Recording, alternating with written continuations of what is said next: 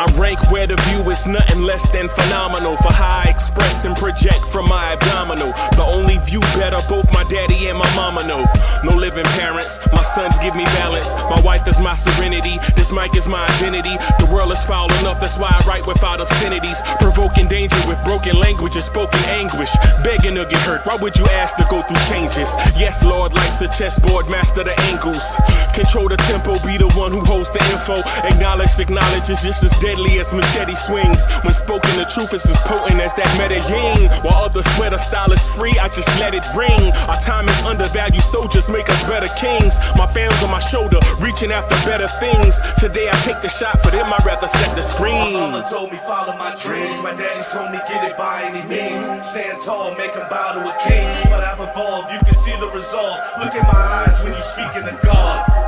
Life and for those who we caught up in using what I was taught with the muse. I guess they call it proving I'm more than an artist. Penciling out my darkest while stenciling out a harvest. And storing what gets me from A to B, just like garages. Instrumental with collages. Envision what I've been drawing. Broadway to give you rhythm like the great Lena on. So bent on, found comfort in the storm. Find peace and on when you see them others perform. Organized chaos, I'll cast it like hey ya. Yo, party people in the place to be. What's good? It's your number one chief rock at Knicks Universe. Yo, main man, Uncle Freezy. And man, do I have a show tonight for y'all. First of all, pardon for us coming on a little bit earlier than we usually do, but it's because of a special occasion. I ain't even going to hold you. I'm super excited, you know what I'm saying, to have this guest on, man. I'm super excited. Been working on it for a minute now. I ran across their channel during the season. Yeah, I was just chilling, doing the Knicks research and stuff, yo. And I came across the channel, and I was like, "Eat, Sleep, Sixers. What is this?" And then I saw one guy, and then I saw then it's like a chick, and then it was like the dudes, like the voice of reason, and then it was like all this stuff going on. It was like scrambling my brain. I was like, yo, I gotta subscribe right now. And what I'm gonna suggest is y'all take my word on it. And y'all also subscribe to Eat Sleep Sixers. Right? Ladies and gentlemen, yo, give a warm Lawrence his welcome to my guy, BG from Eat Sleep Sixers.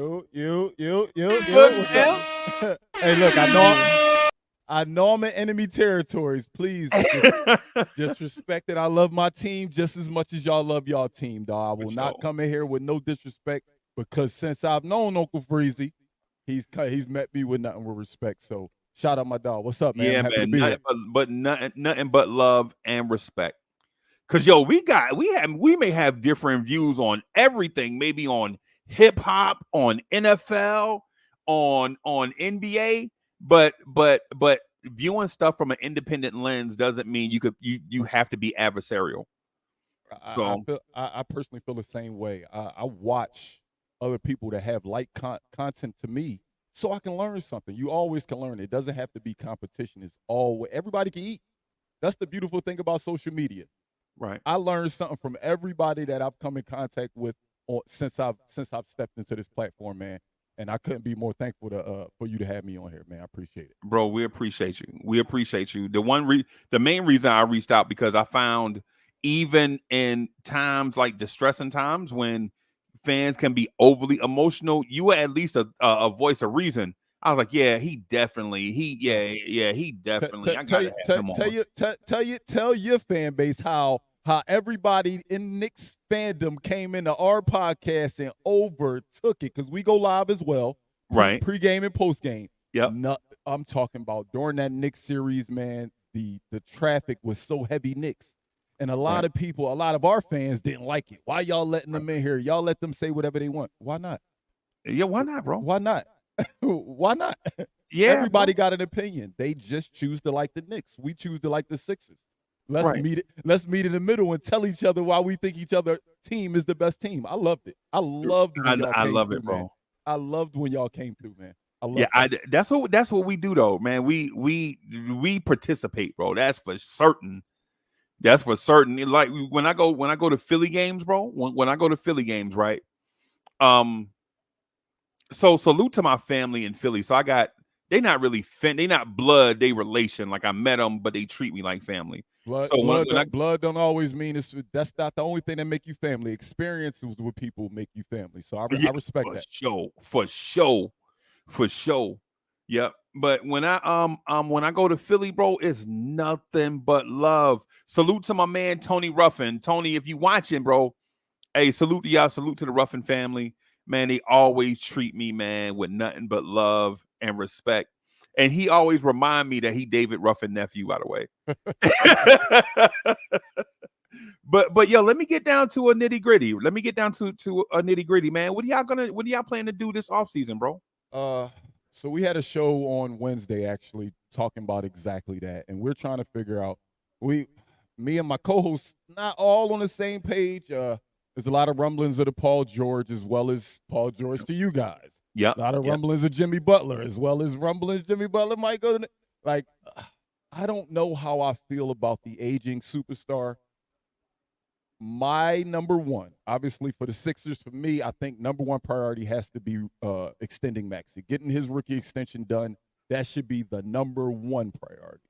Right. Number two priority is look into your phone, Daryl Morey, and delete Tobias Harris's agent number out your phone. That's number two. Right. That's number two. But no, I honestly understand we're going to probably look completely different next year. We got the most money you could possibly have. So I expect a different team, but I don't want to completely retool. I don't want to get rid of everybody, but I would like to add a name. I don't know if he's on you guys' radar, but I really like Brandon Ingram. I like the thought of Brandon Ingram. He's young, and he does what we thought we were going to get out of Tobias. So okay, my number one free agent is Brandon Ingram. That's my number one free agent. Okay. Wow. So y'all are going for the gusto then. Oh, that's what you want to go for the gusto. Not exactly. So I want to fill out this team to a point where when, you notice I said when. I didn't say if. When Embiid goes down, it's not just a 6'2" point guard, Maxey, trying his hardest. And it's hard. I think that he has reached that level of stardom, but when it's just him, it's just harder. That when they can key in on Maxey, it's harder. So, again, I don't say the words if Embiid goes down. When Embiid goes down, because he will, it will be naive of me as a Sixers fan to think that, oh, this year is going to be different. I'm over that. Right. I'm over that. So I know he's going to get hurt. So I just want a third option that could be a second option when Joel Embiid goes down. And then just fill out the roster from there. And just fill out the roster from there. I do want to re-sign Kelly Oubre. To me, Kelly Oubre was our OG. Don't get me wrong. I think the things OG did for y'all were different than what Kelly did for us. But I think that addition of OG gave y'all an identity after Randall went down and after the All-Star break. And I felt like when we signed Kelly Oubre early on in the season, I was like, wait, this is we hadn't had a player like Kelly Oubre. So I do want to keep him as well. And my words to Daryl Morey is you on the clock. It's now or never for me with our leadership. Our leadership is now or never. In the past, they had excuses. Oh, we got Ben. It's hard to get rid of Ben. Oh, we got James Harden. It's hard to get rid of James Harden now. Right. Now you have no excuses. You have the cornerstone that you want, Joel Embiid. You have a young guy who you have to max out now. He's only going to get 205. He won't get the super max, but he will get the 205. His rookie max extension, yeah. Yeah, he'll get his rookie max. If he would have made one of the All-NBA teams, it could have been 245, I believe. But it's going to be 205. So you got those two. And the rest is a mystery. We got Paul Reed under contract. We got Ryan Doutman under contract. And we got Ricky Council under contract. 4 players. We have 4 players under contract. Right. So there's no excuse for Daryl Morey, Nick Nurse, and Elton Brand, in my opinion now. This is y'all team. This next year's team will be y'all's team. Yo, you mind if I want to say something really quick about Joel Embiid? Mm-hmm. And I know Knicks fans are gonna be like, oh my God, man, he played for the Sixers. And y'all should if you say that, man, I'm with you. Bro, Joel Embiid right now is a top 20 NBA center all time. Already. Some people think he's top 10 all time.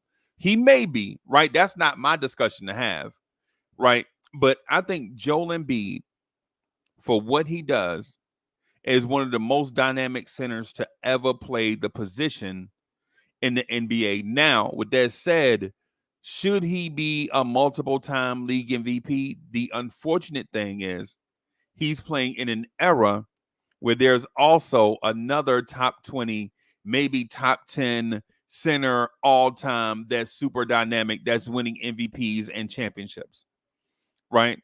The thing about Joel Embiid is when he's on the floor, even at 65, 70%, he's better than every center in the league except one. Except for one. Right?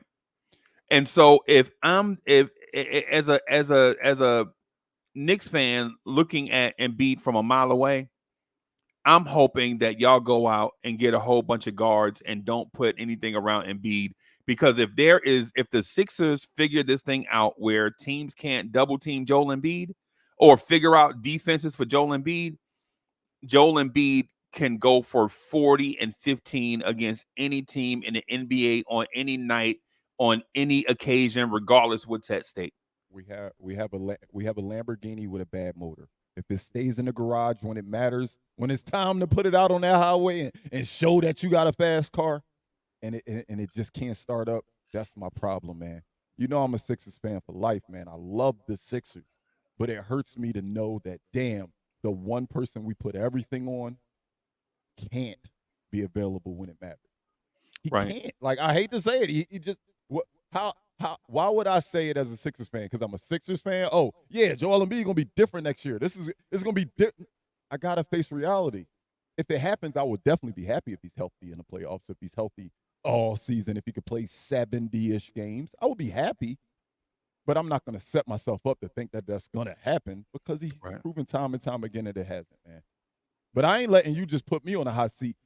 What you think about your Knicks, man? Because I personally think, I don't know how y'all feel over there in Knicks land, but I think y'all prove that y'all are so much better without Julius Randle. So much better without Julius Randle. And it's hard to say, hey, you're better without a guy who can give you 20 and 10 any night. It's hard to say that. Hey, we're better without you. Right. But the ball just sticks. It sticks when he's out there, man.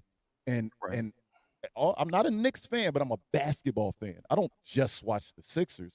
So when I watch that Knicks team with Julius Randle and I watch that Knicks team without Julius Randle, woo! I'm not saying y'all were bad with Julius Randle. I'm not saying those words. But man, it's a different team when Julius ain't out there. That team plays at a different level, man. Understood. The unfortunate thing is you're speaking to Julius Randle fan number one. You want him. You want him. I love Julius. I got a 2-year-old brown pit bull in here named Benny, purebred. Got the paperwork on him, and I trade him right now for Julius Randle. Damn, bro, you know you love something if you'll trade your dog for him. I mean, that's how I feel about Maxey right now. I think last year or the year before, when it was like, hey, we can get somebody else, or even when we was in the Hart and Suite. Look, Maxey is untouchable. I saw that.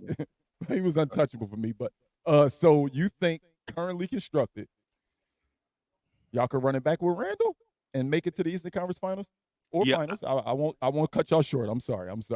Make it to that level. I honestly believe in big games when Randle is healthy. I've watched Randle dominate Giannis in big games when Randle's healthy. I've watched games against the Celtics where Jason Tatum and Jaylen Brown are complaining to the refs that Randle is too physical, right? I'll give an example of it.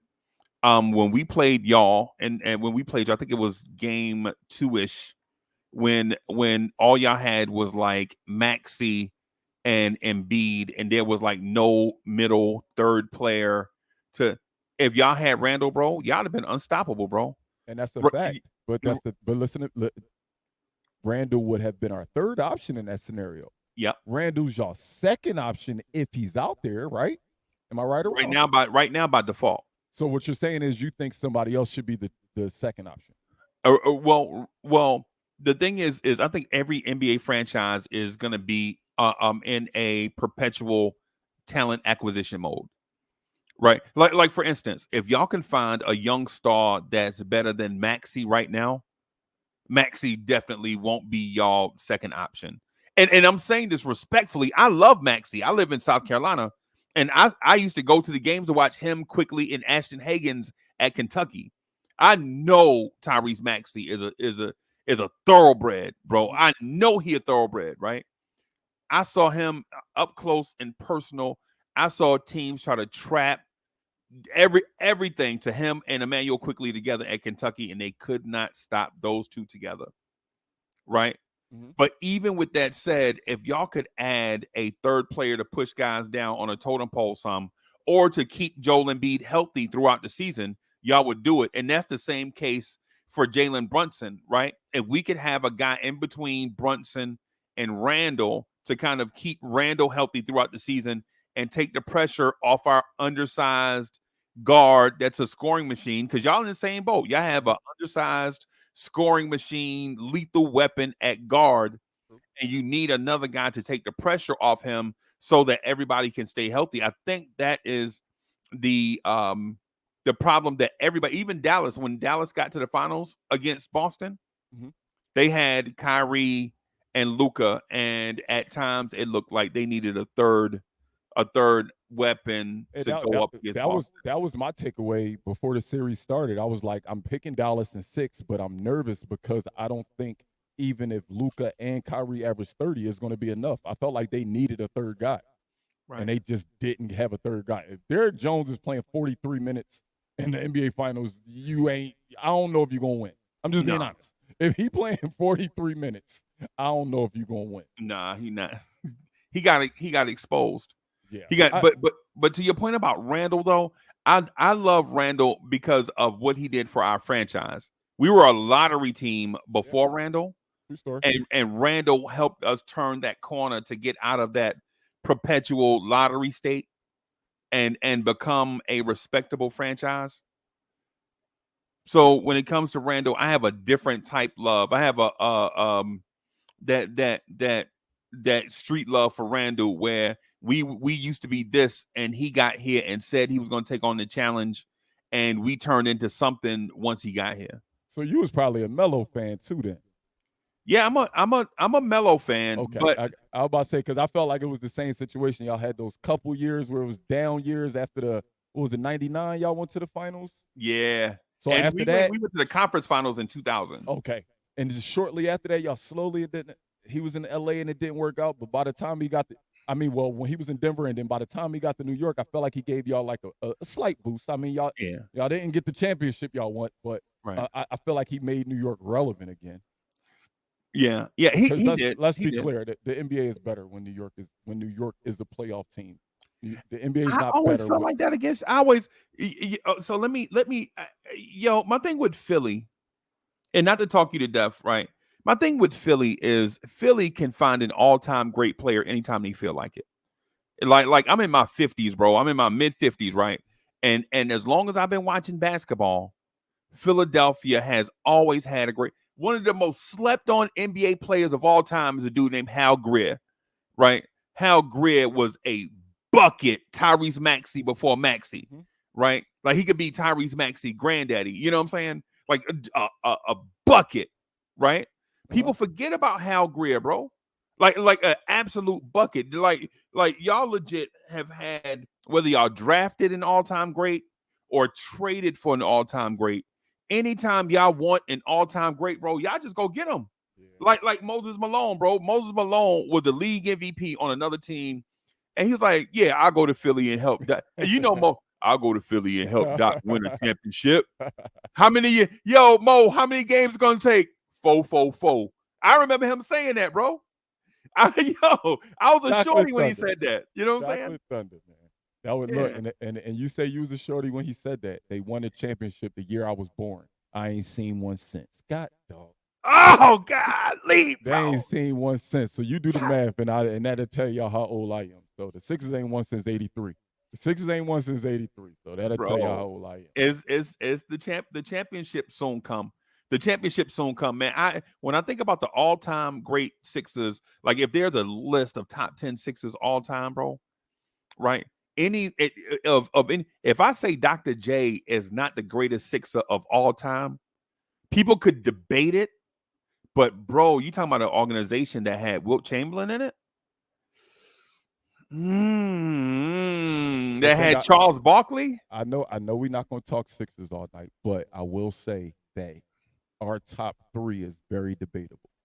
Our top 4 is I won't say our top 4, our top 3, because I think our top 3 would be Dr. J, AI, and I'm gonna say Billy Cunningham because he won as a player and a coach. So that's why I think he has to be put there, just because of his accolades. There are players better than him, but when I think of 3 Sixers, that's like, yo, these 6. And then guess what? I didn't even say, like you said, I didn't even say Wilt. You ain't say Wilt. Like our top 5 can be interchangeable at any time. Who's the best Sixer? You didn't say Embiid, bro. You didn't see, bro. No lie. I gotta tell you this story just real quick, man. I was in the Garden right behind the stanchion, like we were about 2 rows back from the stanchion, right? And Philadelphia ran this play where Philly's big set a screen at the 3-point line, and Charles Barkley, with a full head of steam, came around that screen, bro. Charles Barkley dunked on us in a Bill Cartwright like 8 straight times, bro. And that was back when Chuck could jump off 2 feet and cock it back behind his head. Bro, you couldn't stop it, bro. That man, all you heard was bam. And the crazy thing is how undersized he was, and he, like, the way he dunked, you're like, hold on, he would dunk as furious as Giannis does. Yes. And he was only like 6'4". Yes. Like, that's crazy. Right, but you couldn't stop it, bro. It don't matter if you knew it was coming. The chat going crazy too. Look, we ain't say Moses Malone. I didn't say Charles Barkley, and that look like I didn't think about it, but when you think about it, our top like 7 Sixers all time, any one of them can be the best Sixer all time. Right. I would give the nod to somebody like Doc or AI just because of what AI did for the culture, what he did for basketball, period. And I mean, Doc is Doc. Doc is Doc. So I would give it to one of them. Yo, the 76ers. I say this to Rel from We Talk Mavs. So he's one of our brother channels. He was in that tweet that I sent a little while ago. Yeah, bro. The Dallas Mavericks, bro. Nobody in my mind, nobody drafts like the Dallas Mavericks, in my opinion. Right? Like if you're talking about like Mark Aguirre, Rolando Blackman, Dale Ellis, all of them got, like, Dallas have a long history too. But when it comes to teams like Philly and Boston, who it seems like every generation, y'all have a generational talent, right? Like y'all don't go 30 years without a guy. That might not be a good thing. That just means we got really bad lows. Let's not forget we picked number 1 like 3 times in a row. Look, if you're finding these generational talents, that means you're picking in the lottery more than likely. Ain't no Tom Brady's in the NBA. No Tom Brady's in the NBA. Hey, duly noted. Duly noted, bro. Listen, man. But I'm here for the good times and the bad times. That's the beautiful thing about being a fan, man. Your highest highs can be amazing. Your lowest lows can be down. But I'm riding. When my Eagles finally won a Super Bowl, I sat there and I couldn't even control my emotions. I started crying. I said, wait, why am I crying? You know why? Because I went through the lowest lows. Yep. I stayed loyal when we was losing. And I'm always rocking my guys. Bro, I still have, I have a beef with one of y'all players, bro. Like, I don't have a beef with Reggie White, right? But if I ever see Brian Dawkins, bro, it's on sight.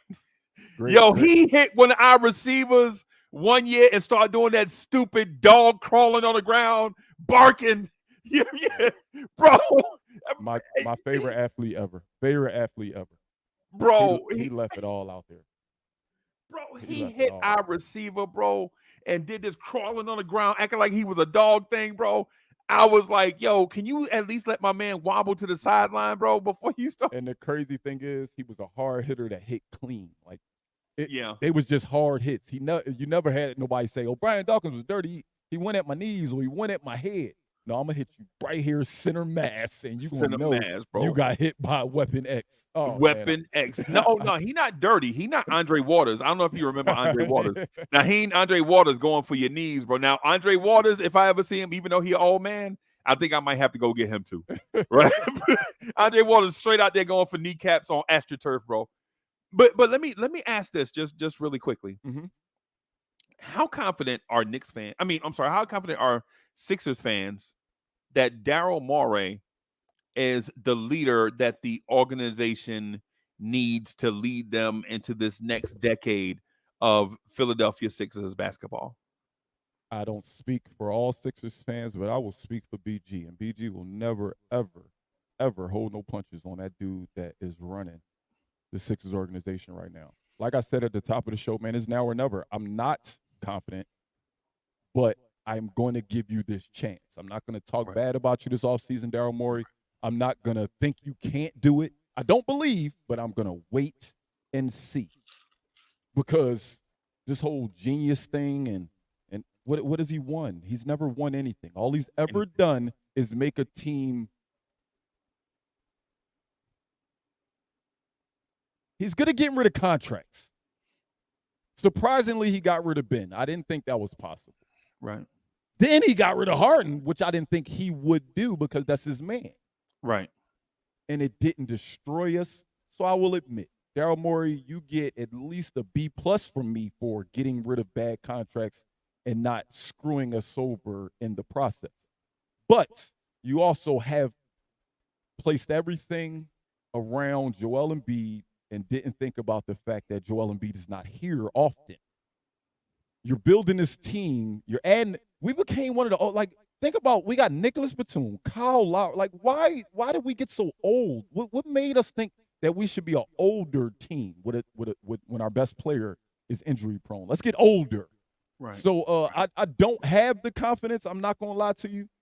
I don't have the confidence, but I am somebody that won't judge a man off his past if he tells me he's gonna get it right this time. I'll clean the slate for you this one time, Daryl Morey, but you get this one wrong with all this money.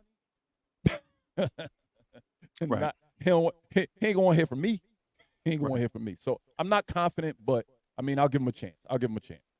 So before you and I wrap up, man, I want to ask if you could just plug your channel just real quick so that we can help get the subscribers up. Just if you could just mention both of them. Can I do both? I was just gonna ask. Can I do both? Of course. You know, so not being disrespectful, I kind of prefer one over the other. I ain't gonna say which one I prefer over the other. All I'm gonna say is I really love both, but one of them is like right up my alley. Hey man, once again before I get off, before I even plug my stuff, man, I appreciate you, man. You reached out and it's been nothing but love since we first started interacting, man. I'm here to help grow your channel. You here to help grow my channel. We here to help grow. Period. So I appreciate you. Salute again, like he said, man. Eat, sleep, Sixers. Eat, sleep, Sixers. I'm not telling you if you a Knicks fan, you can't be there. You could come over and just listen to the content, watch the content, come in and troll me for all you care.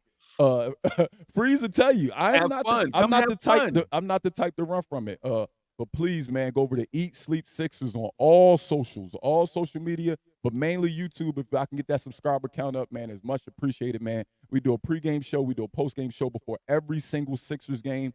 We also do giveaways. We got merch. We got all that type of stuff, and we're just trying to grow. And we're here just to love we love the Sixers, but we're here to talk basketball with basketball fans as well. And then also myself, I just started my own podcast recently, about a month and a half ago. BG B.G. What we talking about? What got 3 A's, 3 T's? BG. What we talking about? We talk about everything over there. So it's not just basketball. It's not just football. It's not just sports. I mean, I freeze to tell y'all, man. We just being there chopping it up. I usually bring a guest on with me, 2 or 3 guests on with me at times, and we just have barbershop talk. To be honest with you, everything that's going on, we just like to talk about. So, man, I'm starting to grow that, man. It's small right now. I only got like $120 on my subscribers, but man, it's my baby, and I love doing it. When I went to college, I didn't know what I wanted to major in, and I just knew I liked talking about sports, and I knew I wanted to do it. So I minored in journalism and I majored in video communications. And today I'm here trying to do it on my own. So please, if you can support, I mean, I ain't telling you to watch every video, but every subscribe goes a long way for me. It Man. goes along. I just put the link to it in the chat. I just want to thank you, thank you, brother, for putting out excellent content. So help pushing the culture forward. We definitely appreciate you doing that, and we definitely appreciate y'all coming through and kicking it with the family, bro. You have no idea, bro. It's Mavs fans and Hawks fans and Spurs fans and others.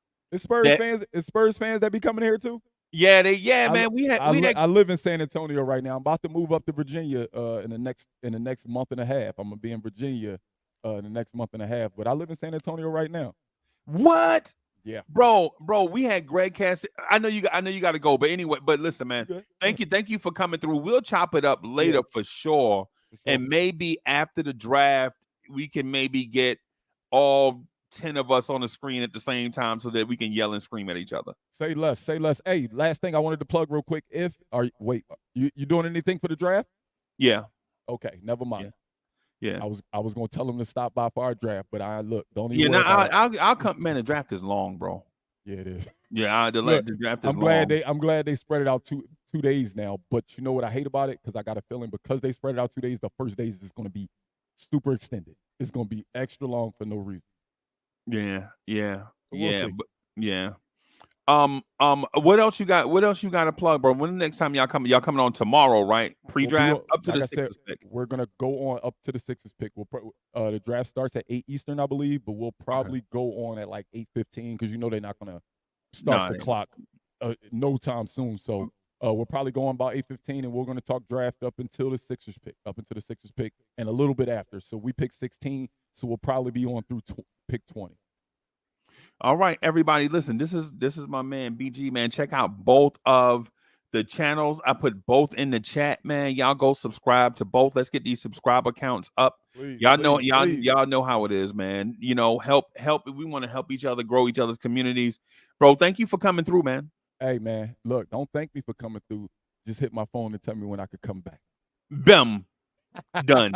And it's done. Just like that. BG, what we talking about? Appreciate you, Freeze. Hey, no doubt. Yeah. All right, boss. Yeah. Yo, that was my man BG from Eat Sleep Sixers. I wanted him to come through and talk with us a little bit about the Sixers. Let everybody know that we can talk about more than just basketball. The Sixers are a great and historic franchise. Just because they're in our division don't necessarily mean they have to be our enemy until game day. Until game day.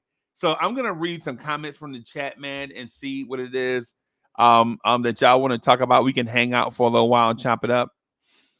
Sherwin says what the Knicks should be be targeting. The Knicks must target Kelly Oubre at all costs. Okay. Okay. Yeah, man. JJ in the building. JJ says, turn that Mets head around, bro. Let's be proud. JJ, look, and my hat is dirty, bro. I got a dirty hat. You know what that mean? That mean I wear it. That mean I be wearing it, bro. You know what I'm saying? If you see a cat with a hat on that look like it's worn, it's because they wear it, bro. And I wear it a lot. You know. Salute to Sherwin. Son from Brooklyn. Salute. Justo is in the building. JJ is in the building. Salute. Hey, James is in the building. Salute. Miguel P in the building. Miguel P says, yeah, hey, salute, bro. E Gibson in the building. Salute. Jay in the building. Jay says, I'm an 83 baby as well. Oh, Bim. Pastor Jay is in the building. Fallback Haters is in the building. Salute. Hey, Shaquan is in the building. Salute, my guy. Salute. Chef NYK is in the building. King Ribby is in the building. Fresh out the shower. Fresh. CWC is in the building. Salute. Just Knicks is in the building. Daniel Berry Sports Highlights is in the building. Man, salute. John Bryce, what's good with you? Yo, let's have a conversation real quick. Man. Let's have a conversation real quick. The draft is tomorrow. The draft is tomorrow, right? We're less than 24 hours away from the NBA draft. And all of you guys want to do something. What is it that you'd like to see Leon Rose do tomorrow?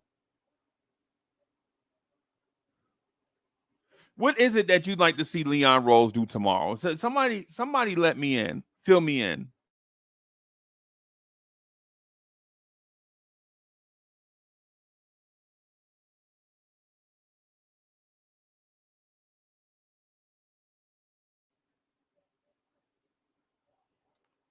Son says, get wing depth. I'm with you on the getting wing depth.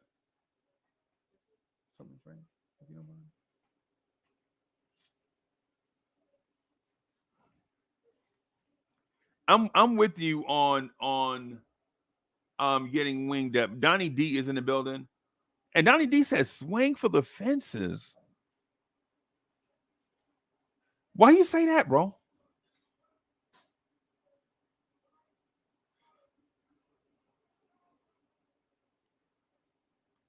JJ says, Deron Holmes and Tyler Kolek.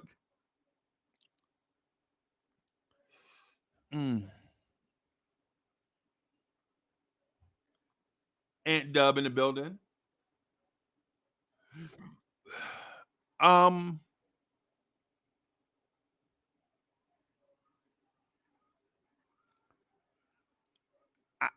all for swinging for the fences. Whether that means packaging those picks and moving up to swing on Kel'el Ware, or if that means trading back in the draft and just going to get like 4 dudes. Yo, I just want to be aggressive. I want to swing at the fastball like Pete Alonso. That's what I'd like.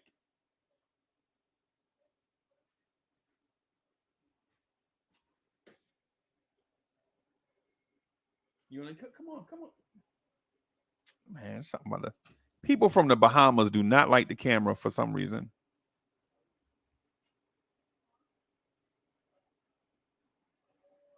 JJ says, our Mets are hot. Yeah, man, it's about time they started clicking, bro.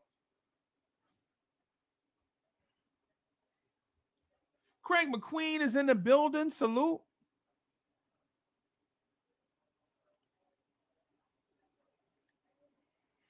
I'm all for it, man. It's whatever. Would just be aggressive.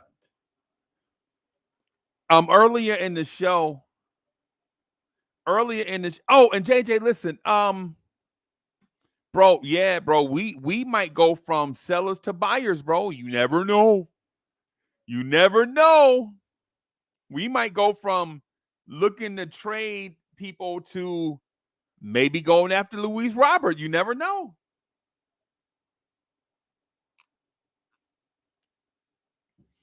Oh man, 803 is in the building. Where's Oh Man 803? There it is. Oh Man 803 is in the building. Salute to Sumter, Sumter, Columbia. Salute to that area, man. Classic Man is in the building.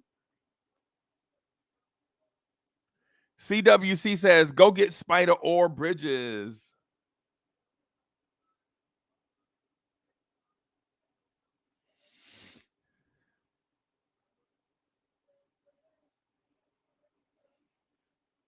Justo says, Donnie D, you in Florence? Me and Donnie D gonna go eat lunch one day. Me and Donnie D gonna go eat lunch one day. One of these days, we're gonna have to link up on 95 on 20. One day we're gonna have to link up.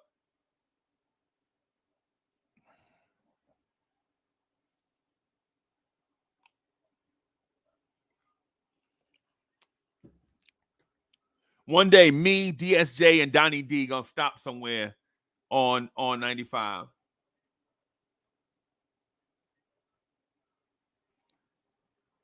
McQueen say he in Rayford. You in Rayford, bro? Yeah, yeah, we gotta link up.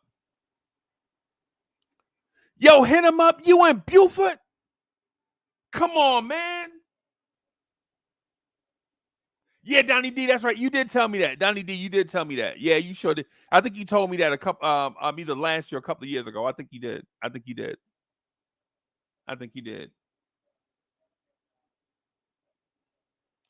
Yo, we gotta link up one of these days and go to a game. If hit him up is in Buford, man. We might have to go to a Hawks game and meet up.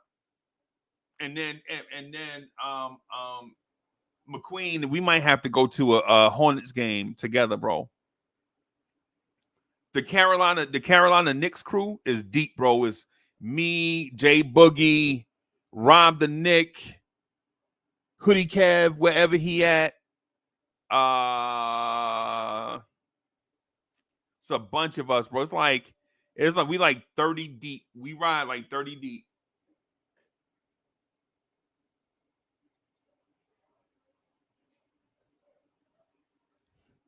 Yo, yeah, man. I'm from Jersey City, but I ain't been to Jersey City in a minute. Man. But to the point though, the point that was made about being aggressive or asking what it is that we want the Knicks front office to do, I'm not gonna lie to you, bro. I'd like for them to be aggressive in whatever it is that they're doing.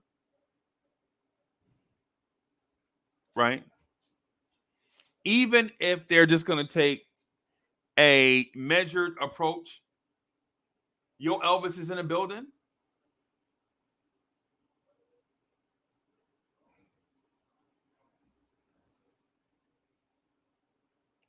Whatever it is that they do, I just want them to do something aggressive.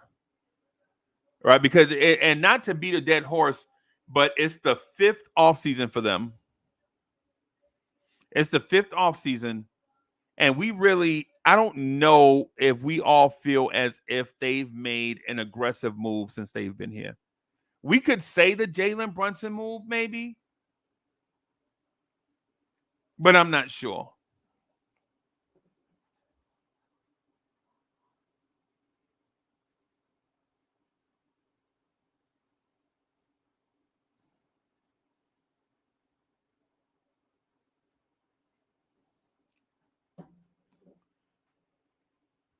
What else do y'all want to see? Sherwin, what do you want to see specifically? Is there something that you want to see specifically?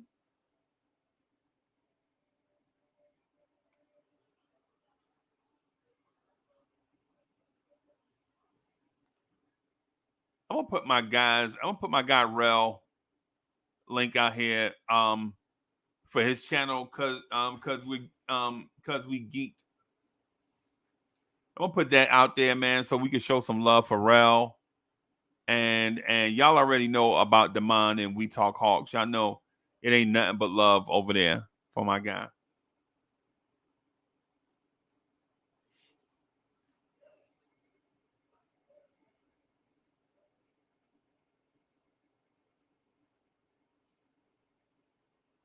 Justo says they keep shopping at Burlington looking for Tom Ford. I want to go to Saks Fifth and buy it off the rack. Bim. Yeah.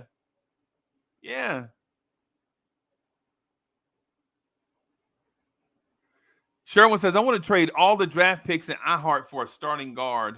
Yeah, you did mention that. I think you mentioned that to me like 3 weeks ago. I forgot.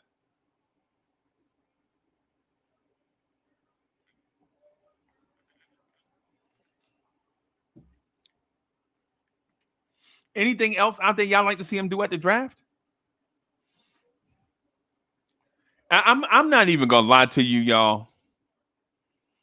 My dream scenario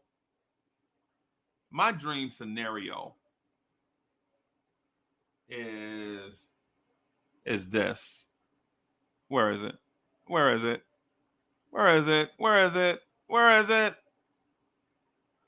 This is my dream scenario right here.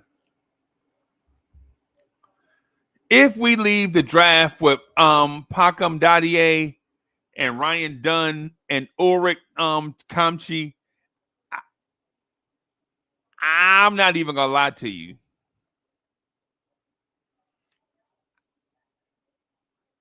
I would give Leon Rose a lifetime contract with no paperwork. If he leave the draft with two of these guys and we develop them, just two of them, right? I'd give that man a lifetime contract because I feel like he would see the big picture.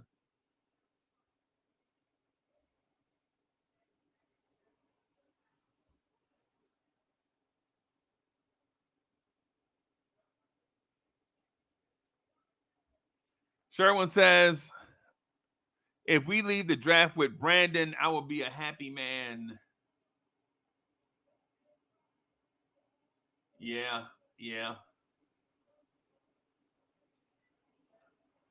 Man, Dadier is going to be Sean Elliott. And I know a lot of y'all don't even know who Sean Elliott is, bro. I'm not even going. I know y'all don't even know who that is, but I think this Pakam Dadier kid is going to be Sean Elliott in time.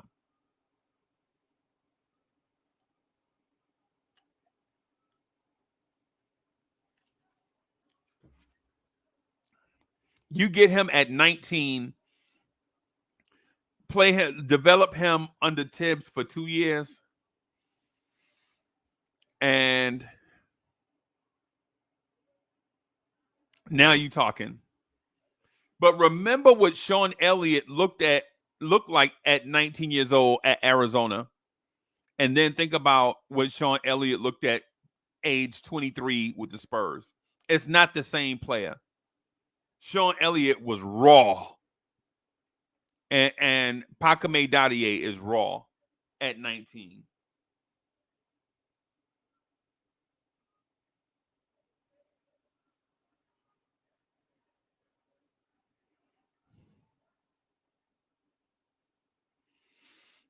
If you get Dadier, you already know that he's going to be a developmental player.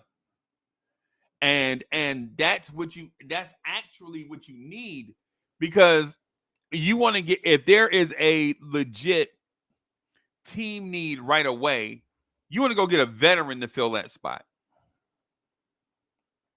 Right? Like Sherwin says, if you need a guard that's going to play right away, go get a veteran guard. Right? Go get a veteran guard to do that. Go get Bruce Brown. Right? Bring back Alec Burks or something. But don't bring in a rookie to fill that job on a team that's challenging for a championship. Because a rookie's not going to be ready. But based on the CBA rules, you're not going to have all this flexibility like you had in previous CBAs, where you can bring Andre Iguodala off your bench, where you can add. You remember old CBAs, like the Cavaliers had Darren Williams, Derrick Rose, and Dwayne Wade on the bench. Remember that? They had all those veterans on the bench. This new CBA is not going to allow for that. And you got to prepare for that, because you've known this CBA was coming for a year, right? So instead of trying to save money for a mega trade or a mega free agent, you got to backfill the back of your roster with quality NBA talent that you can develop, that for, after a training camp, some G League time, maybe blowout minutes.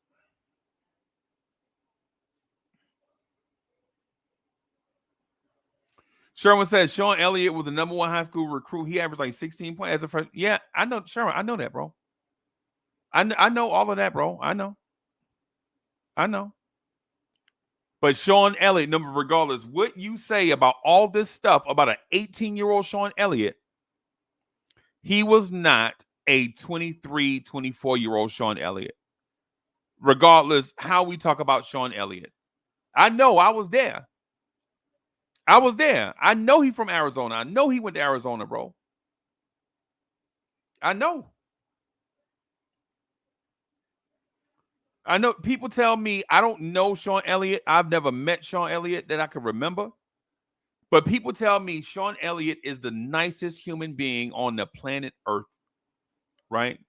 That Sean Elliott, former Spur, Sean Elliott is the nicest human being on the planet Earth, right? But Sean Elliott coming out of high school was not the Sean Elliott that got drafted by the Spurs. And what I'm saying about Pacom Dadier, right? The 18-year-old version of him is not going to be the 21-year-old version of him. He's just not. But in time, like if I ask you what Pacom Dadier is right now, most people don't know what he is right now. All they know is he's got some handle. He's pretty athletic. He's got dog in him. He's a little, from what I've seen, he's not a talker. He's more of his personality is more like Derrick Rose in a way. From what I've seen, I don't know that to be true because I hadn't been around him, right? But from what I've seen on tape, he's more like the Derrick Rose personality. Like let his let actions speak louder than words, kind of. Like he's not gonna, like how Josh Hart went and told Reggie Miller what the crowd was saying. That's not Pacom Dadier from what I saw. Now, I'm watching on tape. I've never seen him live. And that's all I can go by.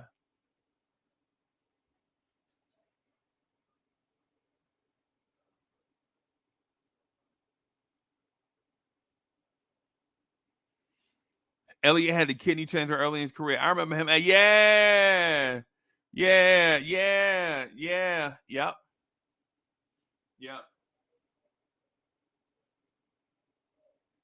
And hey, hit him up says Stephen A. Smith want the Knicks to get Klay Thompson. Stephen A. Smith has the big head, everybody. Hey, I'm sorry. Right now, Stephen A. Smith has the big head. Like, he's outgrown himself. He's outgrown himself, right? No knock on Stephen A. Smith. I'm not bashing Stephen A. Smith, but I think he is a celebrity now and not a journalist anymore.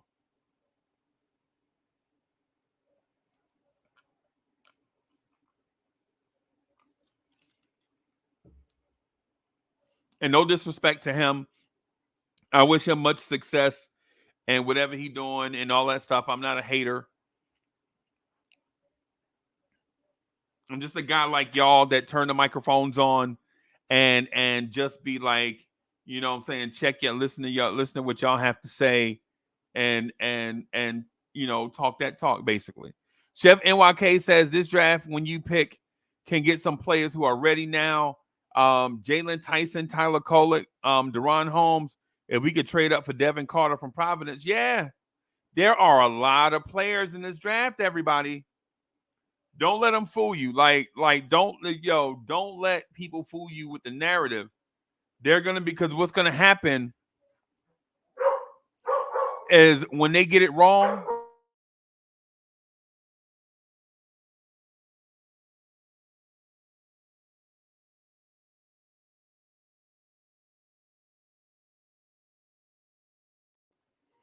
every time I talk about dogs in a draft, Benny start barking.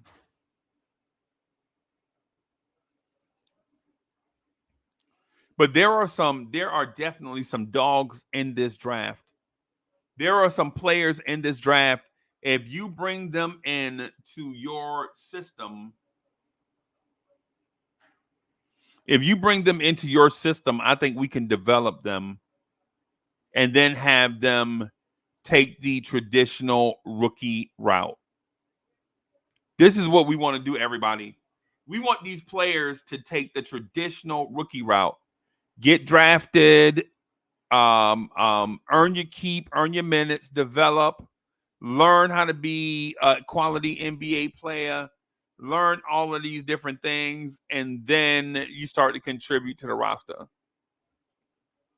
We don't want to be that team that thinks we can solve playoff team level issues with a guy out of the draft. That's not what we want to do. That's why when we hear people say random stuff like, oh, Tibbs ain't going to play a rookie, Tibbs ain't going to. I don't want to have the conversation with them. I want to have the conversation with y'all. I want to have the conversation with y'all, right? I want to have the conversation with people that understand that the CBA has bound NBA teams to conduct business a certain way. And that way is keeping draft picks as a valuable commodity in the future, right? Stockpile your cupboard with developing players, right? Players 1 through 11, have all of them be veterans, and players 12 through 15, those have to be developmental players that you take your time, step by step, they improve, and then they go from developmental players to situational, and then from situational to rotation, and then from rotation to starters, step by step. We just want to do it step by step. Right? Even if that means at 24, where I want to take Ryan Dunn, if they do what Sherwin says and maybe just take a big guard like Keyshawn George, if they take him and develop him over the years, and then he winds up being that player that Sherwin wanted, then I could listen. Reasonable minds can disagree about strategy, but they can't disagree about facts. Things that actually occur can't be disputed. The truth is clean.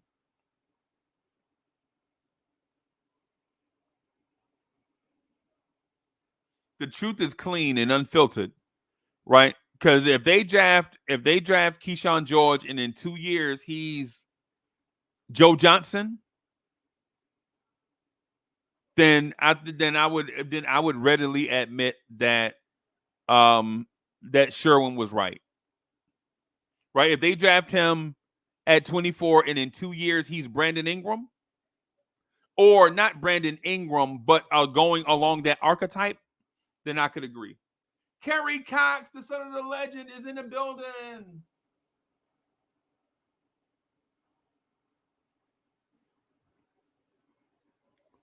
Yeah, I heard that too, but I also heard that's for the veterans.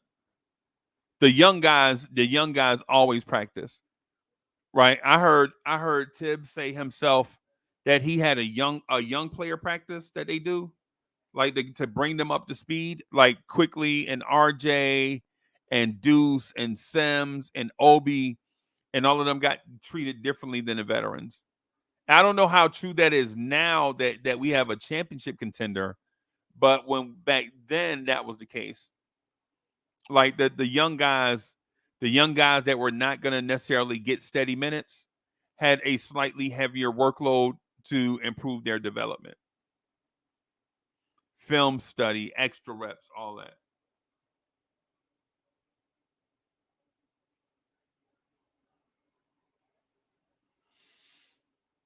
Hey, Ralph Unreal says, we need Obi back.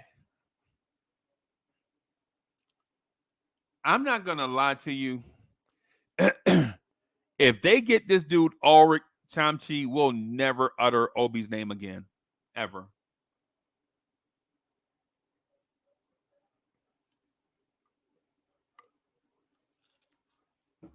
Maybe ever is too strong a word.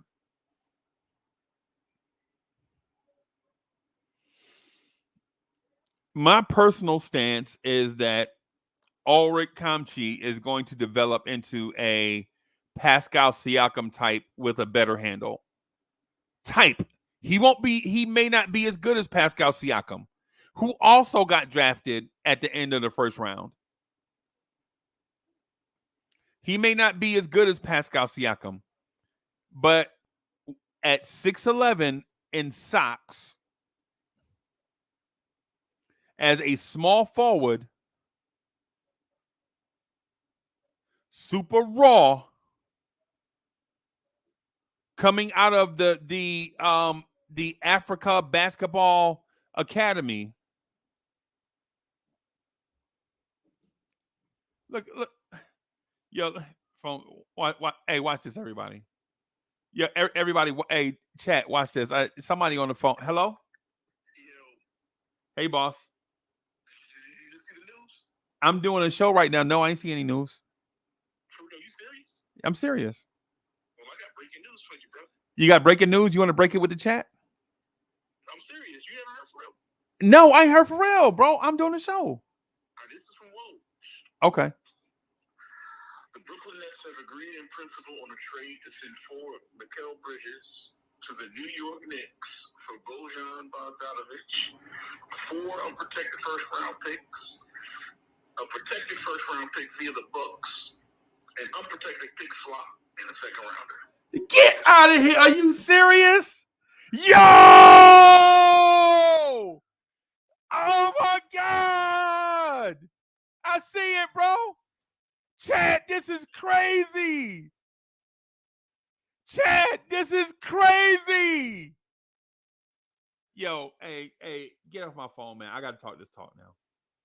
I'll talk to you later, bro. All right, later. The Knicks just traded for Mikal Bridges. Yo, the Knicks just traded for Mikal Bridges. Yo, get out of here. Y'all see this? Y'all see this, man?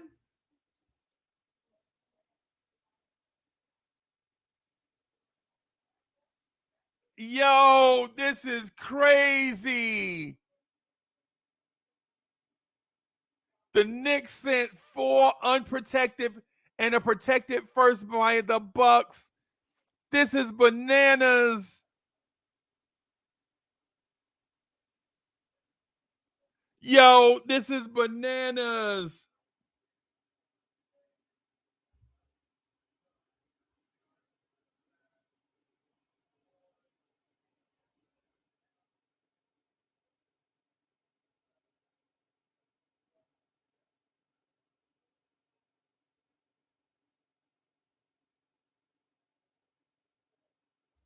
Yo, oh my God. Oh my God, are you serious? I don't know what to say now.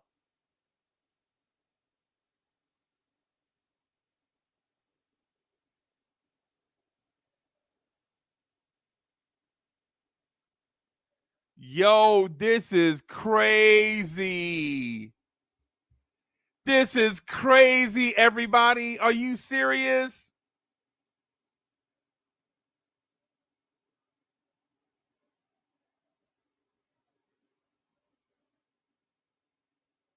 This is crazy. I cannot believe, yo. I cannot believe, yo, I legit am speechless.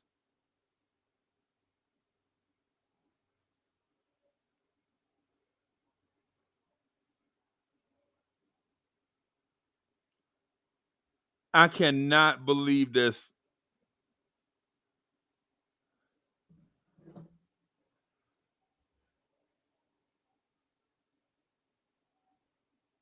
I cannot believe this, everybody.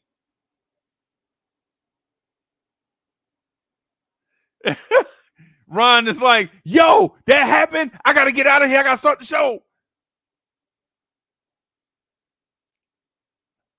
This is crazy, yo.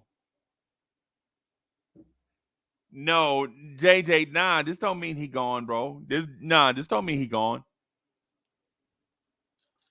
This don't mean he gone. This means he's absolutely here.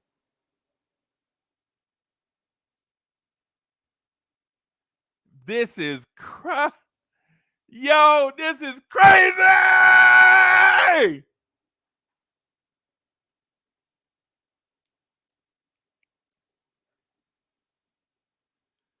Yo, when we signed, bro, when we signed OG and Hartenstein, this make us the champs, bro. We the champs.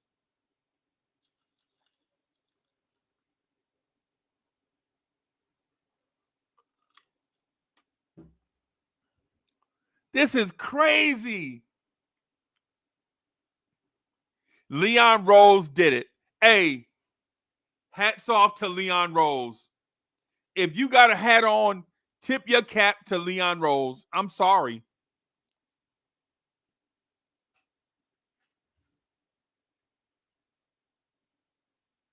Bro, this is crazy. Are you serious?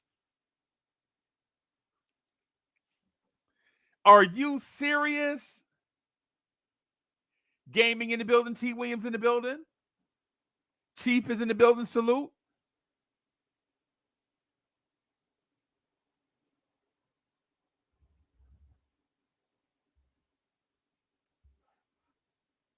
Yo, let's go.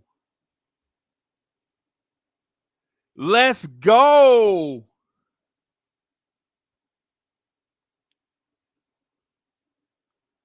The Nova Boys is here for real. Sherwin breaking it down. The Nets will receive an unprotected first pick 25, 27, 29, and 31, according to Woj. They also receive a protected first-round pick from Milwaukee.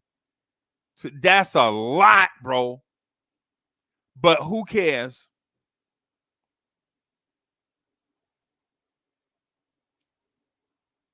IQJ in the building. He already gave him a new name, by storm. He already gave him a new name. IQJ already gave them a new name. This is crazy. King Embert says, I don't care about what we gave up, and me either. This is crazy. Look at him, bro. Yo, come on. Let's go.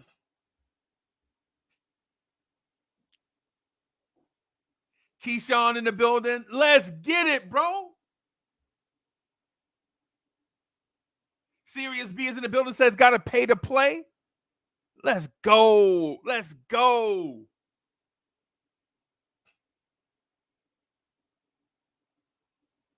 E. Gibson says, I don't think this front office values the draft so much.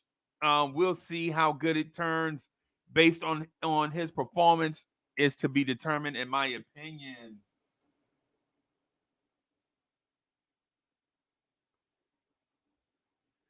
Oh my goodness. Wiz, what's good? They didn't kick the can down the road, bro. They did something. 27 in the building. What?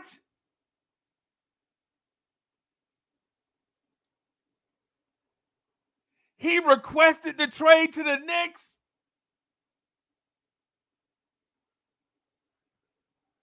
Wow.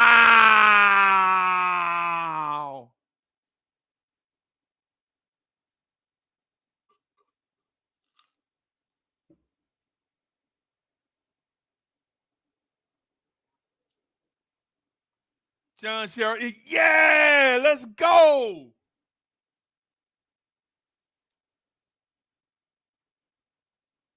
Kerry Cox, that's the major. Yo, if you got a hat on, tip that thing to Leon Rose. Let's go.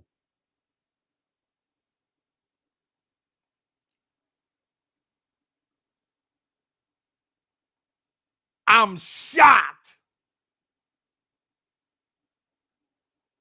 Soulfinger in the building. My brother was good.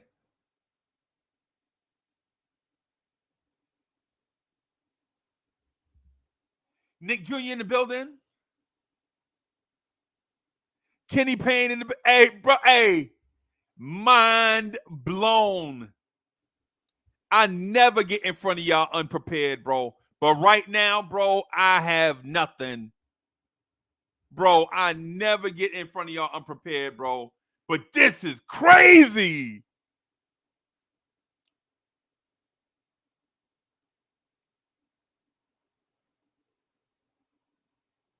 Let's go.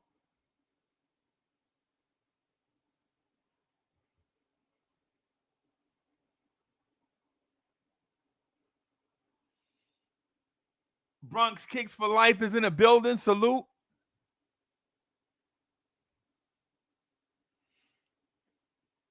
He ain't getting paid nothing, bro. That man is making pennies.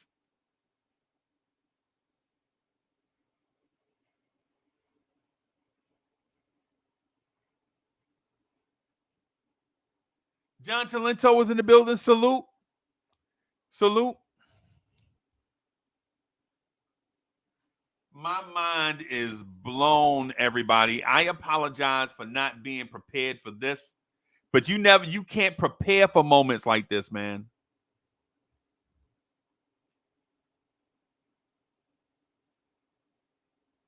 Is that it? Just bogey?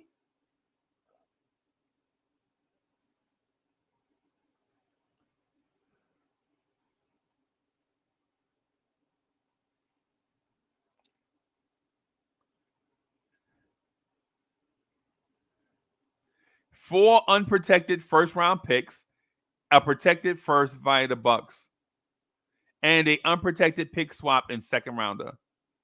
So that's 5 picks, 6 picks, and a swap. Wow, the Knicks paid a lot.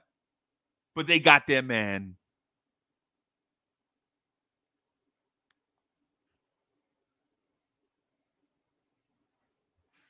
Wow, the Knicks paid a lot. But they got their man. Luke Skywalker Visions says, I think this is a statement to OG. Nah, man. Nah, because we still have the cap space. The cap space didn't disappear.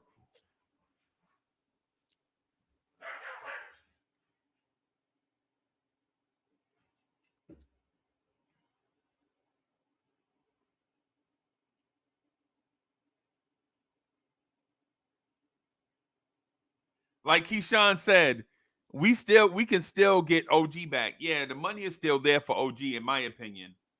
But like I said, man, I'm just trusting the front office, man. See what they're gonna do.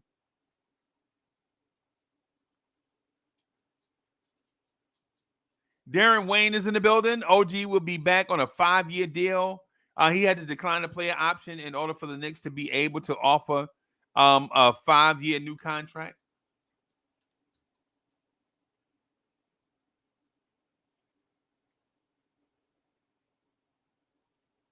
Jeremy in the building.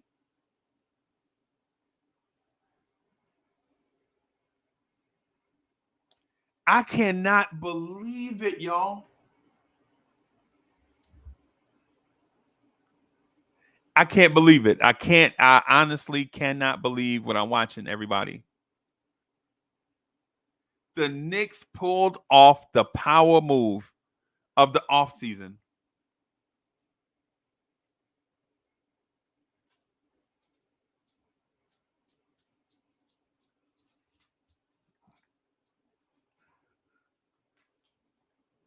Miguel P., thank you for the generous contribution. Miguel P. says, no more talk about how the front office is hesitant. Wow, you're right, bro. Wow. Down, Gaston.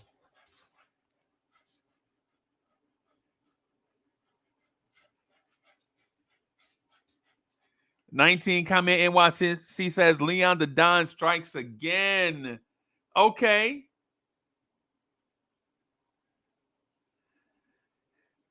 Yo, I think this is a shot across the bow to the Celtics. Enjoy yourself, right? This is what Leon Rose is saying to the Celtics. Congratulations. Enjoy yourself. Sip your champagne, smoke your cigars, wear your parade all you want. But when October get here, it's on. Yo, congratulations. Sip your champagne, smoke your cigars, hug each other, do your parade, wear your t-shirts, wear your hats. But when October get here, it's on.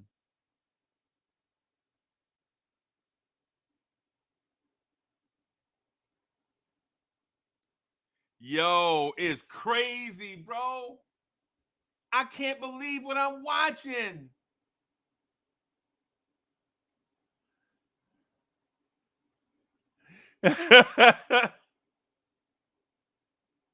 Yo, it's crazy, right? It's crazy, right? I'm legit sitting here thinking, like, if you're a Celtics fan, aren't you mad that y'all can't have nice things? The Celtics probably mad right now, like, damn, we can't have nice stuff.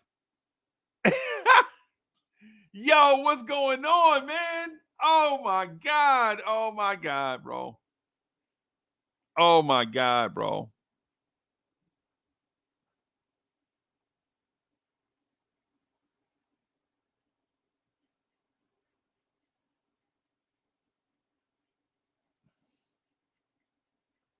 Phone just absolutely just blowing up. Phone just blowing up. Mikal Bridges to the Knicks. DP says Avengers assemble.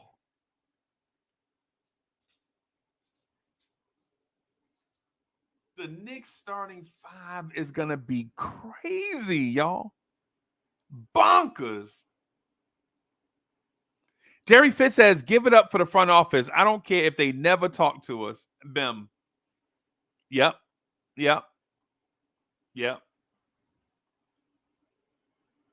Right now, in this moment, bro, this feels like almost to me, almost what a conference finals would feel like. Right? This feels like almost what having a shot at a NBA title feels like. Almost. Mike Boy in the building.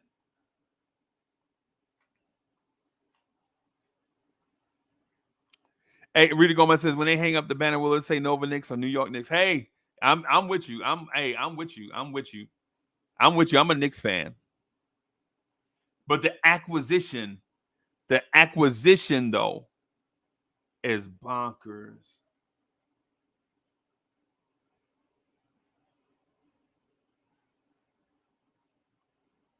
IQJ in the building. The rumor was the Knicks planned on giving up a similar package for Paul George. So thankful it didn't happen that way. LOL.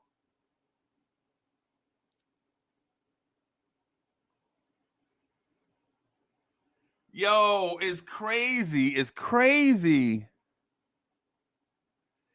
Hey, and Justo says, what color goggles are you getting? You know what color I'm getting, bro. I'm getting blorange. Bro. Come on, bro. That's easy. King Imbert says, this is too good to be true. Bro, this is too good to be true.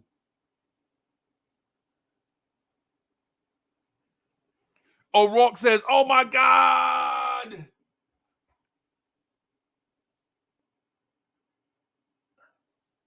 GS400 says now they need to trade Julius for a back. Oh, I don't know, bro. I don't know. Kerry, the son of the legend, Kerry Cox says those first wouldn't be lottery picks anyway. Yeah, bro, I'm so over it. They're gone. They're out the door. I don't even care. They're gone. I don't even care, bro. Heck Gaston says he never misses a game. Nah, that's exactly what we needed.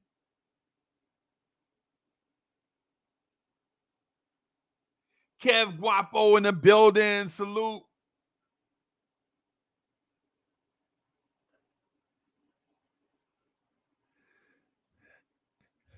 Smitty says, what happens now with OG Anunoby? Hey, man, yo, you re-sign OG Anunoby. That's it. You re-sign Hartenstein. You re-sign OG. You keep Mitch.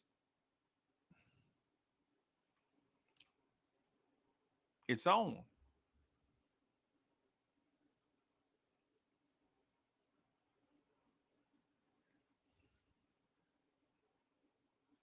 You absolutely nah, T. Williams, nah, bro. Nah, you absolutely. Why would you let OG Anunoby walk? What's the point?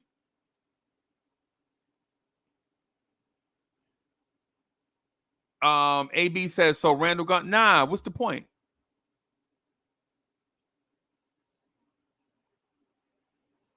Why would you push people out of the door when you brought in the missing piece?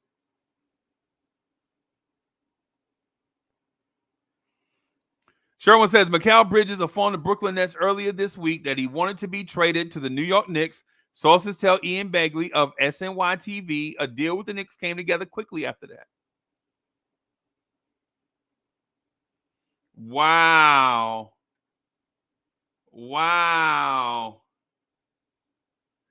Coach just said, wait, I just woke up. Bro, it woke up to this. This is crazy. Yes, the Knicks have Mikal Bridges.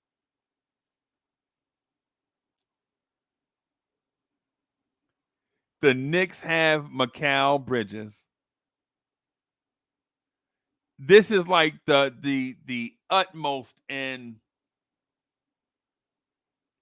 Bro, when we re-signed OG Anunoby,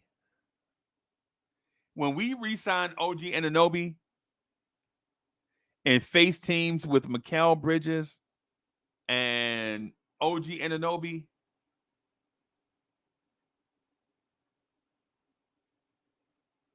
this is going to be crazy.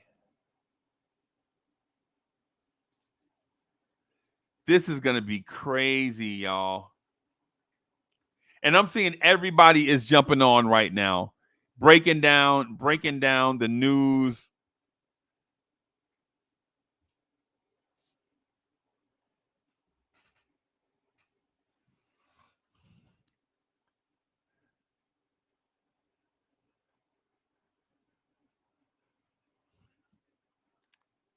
Man, OG Anunoby, Mikal Bridges,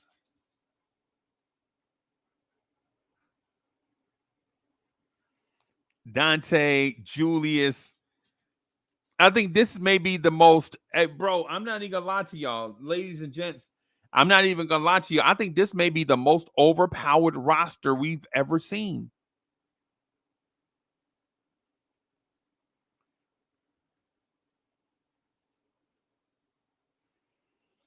This may be the most overpowered roster that we've ever seen.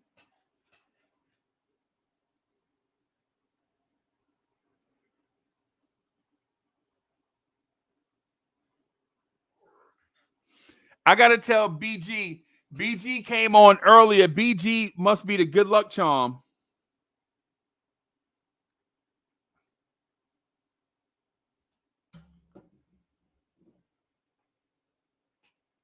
Yo, thank you for BG from Eat Sleep Sixers for coming on. Cause yo, he came on and legit all of a sudden we have Mikal Bridges. This is crazy.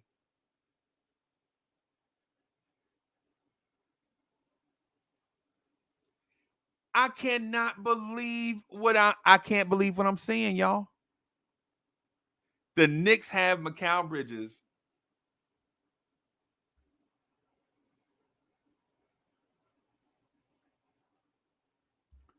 The Knicks are going to go into a season with Brunson, Mikal Bridges, OG Anunoby, Julius Randle, Hartenstein, Deuce, Dante, Josh Hart. Man, come on. Come on, man. Come on, man.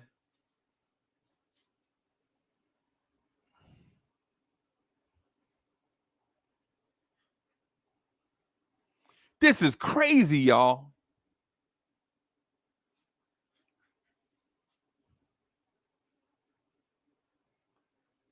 This is crazy. And I don't even care, honestly. I don't care about the price for Mikal Bridges. I don't.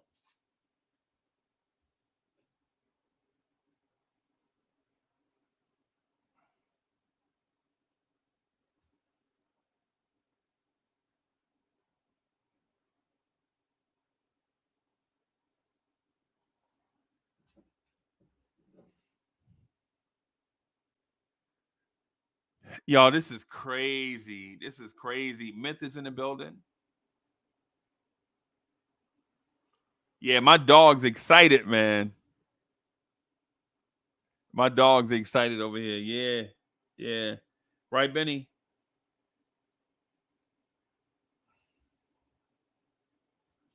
Our future media is in the building. Knicks get Bridges for a steal, to be honest. Yeah. I don't care nothing about those picks.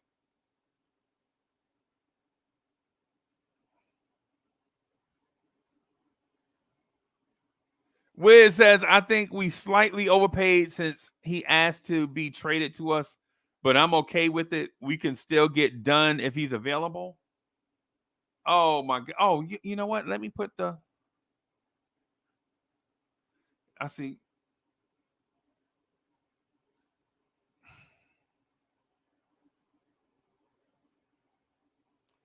Keyshawn say, put respect on that man's name.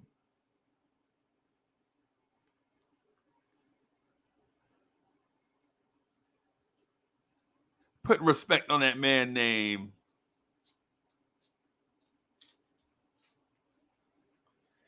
I can't believe it, man. I was just up here rocking, me and BG talking about whatever. And Ty Barbie come in and save the day. Salute to Ty Barbie for letting me know.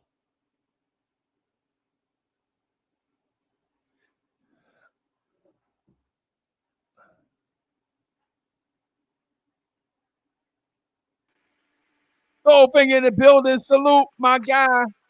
What's happening? Freeze. Oh, you know what's happening. Bruh, I could almost cry. I can't believe this.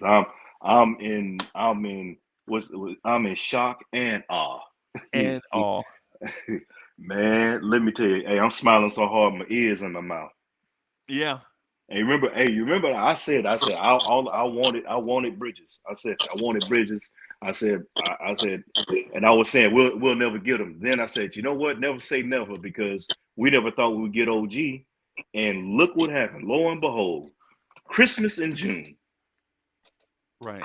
Christmas in June. Now just bring back OG. Man, look, that's the defensive answer. That's the answer. Like I said, this is a shot at Boston, bro. Yeah, shot at Boston. They better buckle their seatbelt, because right now, boy, hey, them butt cheeks getting tight. Yeah, you know what they thinking. Mm-hmm. They are thinking that the Celtics can't have nice stuff. Yeah, and then I was looking at it again, making sure we still got our first 3 picks this season. Yep. This for the draft, so we still got that. Yep. So we locked in, bro. Mm-hmm. So, like I said, and then, like I said, at first I was saying we'll never get them. We still a better chance running through hell and gasoline draws. We still a better chance of strapping Staffing steaks to our ass, jumping in a vat full of piranha, coming out the other side clean. But then I had to say, you know what? Let me bag off because we didn't think we can get OG. Never say never, and look what happened. Ha Right. Bro, hey, Cowboy Bob, don't come in here with that bitter face, bro. Yeah, hey, look, Cowboy Bob, don't come in, Cowboy Bob, don't come in here hating. Don't come in here being a contrarian, dog. Yeah, Hey, Cowboy enjoy Bob the got moment. that look on his face. Enjoy. Like, I know because he he's got about that to look. say, he's about to say, well, we're not gonna get, and then they're gonna move. You know what? And then I want to bring in Zach Collins. No, bro, right now. You know what? Bask in the ambiance of Bridges. Hey, this is something Bridges should have been with us in the first place. This is a right it was a wrong that was finally set right because you had Kevin Knox. Bridges should have been a Knick from beginning, from jump. Right. They cleared that up. Go back. Hey Bob, don't come in here with that. I'm gonna tell you now. You know what you do it. Good evening, everybody. Good evening. Don't be in here like something. Don't come in here with that sour. How you guys doing today? Today, okay. Look, I wasn't even gonna do that until you said it because I was just coming in here really listening to what you guys think because for me, I'm both sided on it. I'm not even negative. I'm not negative. Hold on. Here come these haters, y'all. I'm a forewarn you, Bob. Let me finish. Yo, y'all get y'all tomatoes out. Hold on. Let me finish. Before you go down a negative road, I'm gonna tell you, you're gonna see something. I'm gonna be out of my own element of how I normally come at people. Hey, don't come in here. Hey, I'm gonna hit you with the Kendrick Lamar. Don't kill my vibe. I was just gonna say, just don't have the laser beam pointing at me right now. Bob, I'm okay, but listen to what I'm saying though. I'm gonna let you go. I'm not coming in here with hate. I'm trying to balance my emotion because this to me is a first. What do I mean? This is a first. We upgraded Bogues for Bridges. I got nothing to say about that. Younger player, good, healthy. He can play with the system in Nova. But for me, it was the draft picks. But then when I heard you just say we still have these 3 years, three picks for this year, I gotta say it's a good trade. Because I thought we were losing value in this trade. But with that being said, we can still get other guys to fill our bench to help us out. The only issue I have with this trade is I'm worried about OG. That's why I said that's the only negative I have. Because now they can get away from OG and get a Ryan Dunn. Or go out and actually get Kelly Oubre. Then what do we do if OG doesn't want to stay? Wait. Okay, so because Cowboy, you about to say something uninformed, right? First of all, if you're matching salaries,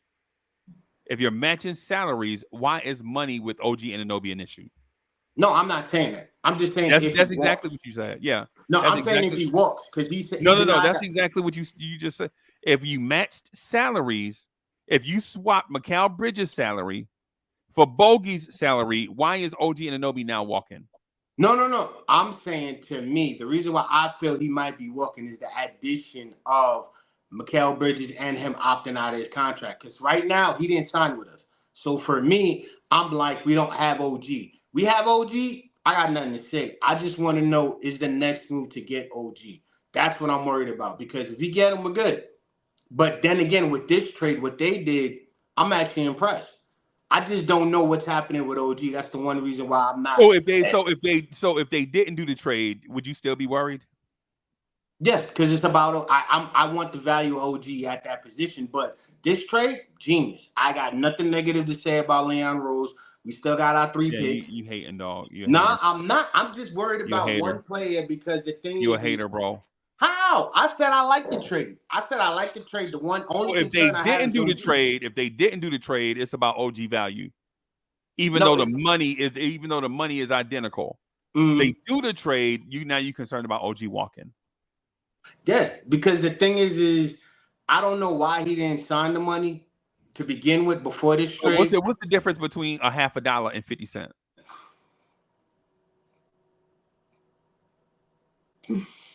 Equal value.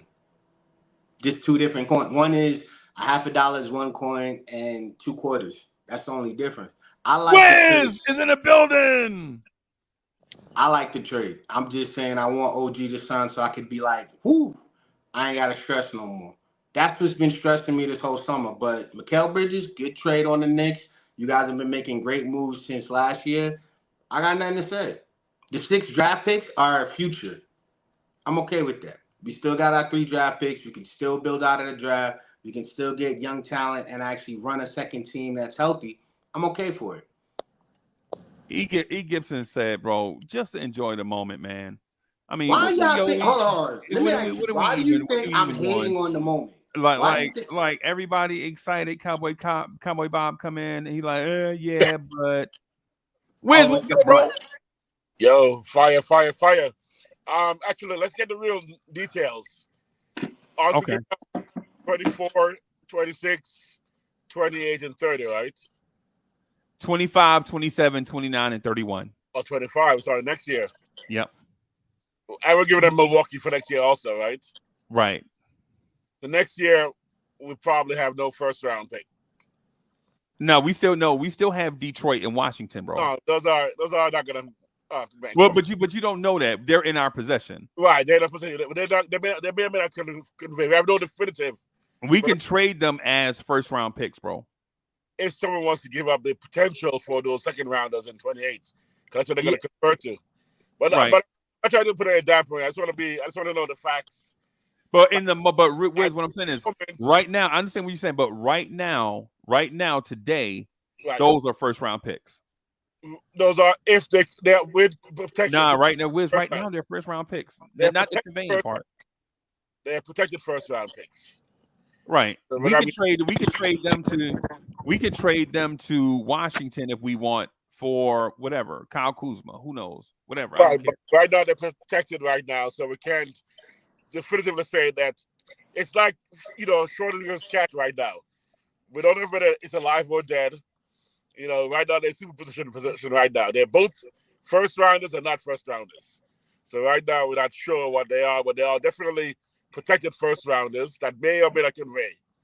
So that I just want to clarify so people who don't jump on the roof, because this year the 3 picks we have right now, which Cowboy Bob brought him back down to some acceptance of the trade, right? Because we still have our 3 for this year, makes people to accept it even better, because it does sound like a lot.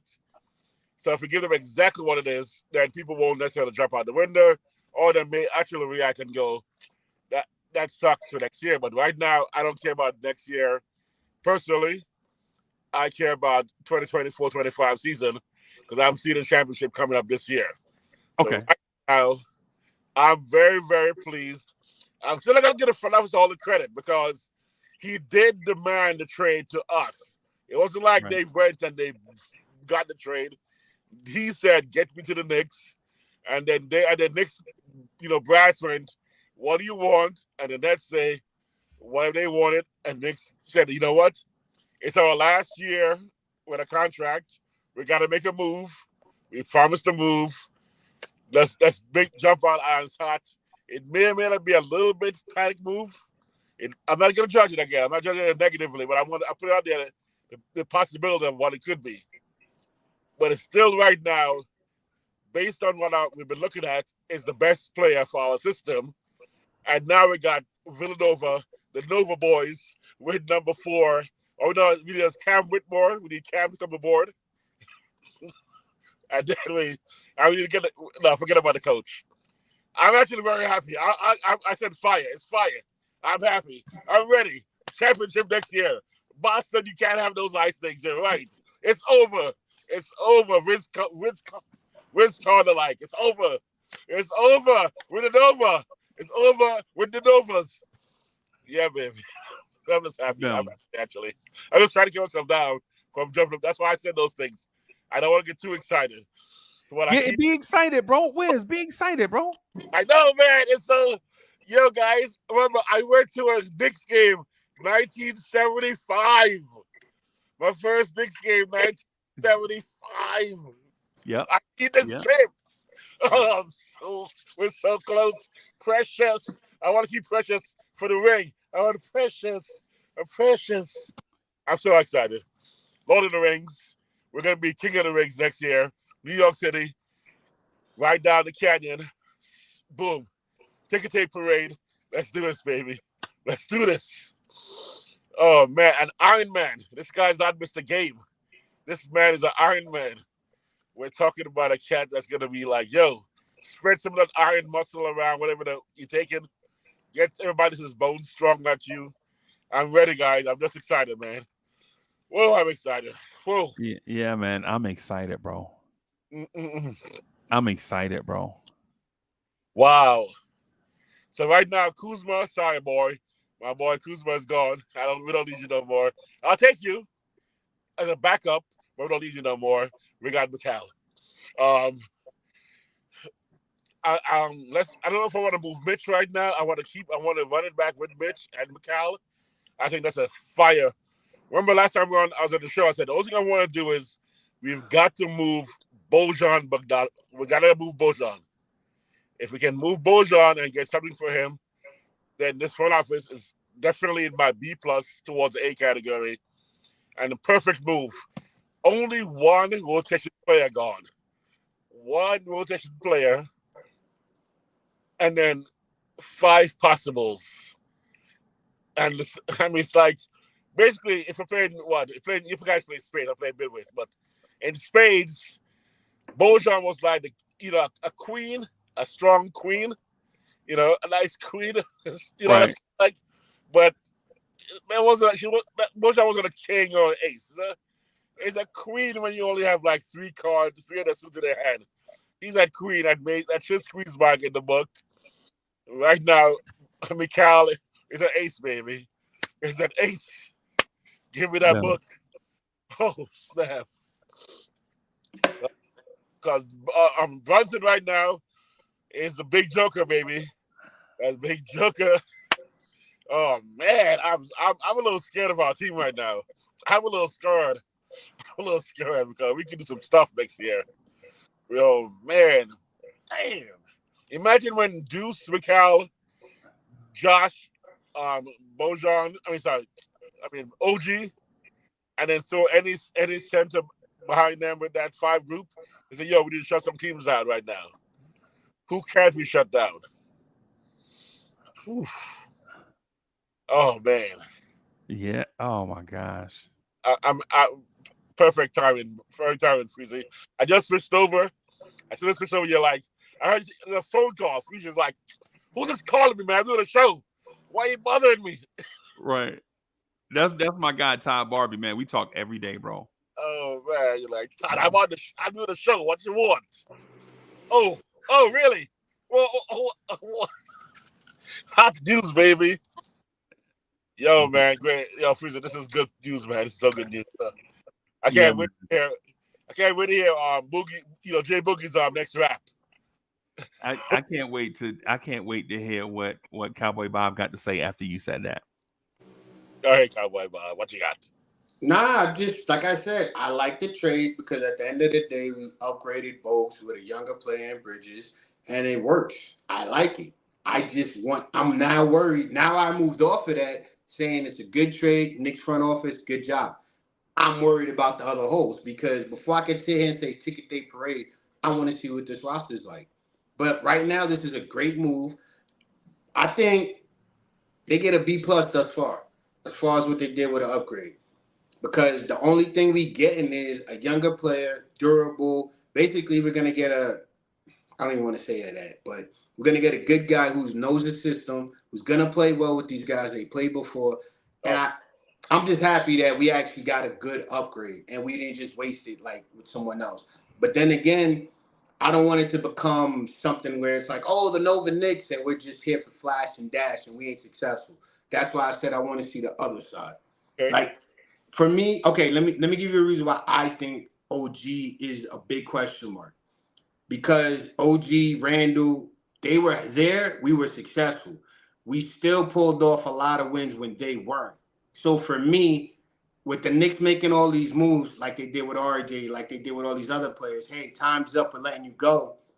I want to see if they're going to do that to Randall or OG by letting him walk. Because for me, if the Knicks got this trade, I think they would have been signed OG like, yo, we got you. But I don't know. That's why I said I just want to wait to see the roster. Plus, iHeart.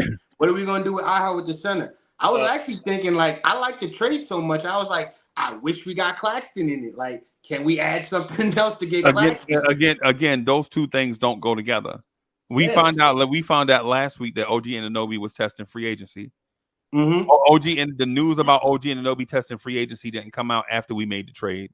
We already knew he was testing free agency. Yeah. So those two things don't go together. No, but that's the worry I had. But what I'm saying is, outside of that worry, I agree with the trade. Okay, so right now I'm comfortable with the fact that we know he's going to test it, and he should. You never tell a man not to look out for what's out there bank-wise and even potential winning team-wise. So we have to, that was a no-brainer. He's going to test it. We couldn't sign him to a new free agency contract until he opted out, and we can't sign him for the new free agency contract until Sunday, right, or sometime this weekend. But right now, and we're going to re-sign him, let him opt in, and then pay. We could have done that if he was willing to do that, but I wouldn't expect him to do that because he couldn't go 5 years, right? We did that. So all the factors were he has to go free agency. Everything points towards him agreeing and probably pre-agreeing to a contract with the Knicks this summer. The way he feels about the team, the way it looks like he feels about the team, and the way it looks like we feel about him, it looks like it's going to be a marriage made in heaven. Yes, injury is going to be the concern I have with OG. That's the only concern I have with OG is the injury potential. I'm not worried about him signing necessarily. I'm not going to rule it out.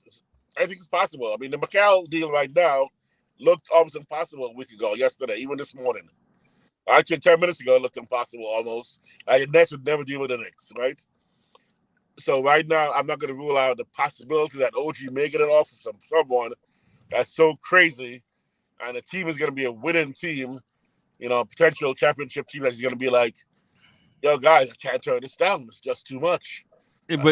But Wiz, the one of the things that we omit out of the OG Anunoby conversation is that a team with non-bird rights can offer only so much. They can only offer 4 years, and they can only offer up to a certain dollar amount. Right now, and when it comes down to the rubber meeting the road, if the Knicks are not wanting to pay a certain amount, they could just match what another team is offering, right? And if they really want to be aggressive, they can offer that 5th year as a sweetener, right, with a little bit more money, right? I think it's a little bit more money. I don't know how much it is, right? Mm-hmm. But the thing is, the Knicks are in the catbird seat with OG. Now, are the Knicks in the catbird seat with Hartenstein? No, because Hartenstein, the Knicks can only offer Hartenstein 17.5 for 4 years. Right. That's 4 years, 70 million. Mm-hmm. Right. Now, a team can just offer him 4 years, 71 million, and if he takes that, then we'll lose him. But we'll lose him. Right. Mm-hmm. Ian Begley just said the likelihood of us retaining Hartenstein is minimal at this point. But if I asked you, would you risk losing Hartenstein in order to trade for Mikal Bridges, what would your answer be? Oh, absolutely. Yes, I'm all day, every day. I'm taking Mikal and iHeart. Sorry, baby. I like it. I like the future potential, but that's not Mikal Bridges. Plus this chemistry. And yes, and it is, and you are replaceable. Not 100%, not experience, chemistry, and what's going on right now. But there are players out there that will fill that spot just nicely. Basically, Mikal will take us from an 8 to a 9.5. Yeah.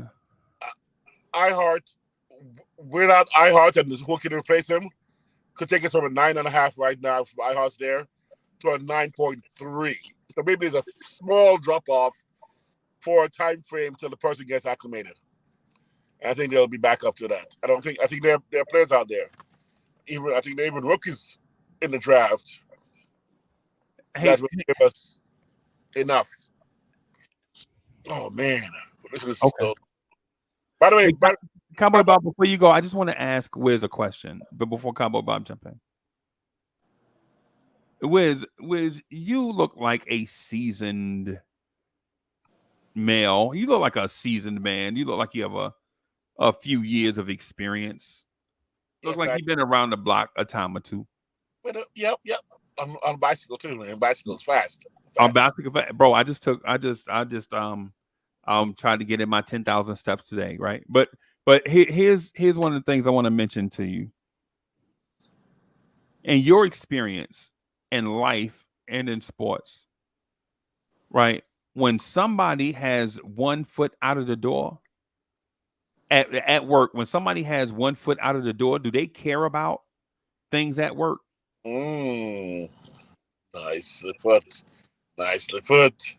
Right. And so the reason why I asked you that is if OG Anunoby was always wanting to get that foot out of the door and test free agency, would he have come back from that elbow injury?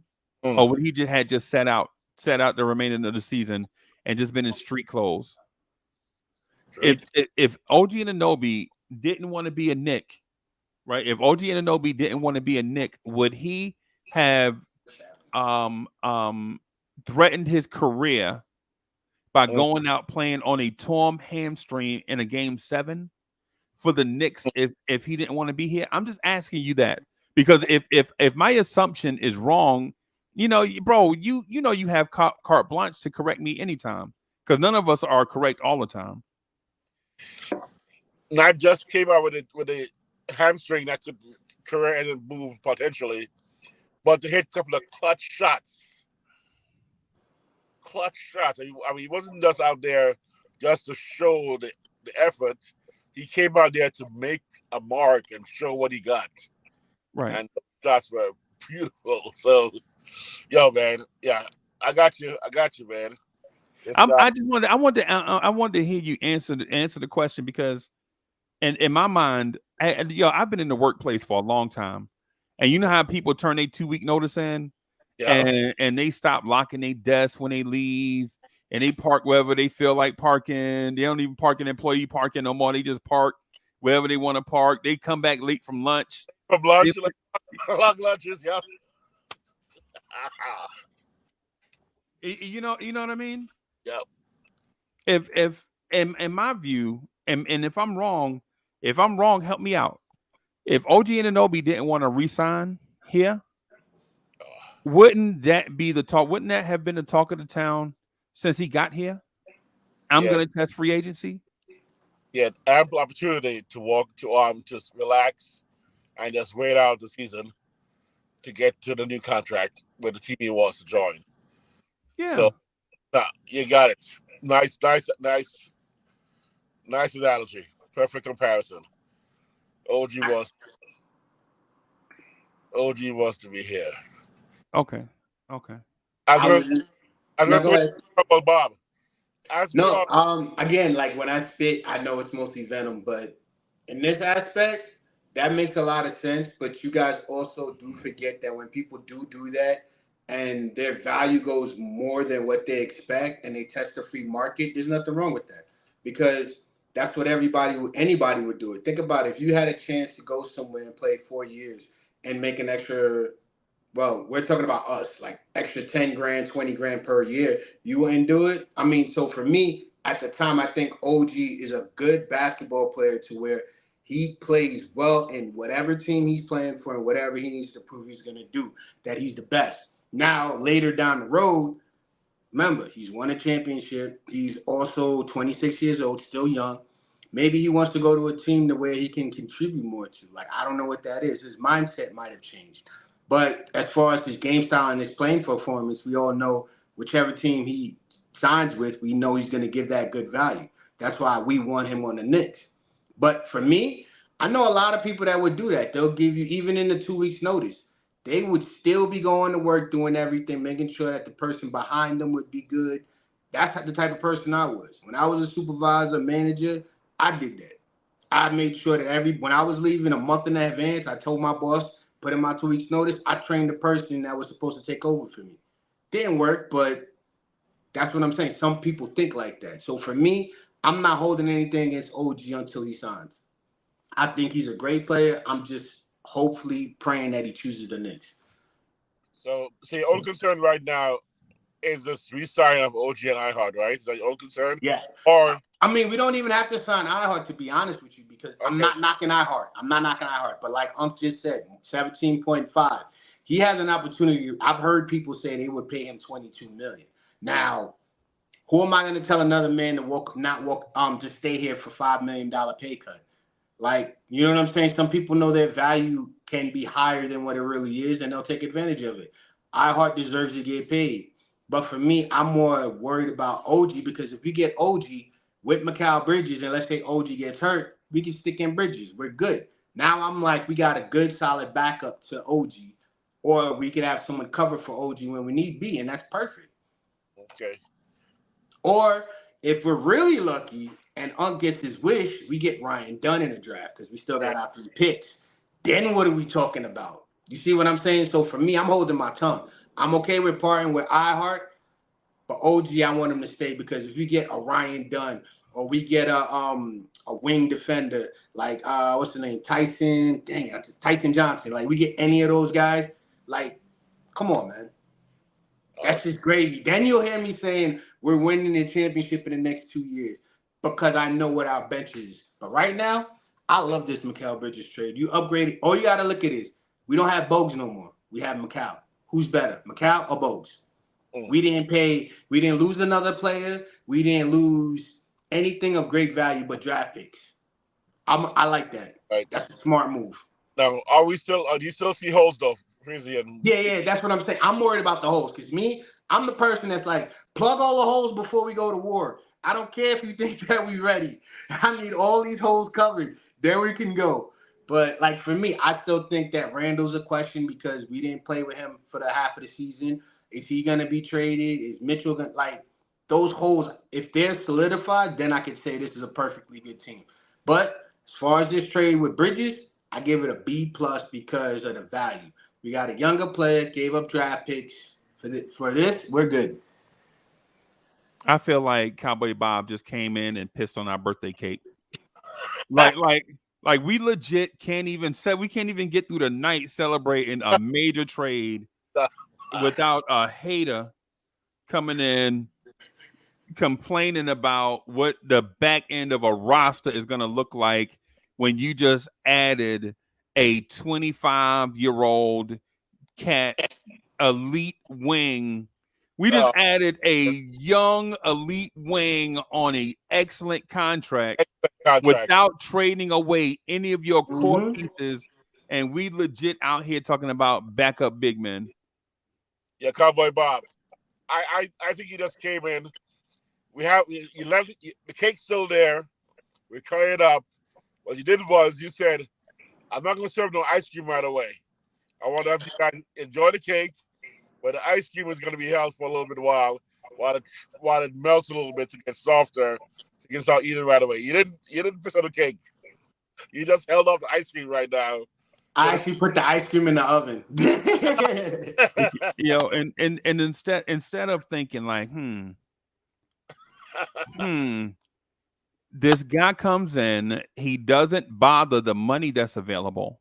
Exactly. Right. The only thing he does is he may deepen the rotation. Like the 9th guy in the rotation is gone for a guy that's going to be the 3rd or 4th guy in our rotation. Man. And Cowboy Bob is talking about the 10th man. Yeah. But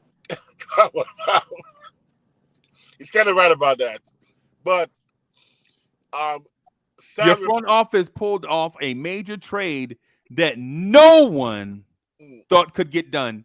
Right? Wiz, how many times you heard, man, the Knicks and the Nets haven't made a trade since 1983. Brooklyn will never trade him in division to the Knicks. How many times you heard that, bro? Across the bridge. All because of Dr. J. Yeah, the whole Dr. J thing. How many times y'all heard that? Brooklyn would never trade with the Knicks. Why would Brooklyn trade with the Knicks? And then Brooklyn trades with the Knicks, and we're up here talking about Jalen Tyson. MSG East, MSG Brooklyn. I mean, we're coming to their house and we disrespect them, and they still come and make a deal with us. I mean, yes, he did demand a trade, that is a factor. So we got to be understanding of that factor. They got a lot of pieces for it, but they had to make this move because they were going to lose him. They were going to have a disgruntled employee. Oh, I'm that's sorry, that? I didn't do it. I see the red beam. I'm sorry, Soulfinger. I ain't mean to do it, please. Bro. Heads up. I see. I was back in the cut. I had to get off because I had a call to take. I was in the cut. You just can't be happy for nothing, Bob. Somebody can give you, man. Look, they give you a free seat in the garden in the suite, one of the best seats, and you're like, you know what? This is it's too much AC right here. The cake ain't sweet enough, or the cake is too sweet. The light is too bright. Man, just enjoy it. You talking about the back end of the bench right now? Enjoy this, man. Look, you talking about the back end of the bench. We don't care about the 15 man. I don't care about the water boy. I don't care about the towel boy. I don't care about the little kids out there wiping up the floor. I don't care about the little kids being the stand-in Knicks City dancers that couldn't make the team, make the squad. Man, look, we got Bridges. It's time to celebrate. It's a celebration. Okay, but all I'm saying is last season we tried it with 4 guys. I want to make sure this season we go in 9 strong. That's hey, look. You talking about last year? Yeah, we talking about last year, and we didn't go 4 deep last year. We actually was. No, we I said tried 4 strong. Nah, man, come on, bro. In this case, bro, you looking backwards. You never going forward. No. What I meant by the 4 strong was the Dante DiVincenzo, OG, like that. That's what I'm talking about. We had a good 4 guys that ran when he came back. I like that. But for me, I want to make sure that those guys can run with other guys. I'm sorry. If you guys think that this is good enough and we can just accept it, maybe I'm not seeing it. But I think No, yo, right now, what you doing is overthinking. Sorry, what you doing is overthinking. I agree with that. I do overthink a lot. I agree. You with overthinking, bro. I I agree with him. I do overthink everything. I'm thinking of every little angle as opposed to just you looking for the negative all the time. You ain't even a glass half empty cat. You a glass is a couple of drops cat. Yeah. Hey, look, man. I'm sorry. I like this team for what they are with the trade because, like we've been saying, the value, I'll take it. You're getting a younger player and you're giving up Bogues, and there's nothing affecting it. I like it. That's a beautiful thing. But the thing, what I'm saying is, we're not even done. So you going right now. You making a mountain out of an anthill. We ain't even made it. We ain't even had the draft yet. We ain't done any signing. We just made one move. What I'm telling you right now is bask in the ambiance of this one move. Because once everything comes together like butt cheeks, then you can start coming up with your synapses of what's happening. And then you can make that move. But what I'm telling you is enjoy. Hey, it's an old track called Enjoy Yourself. Enjoy yourself, my friend. I'm not gonna lie. When it does come together like that, you guys will not hear me say anything because this front office, since the last 2 years, this front office has been slapping me in the face with a lot of these trades, and it worked. So if it all comes together and I see at the beginning of the season, all my questions are answered and they fixed it, whether it's what I thought it was or what it wasn't, I'm always gonna be a Knicks fan. But this year, I think you just can't. You refuse just to enjoy the moment. You do. You just refuse to, man. Enjoy the moment, man. Enjoy it. It ain't gonna hurt you. It ain't gonna hurt you, bro. I trust. I promise you. You won't get constipated. You won't get the diarrhea. You won't get the P pneumonia. Enjoy yourself. This is something. Look, and look, myself, Freeze, and Wiz. We seen some stuff in the wild in our Nick Tender. We ain't never seen a move like this. No. We ain't never seen a move like this. Never. So what I'm saying is enjoy it. Enjoy, man. Just enjoy this moment. It won't hurt, bro. I promise you, it won't hurt. But it's just like having a grind. It's like having a Grimes on pumpernickel or something. It won't hurt. A Grimes on sourdough. It ain't gonna hurt. He ain't even calling them a ham sandwich. He's just calling them Grimes and bread. Wow. Yeah. And Miguel P, thank you for the generous contribution. Miguel P says we just flipped Evan Fournier for the Brooklyn Bridge.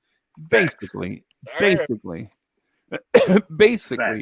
We took little stuff and kept flipping it and kept flipping it and kept flipping it and kept flipping it until we got to Antiques Roadshow. For those that know what that is, right? Man, look, I told you, Freeze. You remember I told you I got some special medication called "Shut the Hell Up," and I shut up and just let them roll because I started looking at what they were doing. You know, and you know, a lot of people are upset about giving up picks. 5 first round. We still got our picks for this season, for this year. We're talking about down the line. Those picks ain't guaranteed. And who's to say you can't get more picks down the line for something else? Down the line. Hey, can I name off? Hey. So what I'd like to do is name off a streak of picks, a streak of Knicks picks, and y'all tell me what y'all think, right? Mm-hmm. All right, and this is in succession, right? In order.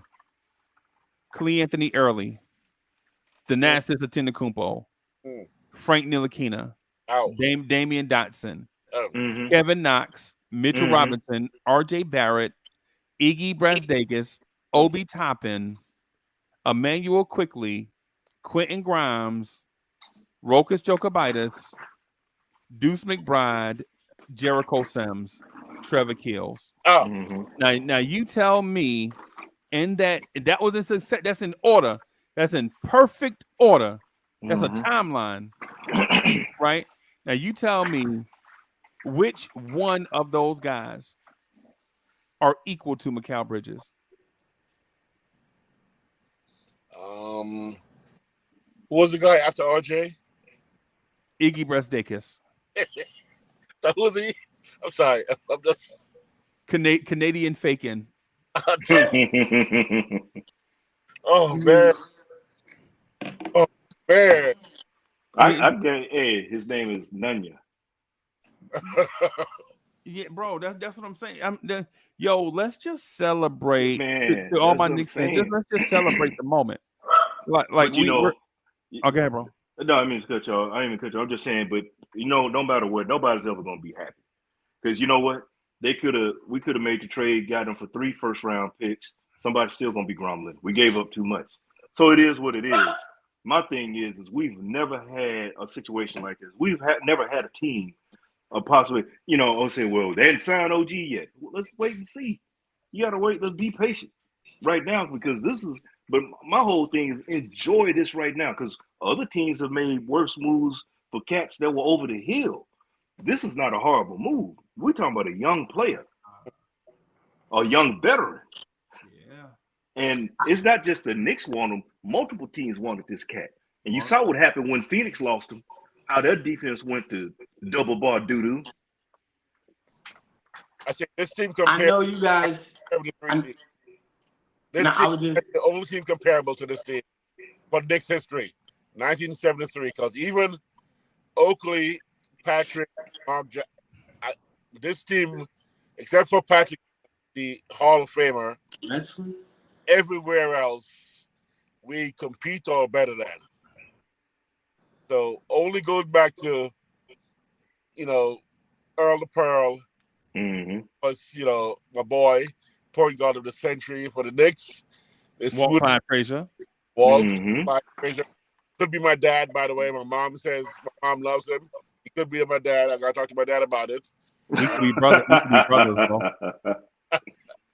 Me and Wiz brothers. We identical. me and Wiz are what they call identical friends. Yeah, right now I can't. I mean, the Busher and Willis and Bradley and them. But depth wise, I mean, who's on our bench? Oh, that cat from LA right now. His wife owns the team, right? What's his name on our bench, right? What's his name from LA? He's our GM. He just came back. Huh? Phil Jackson. Phil Jackson was on our bench, right? Yeah. Oh, awkward. Oh yeah, as a player too. Yeah. You're right. He was a player. His nickname was Windmill Phil because he had broad shoulders and when he blocked shots, he looked like a windmill out there. That's why they call him that. Man, look, we just put defense with it. The Knicks, this team defensively, you know, you're bringing up, man. Oh my, hey, you know, I used to use that analogy of that, you know, how you eat You go to Popeyes and get one of the biscuits, and you eat that joker and have nothing to drink. But you ever had Church's biscuits, the blueberry ones? Oh, Anyway, no, we ain't talking about so good. I'm talking about have you had a Popeyes biscuit with no water, without soda, yeah. But real and you quick though, choking? okay, That's I'm that just gonna defense, say baby. this.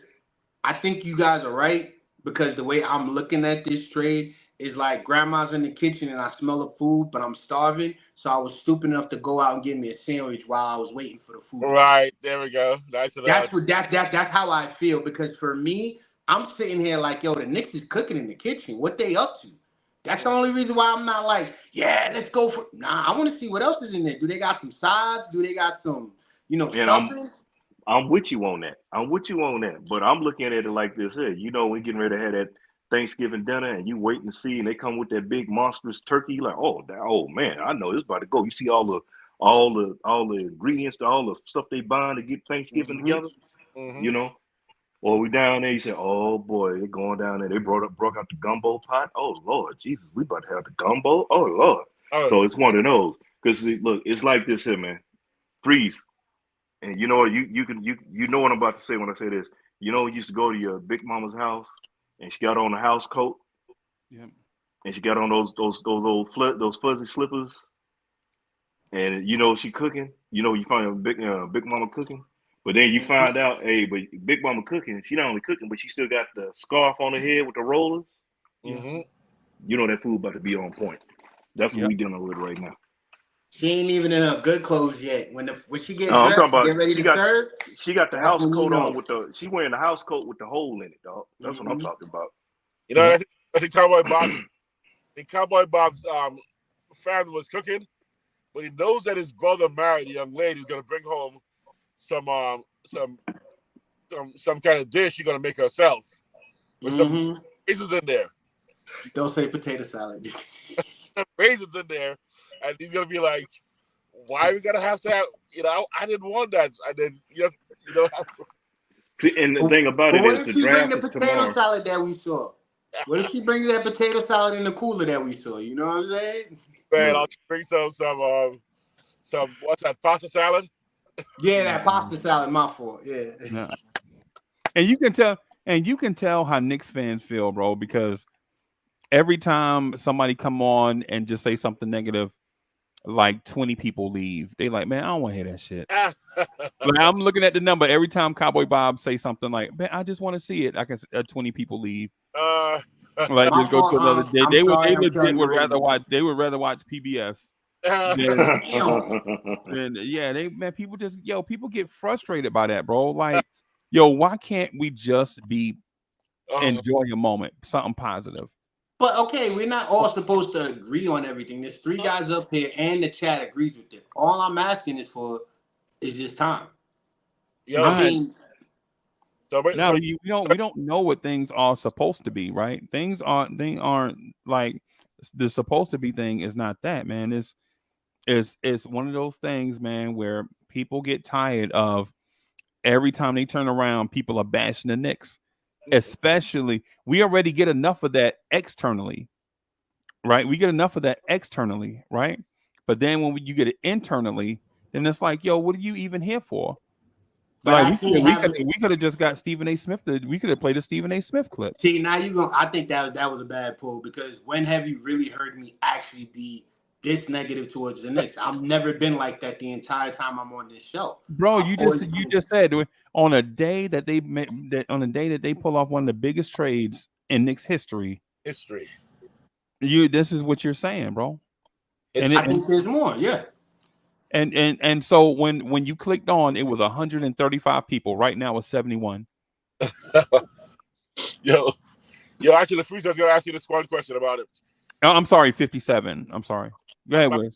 My first thought was, what's our offense gonna look like? Because we just added. I mean, we're having Dante DiVincenzo on our bench. So what's our offense gonna look like? But I'm worried about the spread between our points scored and points allowed, because we were holding teams under 100 in the playoffs.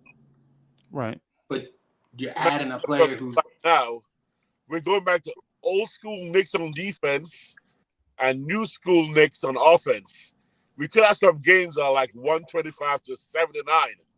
Well, the 76ers, they put up what? 76ers put up what? 73? Twice in a row? We may hold them to 70 next time and put up 120 against them with this squad. Because our bench piece comes in and it's Dante DiVincenzo. And you're like, what?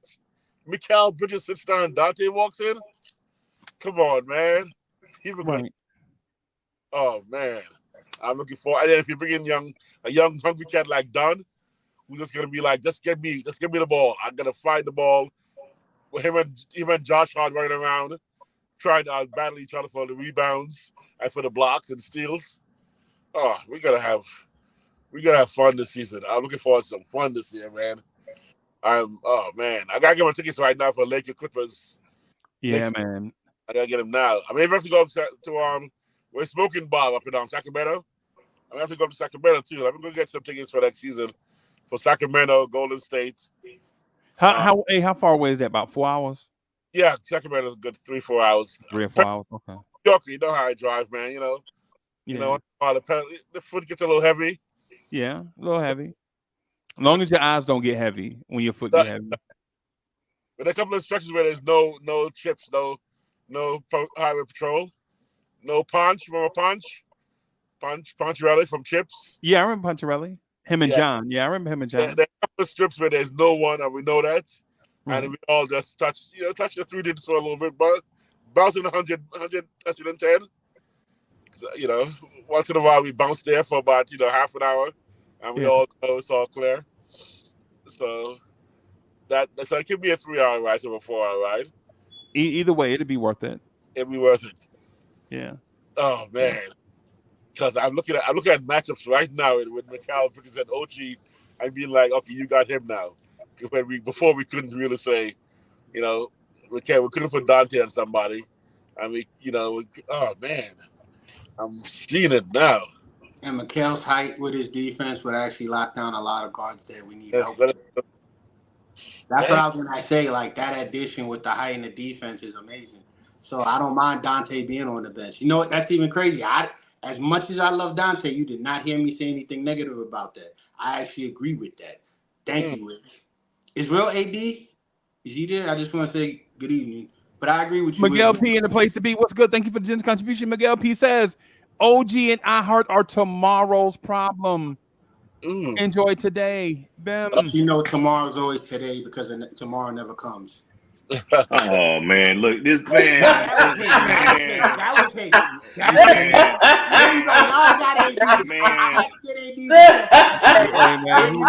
Cowboy Bob is the op, bro. Hey man, hey. Cowboy Bob is the op. First of all,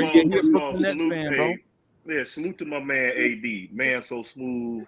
He need no chasing. Bob, I'm going for your jugular, man. You better protect your neck. Man, okay, you know what? You know what this is? This is little brother. Little brother mad that he didn't get his snacks. That's all. Man, tomorrow I'll be okay. I'll get my bottle. I'll be okay. Look, man. Look, this Bob. We're gonna look. You done? Go get you some coffee. You in a good. Right now, it's Cowboy because Cowboy. Basically, what you're saying is you're complaining about something, but don't really have anything to complain about. Because when I heard you complain a little bit about the things that may be affected, those are not even real things. You're complaining about the possibility of something not going right. Man, you sound like Samuel Jackson when he was on Boondocks talking about the unknown. Yeah. Cowboy Bob. Salute to Rel in the building. Salute to We Talk Mavs. Rel says, I see y'all got Bridges. Rel. Salute to Rel. Salute Rel. We just traded for Mikal Bridges, and Knicks fans are up here complaining about the 11th man. 11 man and giving up draft picks that from years to come. No, I actually agree with the draft picks. I said everything was good with Bridges. Oh, it's just a lot of people. It's just no matter what you do, nobody ever be happy. But man, can you We have a quality player. I'm not even tripping about.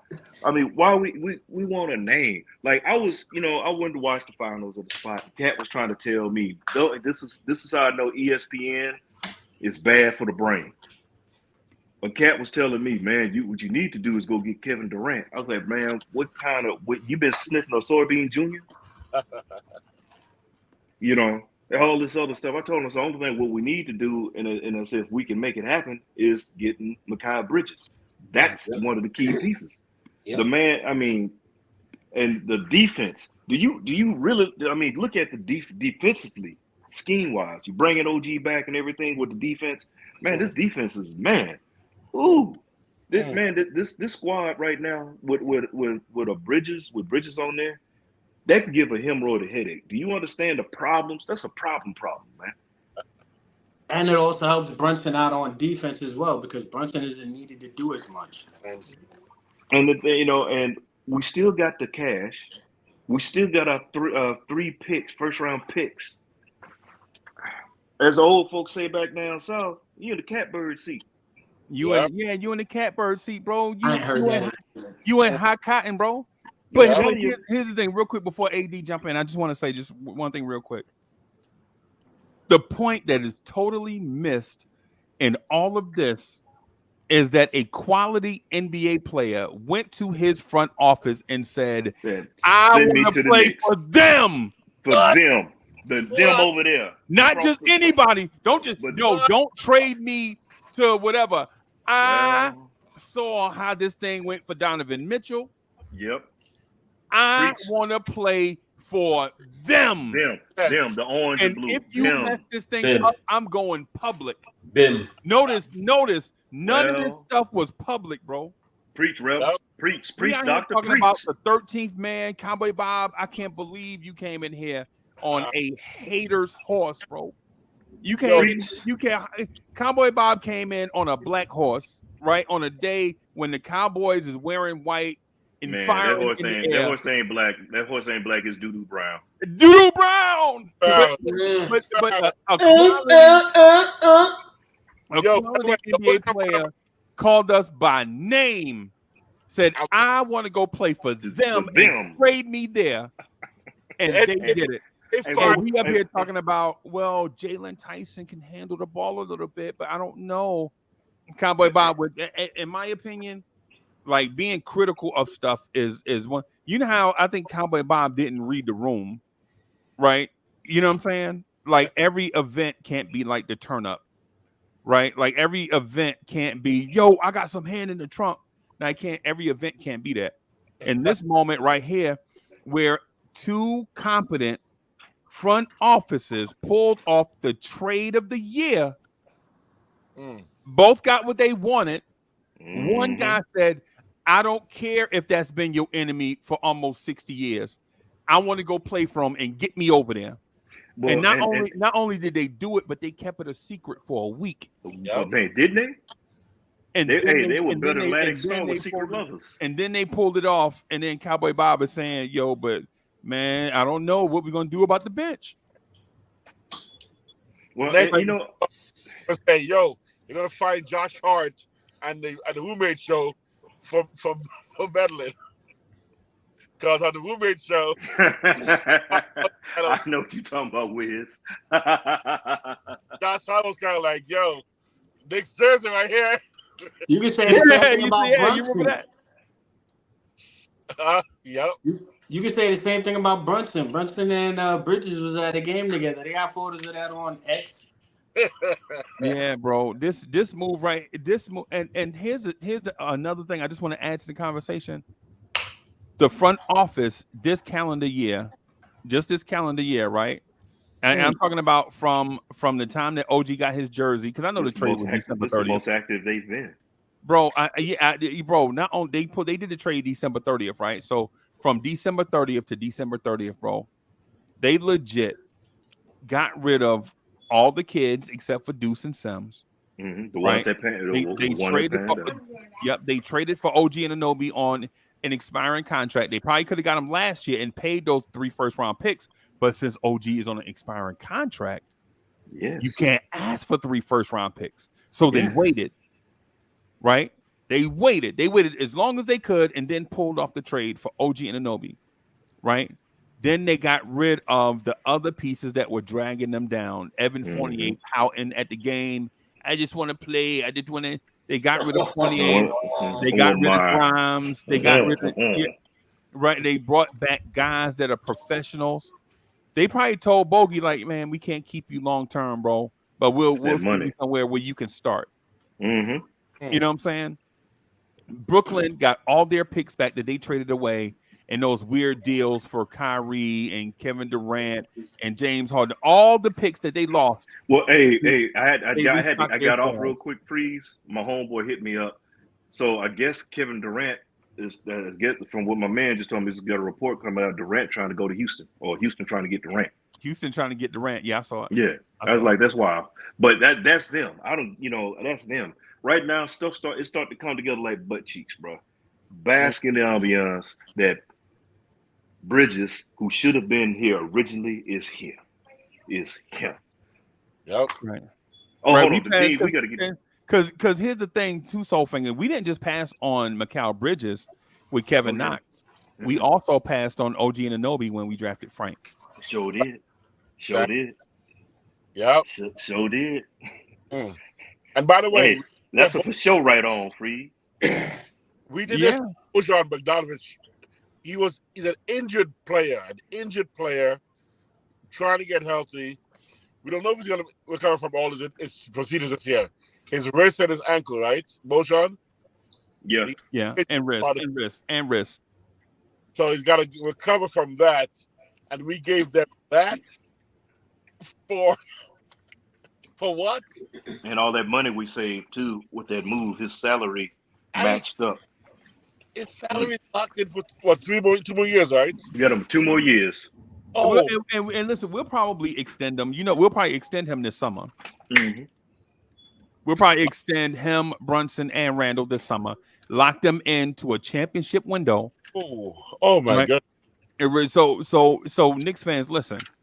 Here's the thing about where we are, right? We're gonna be locked in with this core, right? There after you traded for Mikal Bridges, there is no can we go get player X. Ain't no more of that, right? No more talking about bringing in Booker. Yeah, it's solely our improvements are going to be through the draft. We have to groom these guys beforehand and vet minimums if we can get if depending on how much we're over the cap and which age we're in. Yeah, and I've been running my mouth because I know AD he about to hit us. He about to bless us with some knowledge here.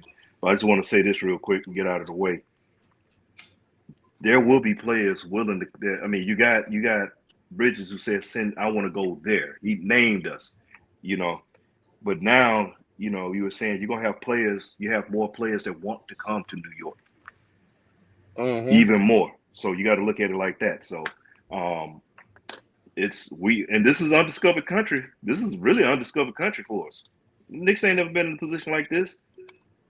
Okay, the only thing I want to put in there is Mitch. It's very unusual for us to leak the possibility of shopping anybody. So I think Mitch may be moved because we actually did get leaked out, and it's intentional. So that's the only thing that may happen is the Mitch move. But between now and then, the drafts and the Mitch move are the only 2 things I think may happen that may alter our team a little bit more. But I think a Mitch move is going to be a positive move, no matter where you send him. Something to think about. Hey, AD, I just got to know because you've been silent over there. I know you just been waiting to hit us with something. Well, no, fellas, I've been enjoying the conversation. Sometimes you just have to lay back in the woods, like Leon did. Just laid back. Sniper pose. Yeah, just laid back. Salute to all of you. Cowboy Bob, I'm telling you. You're good. You're good for the soul. If nothing else, Cowboy Bob, you're good for the soul. AD, do you know the tactic I'm using though? Cowboy Bob, you're a cowboy. We already know. We already know. But before you guys move ahead, I gotta just give you flowers. Freezer, you and AD yesterday you guys rocked the day for me. I was like, yo, my wife actually feeling a little sick. You know, she's been yelling because she's not feeling well.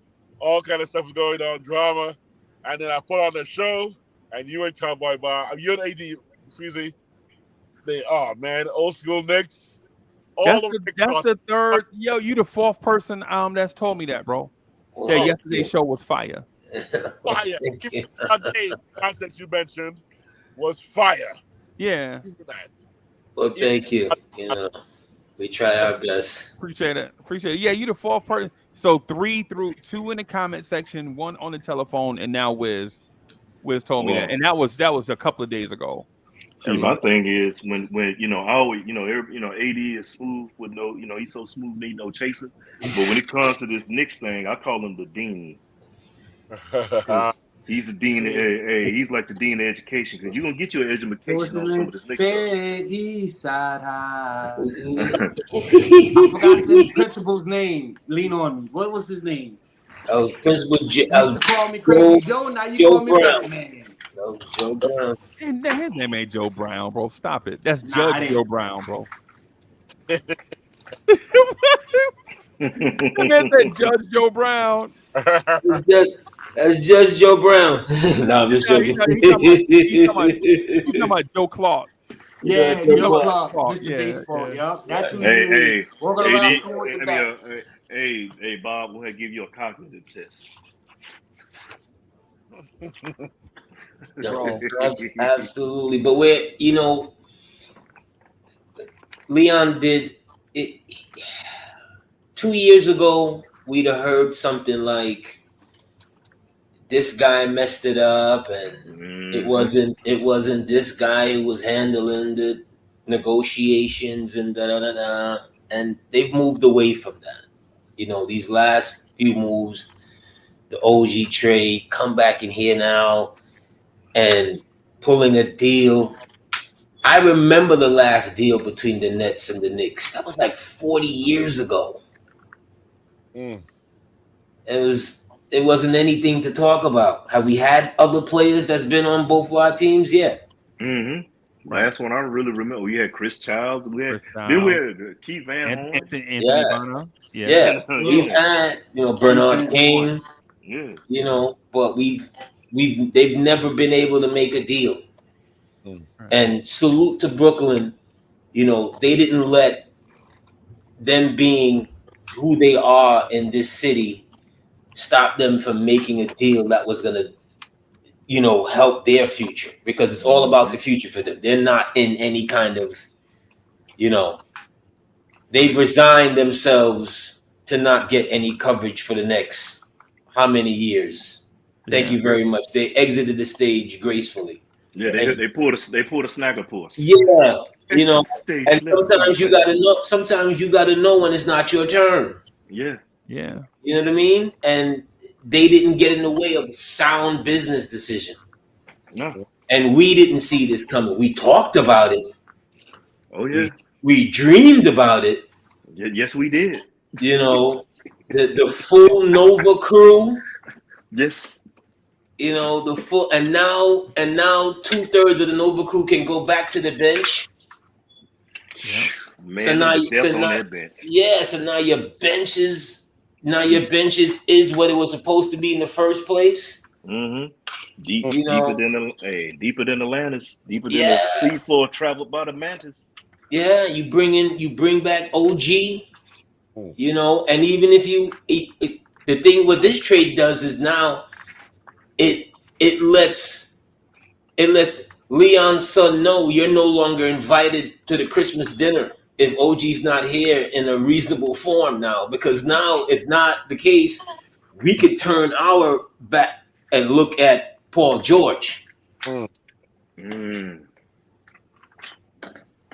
So this one maneuver springs all this new life, new organization. It's all me and Freezy talked about it. Like there's no going backwards.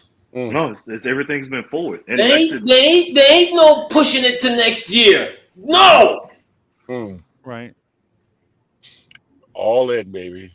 All in, bro. All in. We all in. No disrespect to Boston.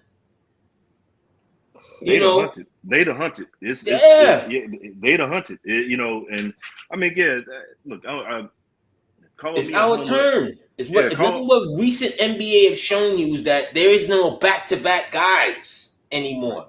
Yeah, exactly. The way how the league is set up, you have to marshal up when it's your turn, cash your check. Yeah. You spin back around the wheel, then you wait to come back around again. Yeah. There ain't gonna be any more 2-time, 3-time. No. Not how things are set up where you got apron 1, apron 2, apron 3. I was looking into this shit. No, sorry. Over this past week, in order to make maneuvers in the league now, you really gotta have a solid people in your organization to pull off maneuvers. Because everything is somehow the league in trying to, and I'm not going to go veer too off, and trying to keep stars in their locations, they made all these minefields. Mm-hmm. Like, how is that good for business? But in any event, Chuck. Yeah, hey, salute to Knicks for life. Yo, he don't know I am Shazam. So he says sometimes in Kendrick's voice, sometimes you gotta pop out and show ninjas. You know what I'm saying? So yeah, man, salute to Chuck. Leon, do your stuff. They not like us. Hey man, for sure. For sure. Yeah. Salute to our brother. And I'm gonna say something right now, Freeze. It's gonna be a surprise. I saw something Sherwin put in there about people disturbing his happiness and his vibe, and I feel you, Sherwin.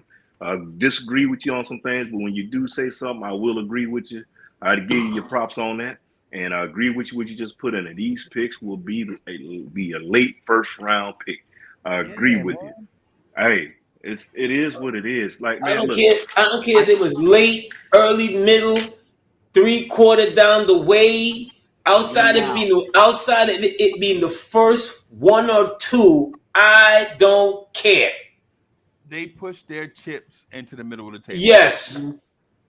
Right. This is the thing that one of the things that we should be talking about. And they did it now. Just real quick.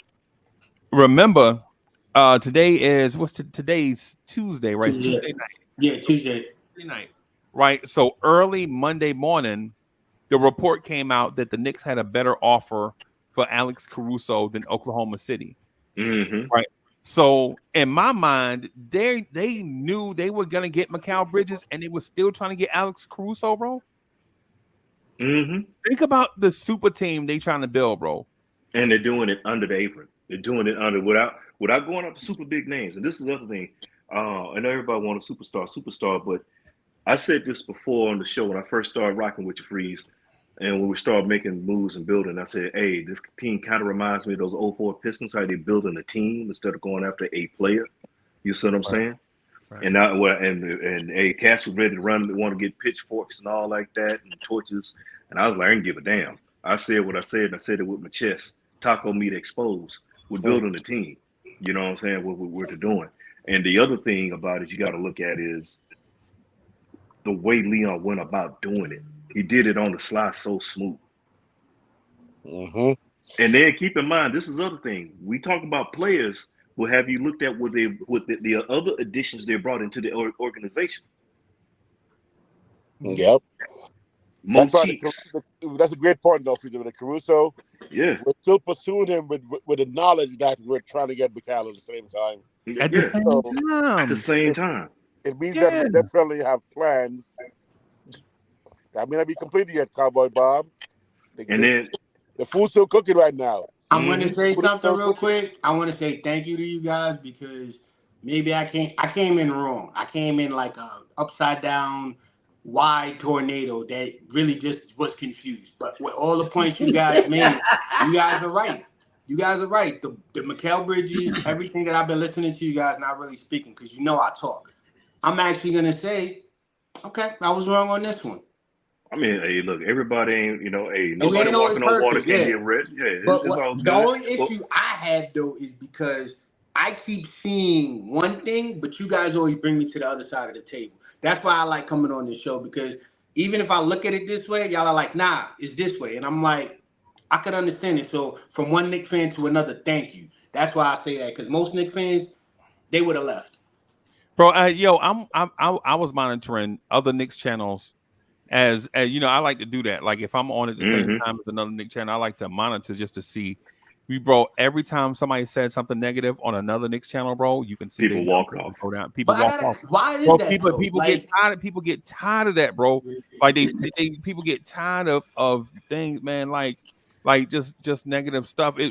Being passionate is one thing, but at least in the can we just enjoy the moment at times? That's what I'm saying, I man. think I was watching this every time, bro. Every time somebody be like, "Yo, but we gave up 7 picks." Somebody clicking on, they watching Mr. Rogers. They don't even We care. ain't never gonna be happy. Mm-hmm. And But that's it's not even, that's the alarming thing, Bob, is that at some point, no matter how we get there, we got there. We would have gotten there. Yeah, exactly. But and you know nothing else should matter.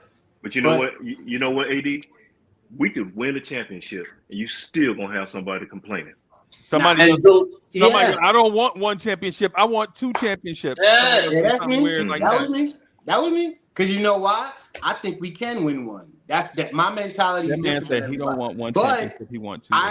I agree with you guys, because you know what it is. A lot of people don't look at their team the way I do, and I need to learn what that is. Because for me, when I talk basketball with Knicks that man fans, say, I don't want a championship. I want 2. Yeah. What are we even talking about, bro? Why are we even here? Yeah, but see, the thing is, before check it out. But before you can get 2, you got to get 1, right?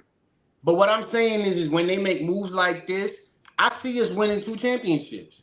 I know everyone's like, you got to get 1 first, but I'm like, the long haul, I see us winning 2 championships. And I'm good with you on that. I ain't tripping with you about that, because I told you, I said I don't want just championships. I want a dynasty. That takes work, because for you to win 3-4 championships, that's something. But I think in this league, we can win 2 championships with the Knicks, with our roster, the upgrades they've been doing. Yeah. Man, look. So for me, I just in the words of the great Grand Poobah, slow down. Exactly. I agree with y'all on that. But this is what I'm saying. Can we just win that 1? Can we get the 1 first? Because overall, I would like to see a dynasty, but we got to get the 1.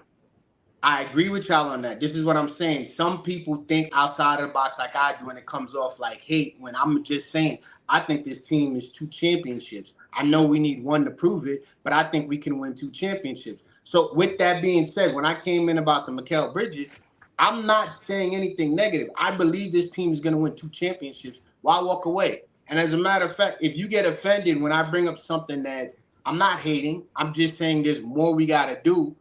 Why walk away from that? Explain to me, why is that hating? They think your point is whack. No, I'm just saying, now that I know. People leave because they think your point is whack. Hey, that's why they leave. This is what I need to hear. There's no other way to explain it, bro. Because when I go back to the lab, I understand you're going to try to explain it and stuff. Bro, life on YouTube is simple. When you whack, people leave. And the other thing too, now whether you think you're whack and whether you think you're whack could be one thing. Yeah, you need to check the temperature of the room, because sometimes, man, you like, you know what, I ain't gonna be negative, Ned. Let me just be quiet. Sometimes if you ain't got nothing good to say, don't say it. You enjoy it. It just looks like if I don't say exactly what everyone else is saying, I'm a hater. That's just no. That's it's how not I felt. That's how I felt. Well, no, see, you listen. See, you're not hearing. You may be listening, but you're not really hearing what we're saying.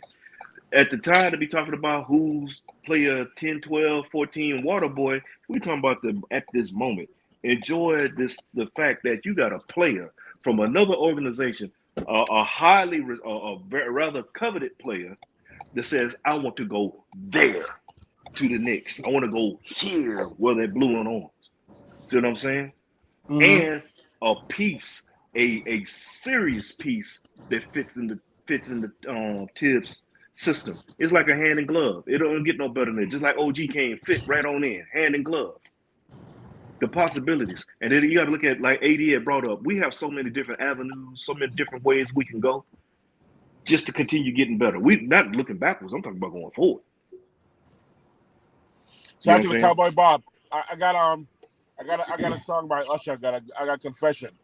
I'm gonna let you know that my first thought when I heard the deal, when I heard what we did, how much paid for him, because McCann's not my first choice, by the way, of what the Knicks is. Not my first choice. He's my top 3, but I'm my first choice. So my first thought was to go, well, we could have used those picks to get my first choice, and are we limiting ourselves from making any more moves to fill in the spaces that you said exist? So that isn't my mind. But when I got on the channel though, after that initial first thought just blinked in there for a moment, I recognize the value we have right now in what we just did. I recognize what it took to make this move and what this front office been trying to do, and the move that Mikal just did to legitimize the Knicks even more than they already been. So I took all of that into account. So when I got on here with a kind of passion of a Knicks fan who's again 1975. Lonnie Shelton hit a game-winning shot on my very first Knicks game in my life, and I never forgot. Well, that feeling of that victory, that was my Knicks championship right there. That was my NBA championship. That's my chip right there. And when I look back now, I go, that's not a chip. That's a moment in time. That's just I need to have that feeling again of when I think I was 10 years old. 10 years old watching that and going, that feeling is something that you can't even measure. And knowing we're that much closer to doing it, this move made me walk in here going, fire, baby, fire. Boom, Jamaican style, boom, boom, boom. We're doing it, man. We're doing it. We doing it, bro. We doing it, bro. Yeah, and doing it well. Doing it well. Doing it and doing it well. But the point though is the point of all of it is this really, right? 9 days, legit 9 days into the offseason, the Knicks have pulled off one of the biggest trades in Knicks history. Man. Right. And they hadn't even made it to the draft yet. And we're talking about what the roster may or may not look like. You don't know that 9 days into the offseason. Yeah. So to judge anything is kind of reckless. Like, you can't talk about a set roster when you hadn't even made the draft yet. How are you gonna talk about a set roster when you hadn't even been to the draft? And free agency doesn't start until July 1st.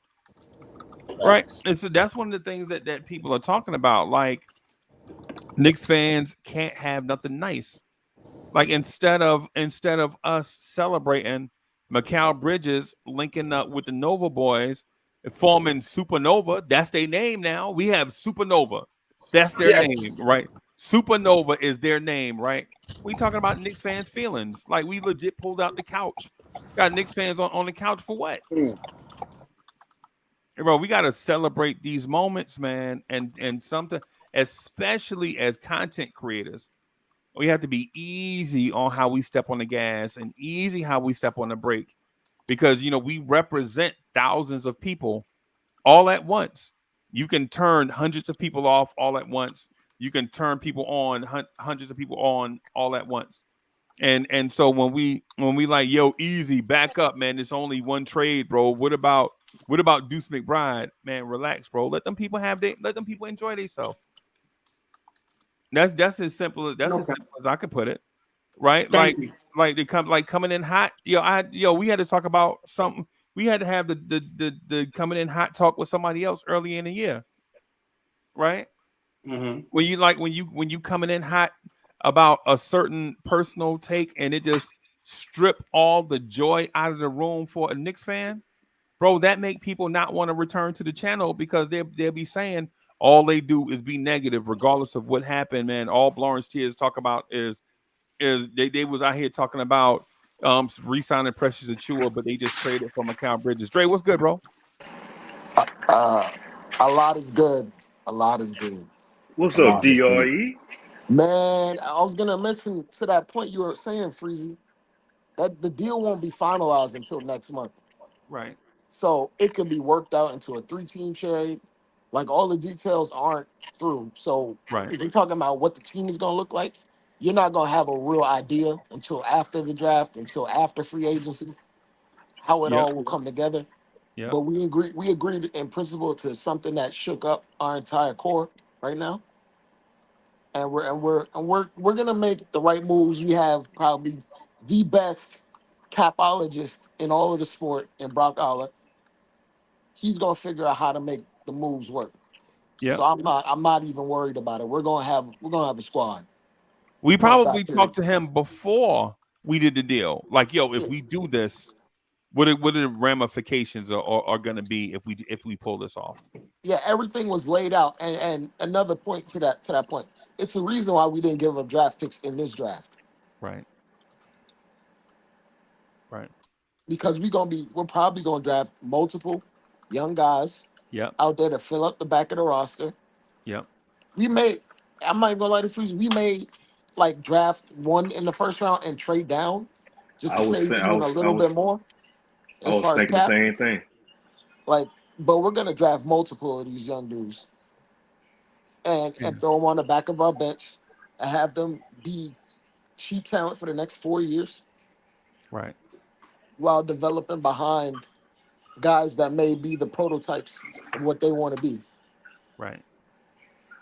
Right. So Who is what better model is there to train Ryan Dunn than to have OG Anunoby and Man, Mikal Bridges? freeze, get out my head, boy. I was just thinking about that because I won't done. When you, ooh, Lord Jesus, you imagine that, and he's a defensive. He's considered a defensive generational talent.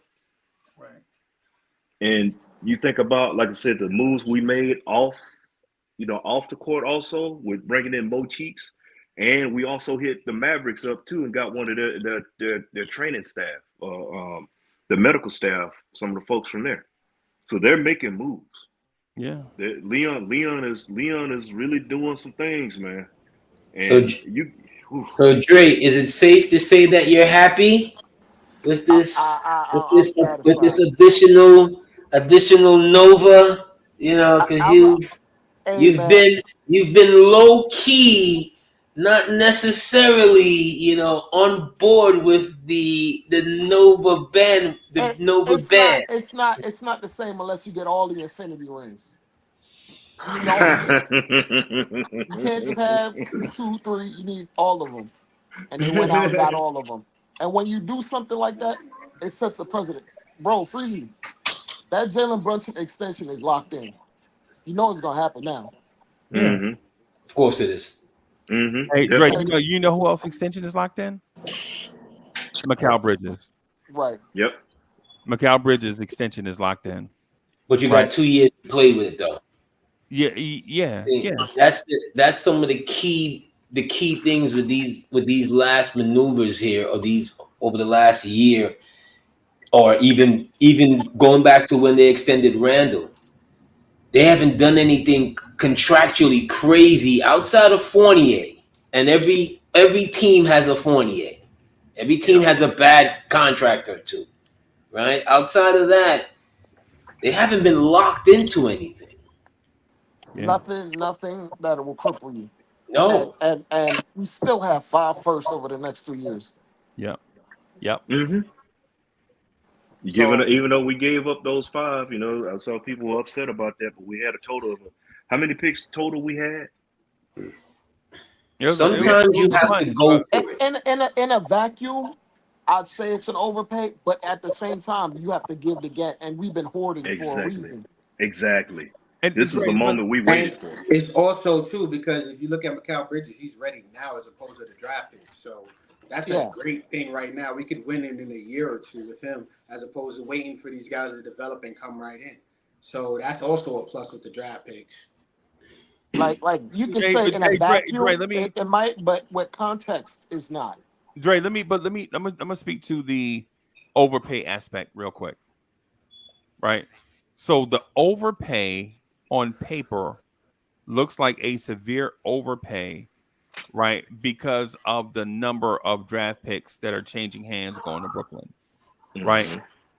But if you're New York and you're Brooklyn and you understand all the things, all the logistical stuff and the perimeter stuff that goes into the Knicks and the Nets making a trade, you could look at it as if it's even. Because for one, what is the motivation to trade one of the best one of the best young, controllable wing defenders in the NBA to your arch nemesis? Right? What's the motivation for that? There is no motivation for that. You don't want to trade Mikal Bridges to Boston, Toronto, New York, Philly. You don't want to do that because he's in your division, right? So now, if you have to trade him in your division, what's going to be the asking price for that? Well, the asking price is going to be steep because not only are you giving him to the other team and have to face him, you have to replenish your own cupboard with somebody that's going to be able to combat that in 2 or 3 years. Facts. You know what I'm saying? So when you're looking at what the overpay is, I could say the Knicks robbed the Nets, right? Because they were trying to compete. Their best player, second best player, walked into their office saying, I don't care about you competing. I want to go over there to them. And that made them change their direction overnight. Right? Mhm.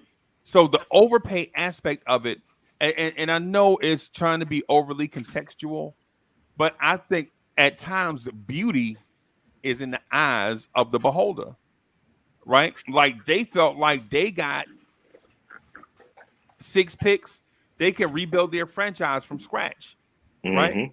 But the Knicks have Supernova. Yeah. So I think it's one of those things. It's one of those things like, who really overpaid? Did we overpay, or did Brooklyn overpay? I Or the don't think. Murder Awards or I the don't Great think. There, American Poet. I don't think there is an overpay. No. Right. I don't think it was an overpay. It's almost like it's almost not to go back to the Infinity Stones, but it's like when he was asked, "What was it worth? What was it worth?" And he said everything. Yeah. Did it cost you everything? Was it Mm. worth it? Yes. Yeah. What quote is that from again? Uh, Thanos. Absolutely. Thanos. Oh, Thanos. Yeah. Thanos and Endgame. Yeah. Yeah, right Absolutely. before they killed him, when he was on his knees. That was at the end game in the beginning. Absolutely. And you Absolutely. have to at some point you have to put your chips in. My bad, Crazy. Mm-hmm. Now, and see, the thing about Mikal Bridges is he is the stone that the builder refused. Like, you know how people build a building that stone don't look right, so we draft Kevin Knox. That stone don't look right. Mikal Bridges, we'll take him. So we take Kevin Knox instead, and then we build a foundation, and it's a piece missing, and it wind up being the piece that we refuse in the first place. We get it, and it fits right in. And it fits right in. It was the same thing with Brunson. Right. They had a chance to draft Brunson. Yep. They could have drafted Brunson. This management could have drafted Brunson. They sure could have. Yep. So when you hear all of that, God's son, this, that, and the third, you didn't believe in your own family. They had an opportunity to draft him twice. They weren't in control. Like he was, Leon Rose wasn't here when Brunson was drafted. Right. Yeah. That's true. But AD is talking about the organization. Yeah. No, I got you. So that's one of the things I want to point out about overpay. Right? It's like I saw on a thing a dude said, and I know this has nothing to do with nothing, but a dude said, "Man, would you pay $100,000 to go out with Ice Spice?" And dude was like, $100,000. And come to find out, dude paid $500,000 to go out with Ice Spice. Right? So overpay is about what does it matter? Your own perspective. What's the value to you? And to be honest with you, it's legitimately two organizations that decided to pick a direction, Yeah, and they both benefited from it. and they both benefited from it, bro. And if I'm paying Spice, whoever, her first name about to be Ant. Yeah, yeah. For the rest of her life, she about to have a You didn't a even say toggle last chain. name. She a walking mortgage, man. Yeah, hey, but you know what? In the grand scheme of things, though, when you do that, when you pay the $500,000 to date Ice Spice, you know what you can tell the next people you date? Yeah, I dated Ice Spice. You know what I'm saying? I know that sound corny or whatever, man, but I'm gonna just go through the super chats one more time, just in case I didn't miss. Rel said, "I see y'all got Bridges, Bim, hey bro, we coming for y'all, Rel, we coming for y'all. Luca next." Well, I thought you'd have been in Club Paradise right about now. Damn, I thought you'd been laying low. You shooting water rounds. And Miguel P, thank you for the generous contribution. He says OG and iHeart are tomorrow's problem. Enjoy today, right? Mm-hmm. And then we just flipped Evan Turnstile Fournier for the Brooklyn Bridge, BEM, Supernova. That's their name. Members of the channel, Bronx Kicks for Life, just renewed. Hey, Ian Bagley just tweet unlikely retain Hartenstein. BEM. Yo, I've been getting in arguments about Hartenstein, bro. People hate me for that. Miguel P says more talk about how the front office is hesitant, or no more. I'm sorry, no more talk about the front office being hesitant, man. Thank you for that. Oh, just hit it on New York, determined to bring back OG Anunoby. Just splashed on Bleacher Report. Yeah. They're still gonna do that. Like, I mean, but yeah, that's what I'm saying. And, don't worry about it because this is defense. This is definitely a shot at not only. I mean, it's a shot at the league, not just Boston, but a shot at the league. You've seen what you can do with defense. You've seen what this team did with the bench in the starting role. A healthy Knicks team. Now you add it in. Now we got more depth. Man, Freezy, when that Jalen Brunson extension hits, it's gonna set like, as far as a culture. Mikal Bridges is not gonna ask for a crazy dollar amount just off the rip. Mm-hmm. Right. Like, a lot of these guys are not gonna get the max just because of the president that is set. And I feel like this deal alone is gonna push Brunson. Because if you're looking at, like, contractually, Dante took less than what he could have got anywhere else. But even winning, though the Josh Hart winning thing changes everything. Yeah, Winning changes everything, Dre. Yeah. And yesterday's price won't be tomorrow's price when you win. Mm-hmm. Yeah. You understand? They bring the city a chip. You're gonna hear cats are gonna want to cash out. Cats are gonna want their dough. I think in the short term, in like the next 2-3 years, sure. But if Brunson signs an extension, he's not cashing out. But we're gonna cash him out regardless after that extension is up. Yeah. No matter what the context is, he gonna get a supermax. Yeah, hey, Dre, and you know what? I wanted to say this too about the Leon Rose front office. Y'all notice that this thing was announced with Donovan Mitchell at the Met Yankees game, right? Their timing is impeccable with stuff, bro. That's petty. Yeah, or that. Mikal Bridges did what Donovan was scared to do. Yeah. Yeah. Yes. He went to the front office like, yo, put me here. Yes. Period. Yes. Yes. Donovan was like finicky about it. He was alluding to it. He was trying to nudge into it. He was trying to be all nice about it. I know someone whose sports marketing team was courting him at the time, and they were in the car, and he was like, "Yo," talking to him, and he was like, "Yeah, what we're gonna see," and he never gave them the feeling like he was like forcefully like, "This is what I want."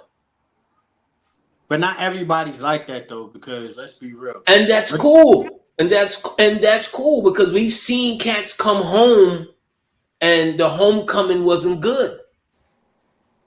Yeah. Not everyone is built for that. Yeah. That's fine. That's fine. We've seen that. We love the homecoming story. Nobody wanted Stephon Marbury to succeed in this uniform more than I. Me too. Love Nobody wanted Kemba Walker to succeed. I still love him. Nobody wanted Kemba Walker to succeed, and I knew it was the wrong decision at the time. I knew it was wrong because I said at the time, I said he had bone on bone. You can't fix that. And we from the Bronx, bro. And he's from the Bronx. And he was one of our own. You know, it feels good, but we had to separate ourselves from that because that's not winning mentality. You're not winning with the feel good story. He didn't want to be here. C'est la vie. Love you. Yeah. Just real quick. It's one of those things like Mikal Bridges and Donovan Mitchell. If he wanted to be here, Donovan Mitchell would be here, right? The thing about Mikal Bridges is y'all notice when the parent birds leave to go hunt to get food, when they come back to the nest, you know what those chicks are doing? They mouth wide open. They ready to eat, bro. Mm-hmm. You know what I'm saying? If they ain't been eating. So the Mikal Bridges thing, man, I'm super excited that we got him. I know there are going to be people on the fence, right? And no disrespect to the people on the fence, right? But you're on the fence. Don't be mad at the people in the yard having a good time. You are on the fence, right? They out there they in the yard, they having a good time. You on the fence? Stay on the fence, enjoy yourself. But for the people that's having a good time, bro, sound like a hater when you mad at the people that's having a good time. I'll be right back. Yeah, you sound like a hater, and I'm gonna say this to OG: don't get cute, my guy. Facts. Said it before. Don't get cute, because I might not have been the biggest Paul George fan. I'm on record, but I tell you one thing: you're no Paul George. And I would take Paul George over you in a hot second, buddy. In a hot second. Don't get cute. Okay? He's 26 years old. I'm fine. That's fine. That's fine. Well, you know what? OG could play for the next 10 years straight. He would never be PG. Look, this is what I'm gonna say. If you're talking about winning a championship now, okay, PG-13, cool. But for me, you get a guy like OG and he's playing like Dre just said 10 years. You don't think we're going to have more chances at winning championships than to have PG-13 for what, 4 years, 5 years? Hey, look, if you get that's PG, the only thing I'm worried about. If you get PG and he goes, that just means you have a max cap slot right there. No. Somebody Dre, else. what I'm saying is due to age. You just said if we were to sign OG for 10 years, he won't be the same level as PG. And I'm saying you're right. For right now, the next few years, that's good. But for me, I think 10 years of OG with the Knicks, I think we could be more successful over that long haul than we would in a short term with PG. Because what we're going to ask PG to do is basically play like he did in LA. But no, we wouldn't. Okay, not on this team. Not on this team. Who are we replacing PG-13 with? Are we replacing anybody or we just getting him? Because I know you said no OG, but he's saying if OG was to walk. Yeah, if OG were to walk, you just put PG in slot. But this is the thing. Like, you're not trying to get married to these players, man. Yeah, I agree with you. So in all likelihood, OG's gonna be back. It might be a number that might make you a little bit upset. It's gonna start with a 2, probably. No, dear God, no. You see that, Dre? You see that? Then I'm not even talking to him. I'm not. If it's gonna start with a 2, then we have nothing to talk about. I'm talking to Paul George. I'm talking to Paul George today, tomorrow, and next week. But AD, what if you get him at 220 for 5 years? It's not a max contract. He's not going to get a max from anyone. A max that he could get from someone else is 182 over 4 years. That's the max someone else can give him. We got to make it worth his while because the thing we can give him is the extra year. See? Over another team. Another, like the Sixers. That's the definition. The Sixers can swing. The Sixers can swing and miss on everyone and offer OG 182 over 4 years. And what are we supposed to do? Just sit there and not give him that? Yeah. Like, and then we're gonna have to. Okay, we're probably gonna have to give him that extra year. So and if you're giving him the extra year, you have to give him some money behind that. Like 210, 205. Probably 200 flat, I wouldn't. which is 40 over 40 for the next 5 years. As he's not a max player, while the cap keeps spiking every single year because of these TV deals. You're And not worrying about that. how OG long can making you sign? 40 is gonna be commonplace for his caliber of player Yeah, in the I next get two it. years. No, I get it, and I agree with you right there. But if you're telling me, let's just use 40, right? So if you're telling me that I can go 50, I can go 50 for times 4 or 5 and get PG instead of OG. Well, For At, how PG's long? 35, man. How yeah, but long? I'm not. But as You can't give him 4 yeah, years. but as you already said, we're not trying to be married to these guys for long term. You already said that 5 minutes ago.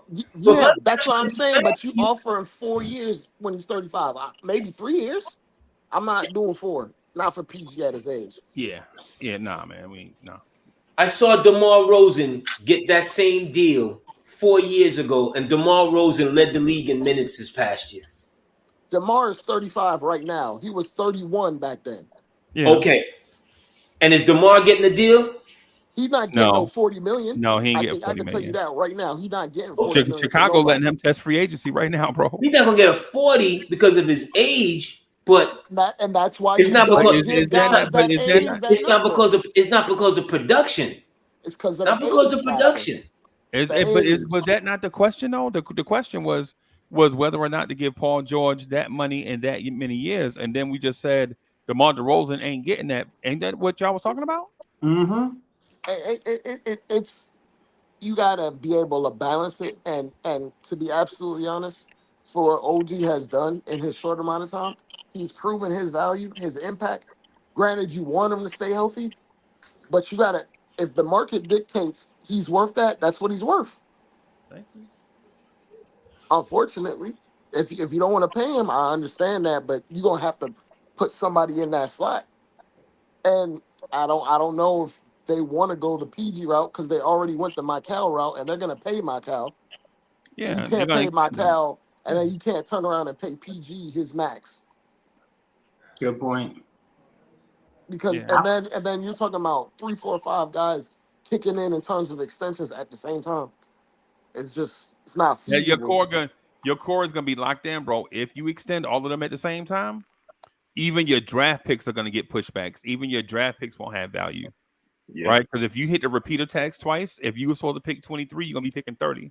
And I Just off of know that. and that 40 number sounds a lot bigger than what you think it is, but if you were to sign like a 5-year deal with a player option over 200 for 200, his cap number would be $34 million this season. Yeah, then yeah. Don't confuse average annual value and the dollar amount because there'll be two separate things. Like he'll be at 34 this season, then next season he'll be at 37, while the cap keeps going up. Next season he'll be at 40, while Yeah, the because cap keeps going he'll up. be signed for a cap percentage, right? So he'll be probably signed at like what 31.5% of a cap or something. No. He's not getting a max, so he's not. His number is gonna stay the same. It's just gonna go up annually every year with extension. Straight staying the same and going up is two different things, bro. It's not going up. His contract is not going up based on the cap percentage per se. Like for instance, Freezy, if you have a supermax, you're getting 35% of the cap, no matter what the cap is. You're getting 35% of it. Right. OG's deal is gonna go up, right? But it's not gonna be to the T of the actual cap. You're talking about his is going to be amortized in that Yeah, percentage. Yeah, yeah. So yeah, when his number keeps going up, it's gonna go up in tandem with the cap spiking 10% every year. I believe in the CBA you're only allowed to go up 10% every year, and it's at like 150 million right now. Every year, the cap is gonna go up 15 million. Hey, y'all mind if I ask you why y'all? Because I missed it. Why are we talking about OG and Anunoby contract number? Is it That because wasn't. AD don't want to pay is him it that much money. He We said, were. I he said, said, don't get don't get cute. cute. Yeah, This way. Damn. don't get cute. Yeah, he was the one that brought it up. but athletes live their entire professional existence to get to this day, to free agency. Like they build up their value. This is one of their winning a championship, going to an all-star game, and free agency for some are in some type of 1, 2, 3 order. Right. And so for OG Anunoby, this is one of the days that you dream of, being able to be free and having other teams come to you and talk to you about your role and how much they'll pay you. That's what athletes dream about, bro. That man on a six, that man Daryl Morey strikes out and miss. You best believe he's gonna offer the OG 182 over 4. And what you Before gonna do? years, Not pay him? Yeah. And what you gonna do? Not pay Because him? what do they have to lose? Hold on, but 182. Remember where the conversation started from? 200. You said starting with the number 2 in front of it. Yeah, because Right. if you're gonna, the only thing we can do to pivot to beat 4 over 182 is the fact that we have his bird rights and we can give him that Yeah. extra year. The And fifth all year. You're I'm gonna have and to all pay I'm him some money. yeah, but all I'm saying is if you're willing to do that, starting at 2, and if I'm starting at 2, then I'm gonna talk to Paul George instead. Nah, no, you're not, AD. Yes, I am. No, you're not. Yes, I am. Because Nah, keep it you're a not buck. gonna do Keep it a buck. Keep it a buck. Look, you have to. This is a business, Freezy, and in order, No. absolutely, and in order to show that you've made the right decision or whatever, someone has to be playing. AD, OG Anunoby, I love him. He's only played 70 games once in his NBA career. or some of that is circumstance. AD, listen to what you're saying. You're telling me and about 100 other people that Paul George is going to opt out of $48.8 million to talk to you about a contract when OG Anunoby's number is going to start with 34, and you're talking to me about money. That Freezy, all I'm saying, Freezy, all I'm saying to you, you're missing my point. All I'm saying to you, hold on. All I'm saying to you is, if I'm starting at 2, I'd rather go start at somebody who's offensive, who's as a player is far superior. Paul George is a far superior player. Okay, so if you're talking about a better player, then okay. But the superior player thing wasn't the argument. The argument that y'all were having for like the last 15 minutes was money. Right? If Paul George opts out of $48.8 million, you think he gonna negotiate with you from OG Anunoby's starting salary point of 35? No. Why would he opt out to make $15 million less per year? It don't make sense. Freezy, I'm saying I would pay him more. That's what I'm saying. I would pay the more for him. Over $15 million. Yeah, I would pay more for him. Whatever his starting point was, if the starting point, if we're talking into the 2s, okay, I'd rather pay more for Paul George than for starting at 2 for OG. But with that contract, you're most likely gonna have PG for what, 3-4 years, maybe at his age, when you could have OG for 5 years, which is gonna be cheaper. Hold on, Bob. In all likelihood, PG's gonna get a 3-year extension, probably from the Clippers, probably what Kawhi got. He just trying to negotiate for more. Yeah. He and Kawhi got 3, like 150 something over 3 years. Basically like 155 over 3. Yeah. It's about 52, 51. Yeah, and then more than that. And knowing the context of his mom being in a wheelchair and all that type of stuff, he actually wants to stay. So if you're trying to lure him, you're probably gonna have to overpay him. And are you willing to pay Paul George $60 million a year? But Dre, the point, and 3 Cowboy years? Bob, we sorry for cutting you off. Dre just came in and said, "Hold on, Cowboy Bob, don't talk." My fault. He told him, "Don't talk, just listen." He just told him. He said, "Don't talk, just Nobody listen." puts baby in the corner. Real quick, the thing about the Paul George negotiation thing is the more people leave the bargaining table, like the Knicks, the less bargaining power Paul George has. Paul George asked for that before the Knicks traded for Mikal Bridges. Now that the Knicks have Mikal Bridges and OG Anunoby is a free agent, when people start leaving, when people start spending up their money, the casino starts giving away free breakfast. Anybody, y'all ever notice that? You ever notice when people leave the casino start offering you free breakfast and free room? Yep. Right. That's what Paul George is right now. When the more people, in the dance of musical chairs, the more people that find chairs, the more likely it is that you will be sitting on the floor. But that was my point for OG. When the Knicks make this Mikal Bridges deal here, that premise goes for OG as well. He's a wing. The Knicks just added a wing. Right, but they didn't just add a wing, bro. They already had a wing in Bojan. Okay. All right. They swap wings.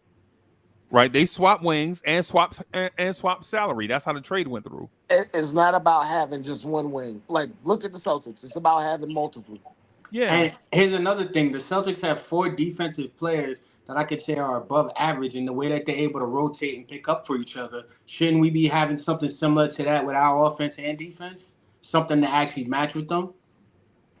Well, as long as Brunson's on the team, you gotta be able to have several players that don't play his position at a high level defensively. But you got Bridges. You're not playing a switching defense with Jalen Brunson. I'm telling you that right now. Not like that. But what I'm saying is you have like 4 guys.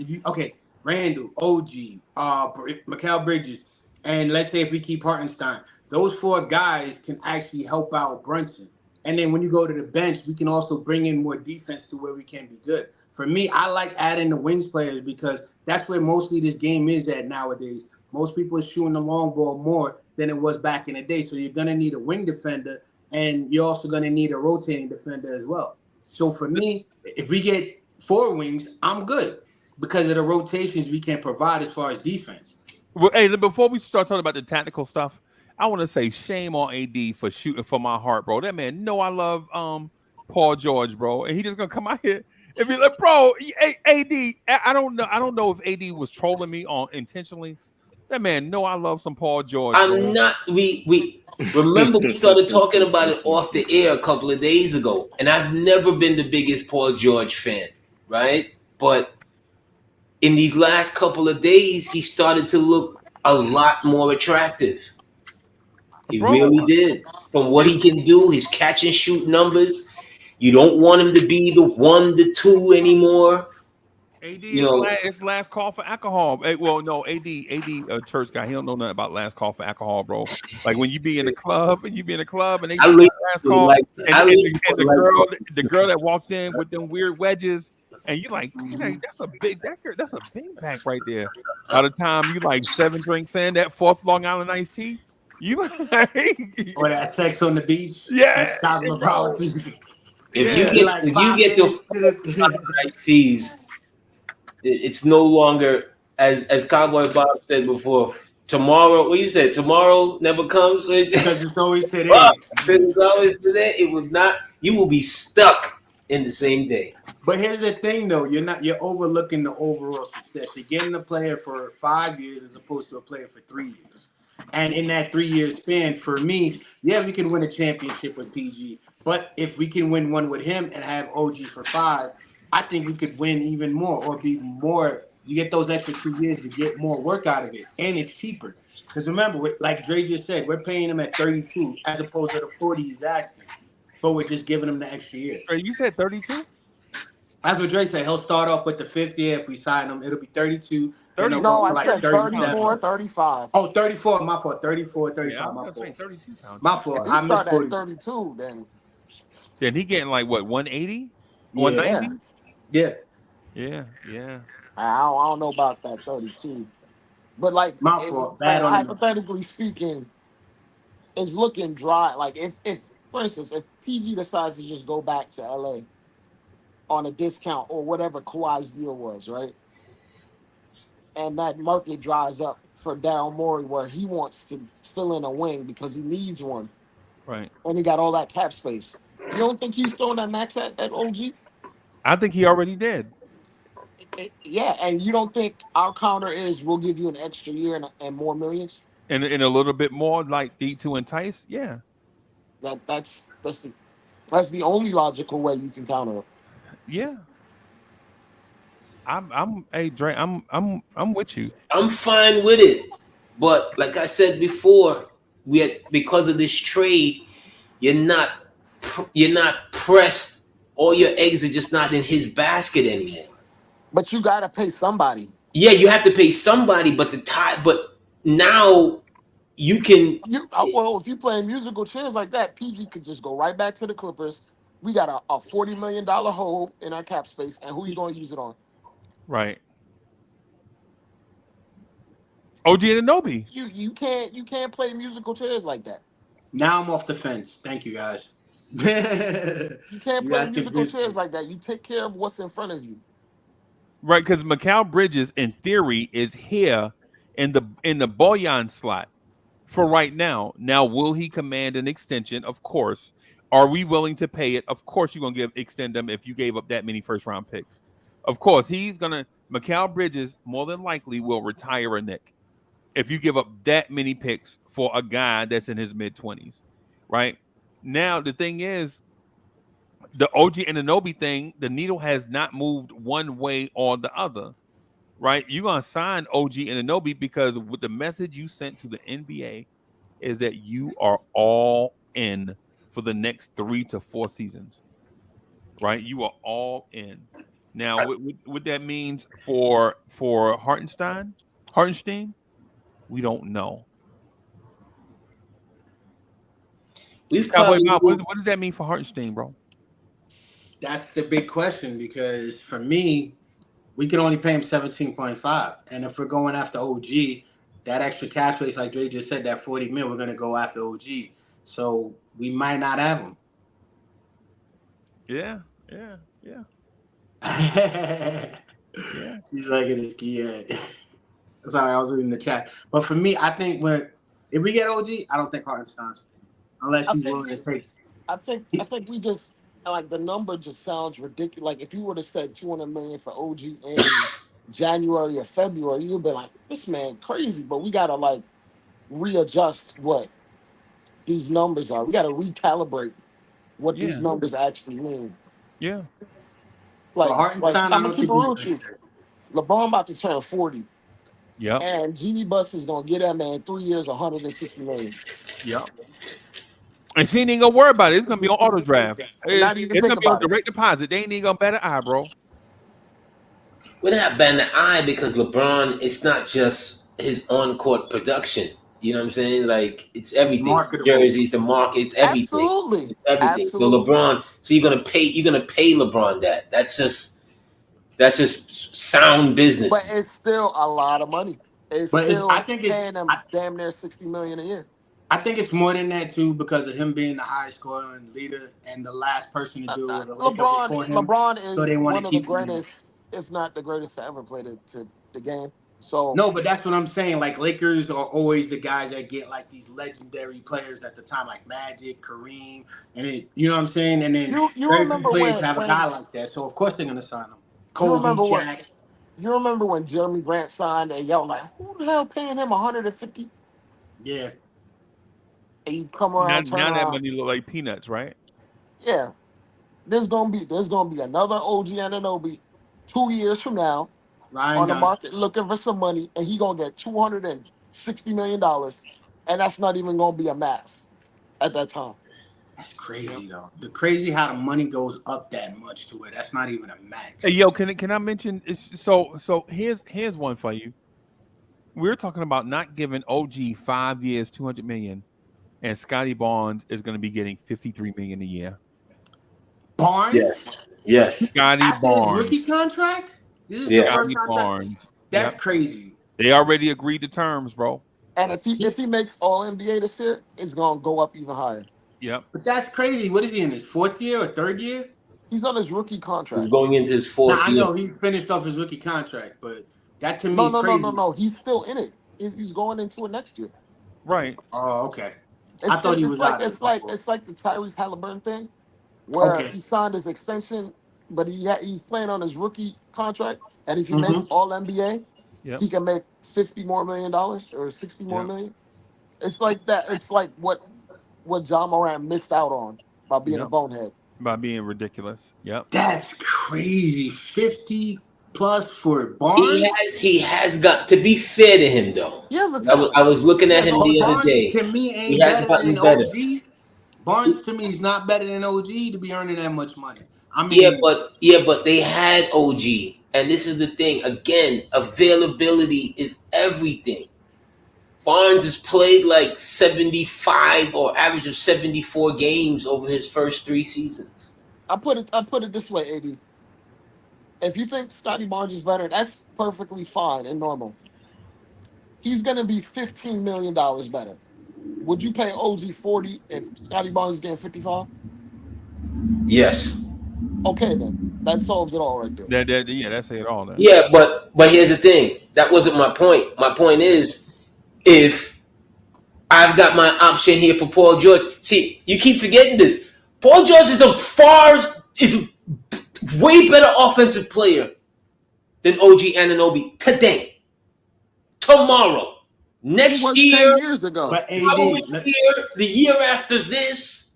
He was when he was let You me have ask you 25. something. a chance to possibly plug that kind of talent, and you're not asking him to be the 1 or the 2 anymore with But what you already have. I'm gonna put it this way, AD. We already gave up a lot of assets, and the assets that we're gonna keep right now, in terms of like our 2 draft picks, we're probably gonna use those for cheap talent. You can't just Yeah. keep burning into your assets. Like Yeah. we're trying to maintain what we do have, and if you have cap space and you don't have to give up nothing for OG anymore, you already gave up players for him.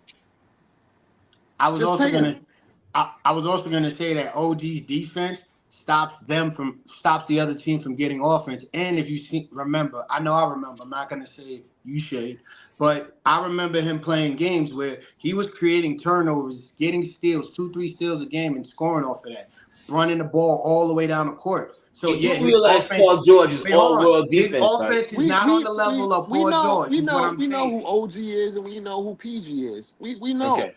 But what I'm But, saying but is that defense of him shutting down their offense mixed with their ability to score, to me, that combo is more effective to us than just having a heavy offensive player. Yeah, I'm And gonna on top of I'm that, gonna keep it real. I'm Y'all gonna keep it real with conversation you. is y'all conversation moving mad fast. Let me say this thing about OG Anunoby. That window where people say he was injury prone in Toronto. While y'all were talking about that, I was looking at that same stretch. Guess who also missed?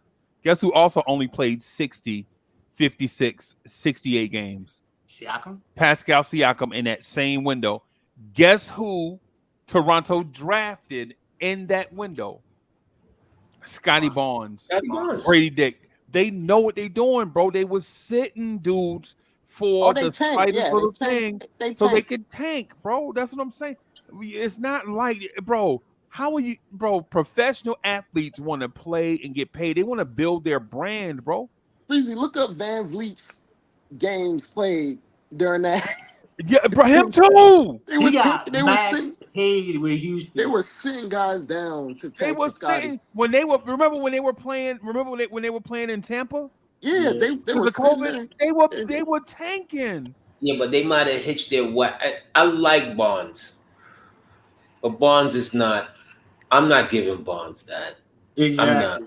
I'm not. I like Barnes, and he's an ascending ball player, but but it's the price you got to pay when cats don't want to play north of the border. So I'm gonna answer Dre's question real quick.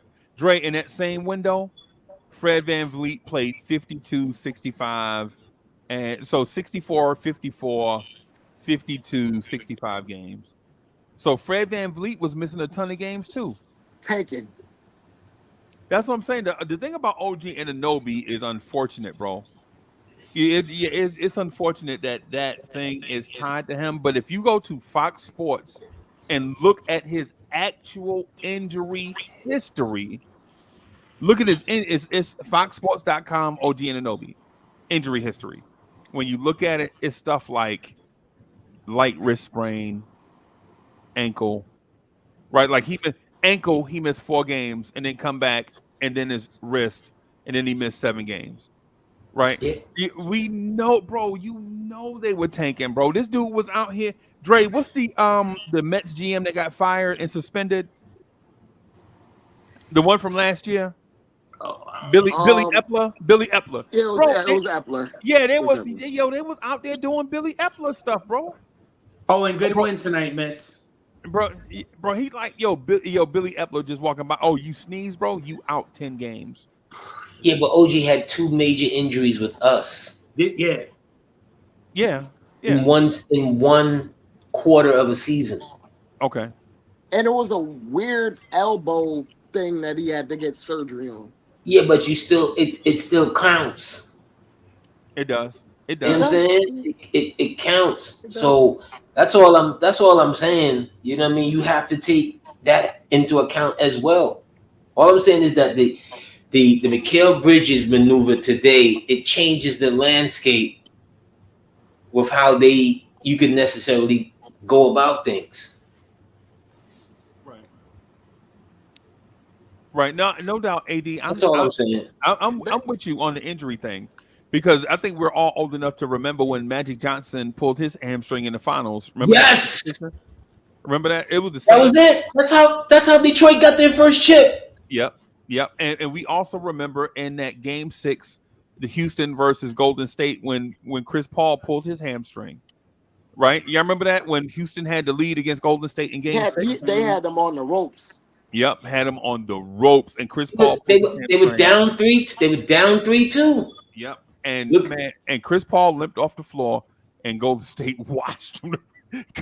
Well, Game 7, D'Antoni being D'Antoni. Yeah, because D'Antoni being D'Antoni, he just wouldn't stop. He just wouldn't stop. And I said this before. If there was one press conference I ever rushed to watch that wasn't a Knicks press conference, it was that one. Yeah. Because I wanted to hear him. And to his credit, Freezy, that man stood up there, and when they asked him, he wouldn't do anything differently. Yep. He would go same shooting them damn threes when they were up like 12 at one point. And they were they went ice cold, bro. Ice cold. Oh my God. Ice cold. They went ice cold, bro. Ice cold. You can't be that logger-headed. You just can't. But AD, the point that I was getting at, though, like what you said about OG and Anunoby, the one thing that I agree with you about the injuries happening with us, right? The one thing about his elbow, that wasn't an injury, though. That's not an injury. That's not an injury that occurred with the Knicks. That was a maintenance surgery. The dude had bone chips floating around his elbow, right? So he didn't damage it. It's one of those things that happen with professional athletes. It's, the timing of it was unfortunate. I honestly think that Toronto knew that, and that's why the price was cheaper. Right? It's like getting your knee drained. Yeah. I think they knew that, and the Knicks knew that too. And they were like, okay, well, what we'll do is we'll get him. He'll play a little bit, and then we'll get the surgery or whatever. We just want to get him, right? And then, but the hamstring thing, bro, we've seen it.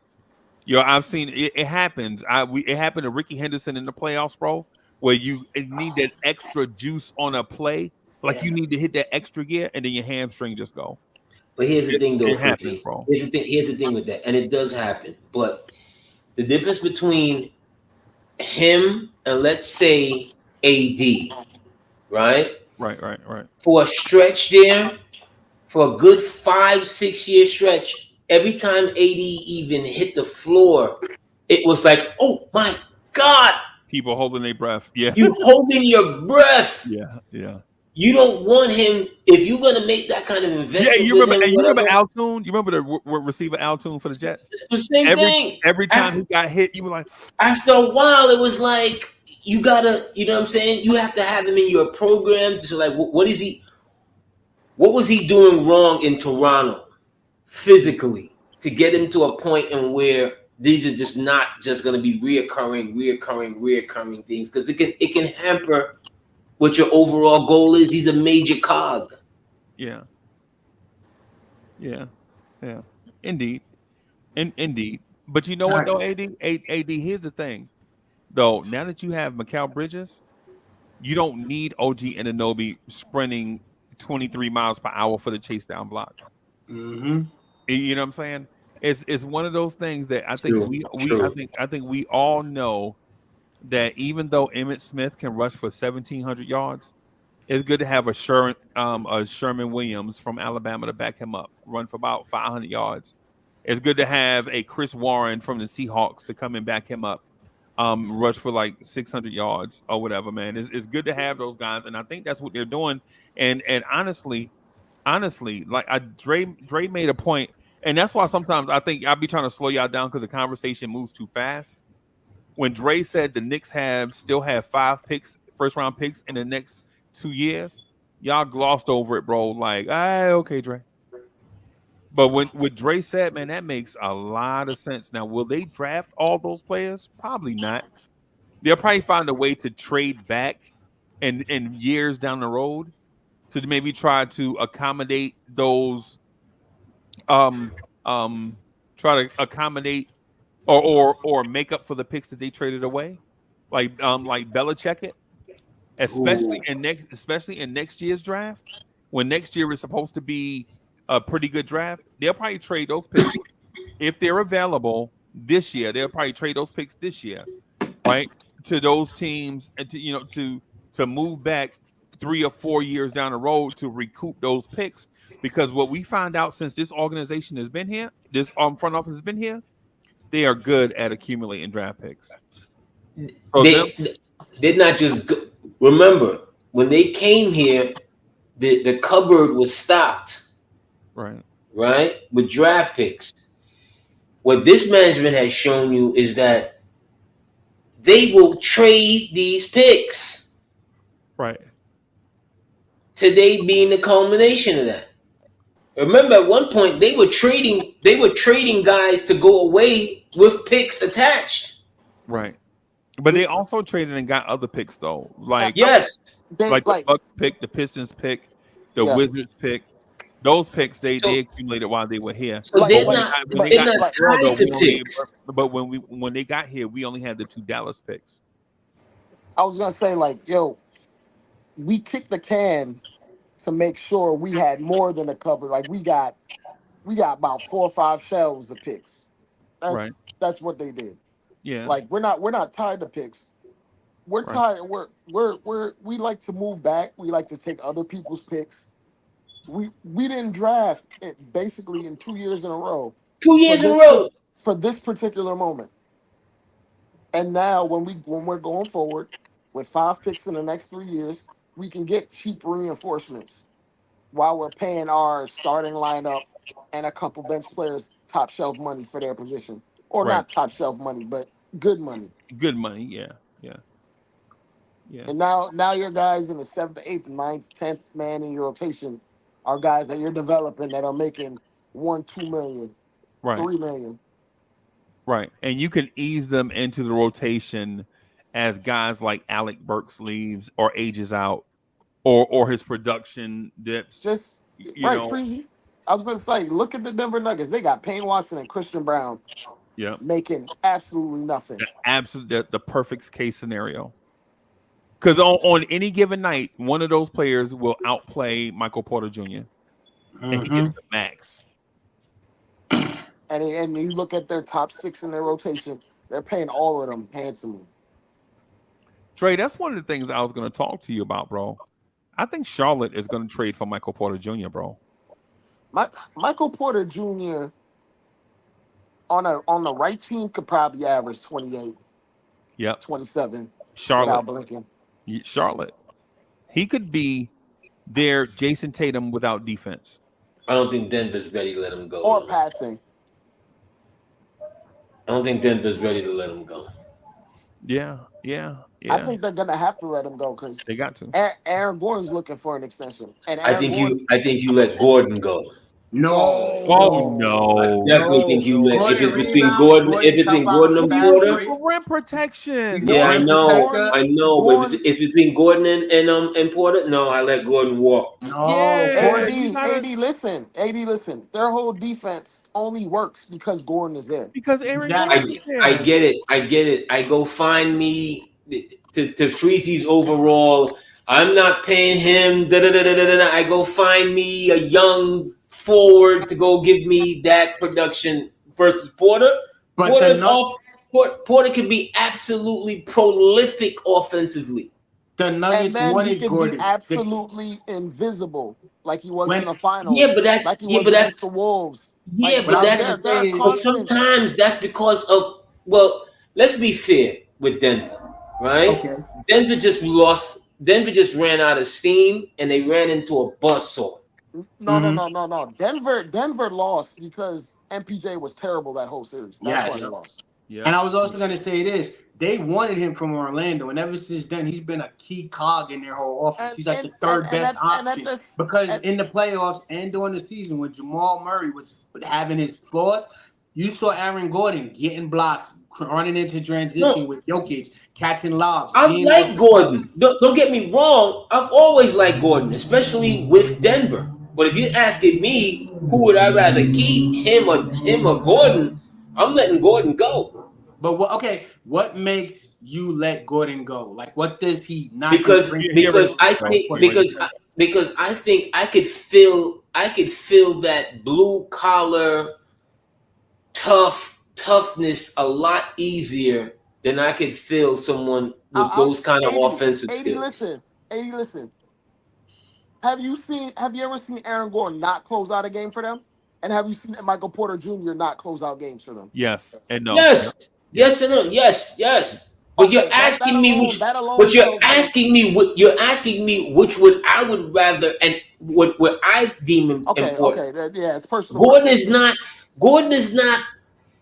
Gordon is not for them and how they play and how they want to attack. I get it, but you asking me if I had to pick which one or the other, I think I could replace Gordon.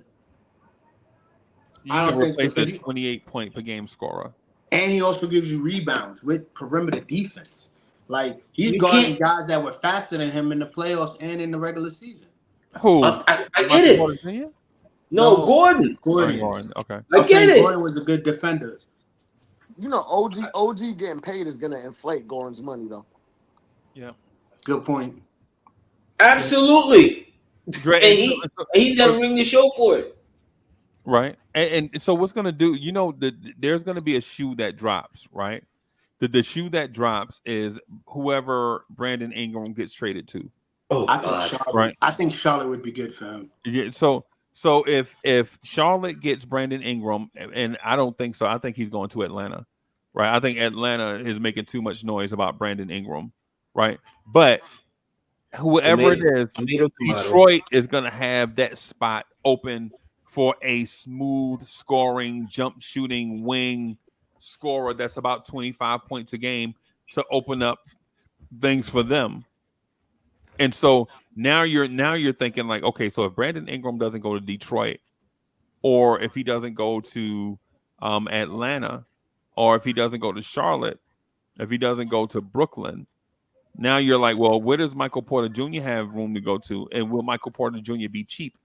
Absolutely, because he's on a max contract and you got 2 more years of it, right? So if you're Charlotte, do you look at a Michael Porter Jr., Brandon Miller, LaMelo Ball type setting, right?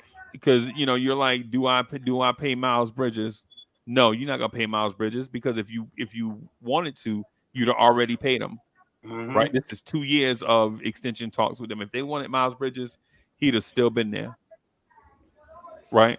So then that means and so AD, what I'm getting to is in this thing of musical chairs, it's going to eliminate what Paul George can command, because why go get Paul George for perimeter scoring when I can get Michael Porter Jr., who's 25 on 60% of the money and he's healthy?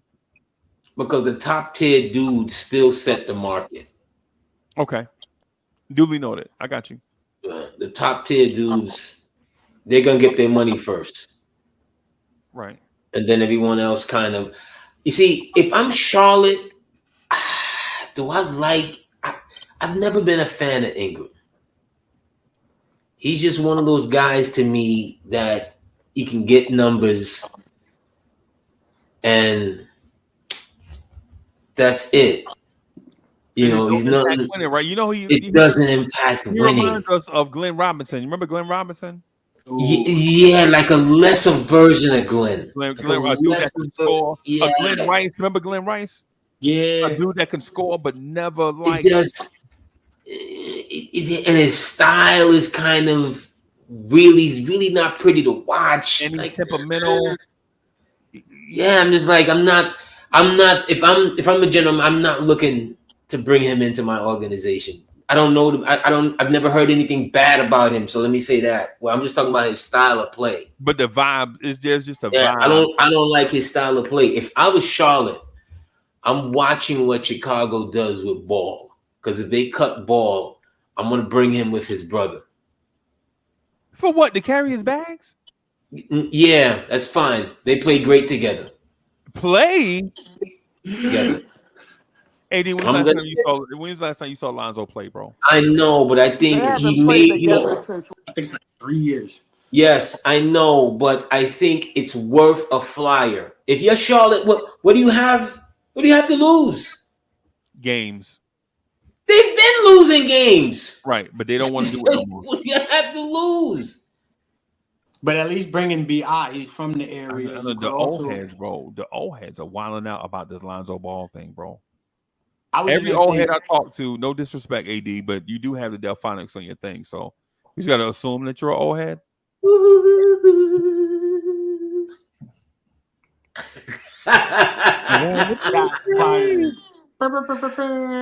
yeah. What I was gonna say is BI's from the area, so at least with that, you can have some fans come in and they could actually be productive to me. Or you could even go with your guy Michael Porter Jr. going there. Yeah. All right. If it's just a mark, because you think about it, right now Charlotte needs a lot to work on. I know that's not. You can attract fans. One of the things that organizations that are struggling seem to forget is that when you change your style of play to like an up and down, it's more appealing to the eye. Yeah. Even if you're losing. Yep. See what I'm saying? Yep. Fans will come out. It's a reason how, remember with Sacramento when they had Jay Williams? Yeah. J-Dub and Chris Webber. The man did 2 or 3 passes. Next thing you know, they're booking the solid. Yeah. They're sold out. They get Weber, Stojakovic, Christie, Bobby Jackson. They're running up and down. Kirkaloo. But at first, it was just Jay Will running up and down. Right? Then they move Jay Will out, bring in Bibby. They get more. You see what I'm saying? There's a style of play that can attract fans while you're aiming for what you're really trying to get to. Right. I think with this Mikal Bridges addition, it helps boost the same way it would have if Charlotte would have go there, like you said, to boost sales. The fact that Mikal Bridges is coming and he wanted to be here after hearing everything, I think we're going to attract some higher talent as well, because him being the way he is and him wanting to play with this team that we already know we're going all in, I want to see what other doors open up. Because I think there's going to be another 2 or 3 All-Stars coming in. But hey, Bob, man. 2 or 3 Look, I'm saying 2 or 3 All-Stars. Yeah, go ahead. I'm going to say, the next CBA, they're going to ban friendship. That's what they're going to do. Because of the Nova boys? They're going to ban friendship. They're going to ban Godfathers. They're going to ban any guy like World Wide West. They're going to ban all of that. And draft picks. They're going to ban draft picks, bro. No, but what you're going to start seeing. Draft, and Adam Silver is going to assign dudes out of college to each team. No, but what you're gonna start seeing besides that is you're gonna start seeing other teams start to find, guys that had synergy together in college and so forth. If it had some success and at a cheaper contract than you bringing in 2, 3, 4 stars, they're not doing that anymore. AD, come on, man. AD, you remember, bro? I hate to keep tapping on AD's knowledge base, right? But AD, remember when the dudes from North Carolina was trying to do that? Yes. You remember Yes. Worthy? You remember Worthy, Sam Perkins, Bob McAdoo? You remember that? Yeah. Like the dudes from North Carolina was trying to get together, and they're like, come on, man, come on, And so yeah. And if they can, they would. It's Yep. the same thing with. I remember at one point when I wanted the Knicks to hire Calipari, and people were like, "Why do you want that?" I said, "Calipari for the last 20 years has flooded the league with all of his players that are stars. If nothing else, he's gonna at least get a conversation. If nothing else, he's gonna at least be able to attract a couple of them to say, "This is what we want to do." And then he let World Wide West do it. And then he let World Wide West do it. Yep. Because when you have relationships with guys that you remember, we could hate the one and done or talk bad about it, but he done made a whole lot of guys millionaires at 19 and 20. Yep. That goes a long way when you talk about relationships. When they first got here, remember the New York Wildcats? Remember we was trying to bring in everybody from Kentucky? It was same deal. You're taking care of your own. With Randall, it was Randall, Quickly, Scowler, BCA, Knox. Michael King. Yep. Unfortunately, Knox. Yep. But those were the successful programs. And if you have a guy, even if you don't think he's a good coach or not, who cares? If he could attract the talent, that was what Phil Jackson was supposed to do, being able to attract the talent. Yeah. Because of who he was. I'm excited for tomorrow. Today, y'all guys corrected me. Thank you. I'm going to keep saying that. What's good? Hey, what's good, boss? Salute. Go ahead, man. You got the mic, sir. Yeah, y'all know who that is? That's our guy. I know. That's why I say go ahead. Salute, fellas. What's going on? Hey, bro, you came in here to tell me I was right?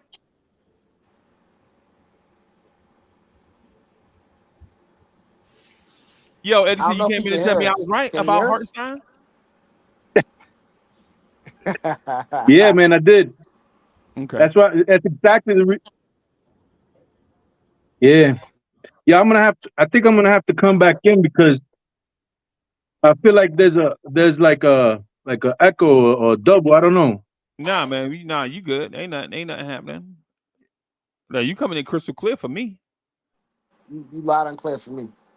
Yeah, I thought you was coming in to talk about the Mikal Bridges trade. Yeah, everybody. I'm gonna come back in. I think it's me, but I'm gonna come back in. All right. Everybody was muted, but okay. I want to hear what he got to say. But I'm excited. This is like he the one that talked me into the center stance that I take, because when he said it, I was like, yo, you crazy. And then I thought about it. I was like, yo, why would Chicago pay Vucevic $20 million a year and they're a lottery team? Right? Why would Toronto pay Pirtle $20 million and they're a lottery team? It makes zero sense when you could just get 3 live bodies and put at that position and go trade for Mikal Bridges.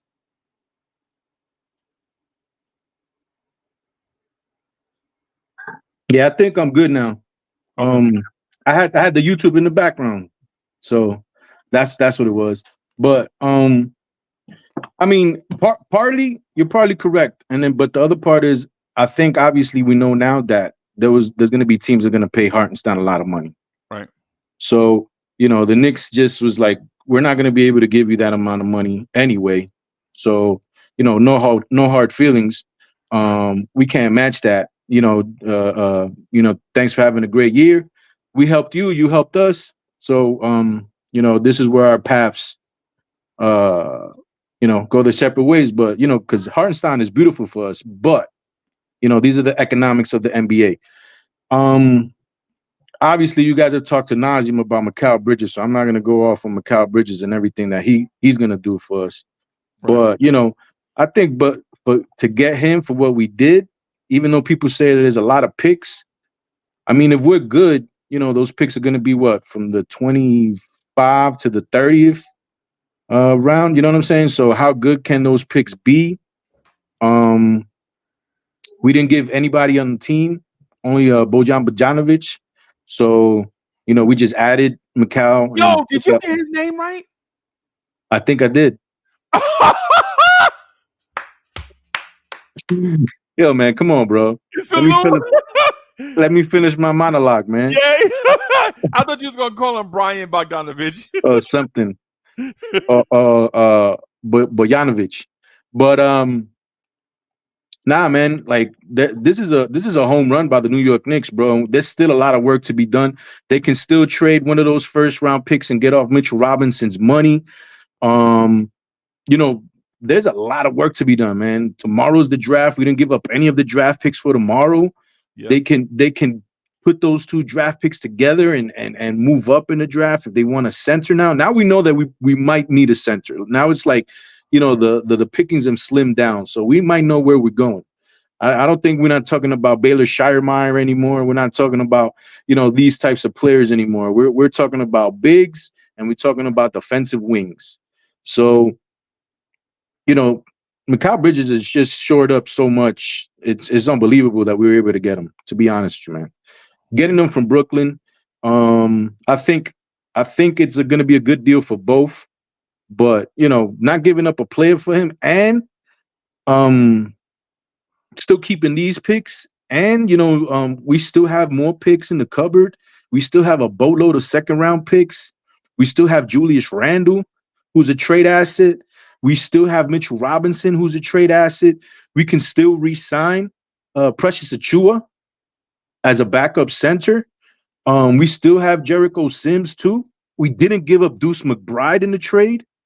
I mean, it's like all over the place, like what we did, man. I'm gonna say, Eddie, we don't know the economics of the deal because it's not completed yet, and it won't be done until July.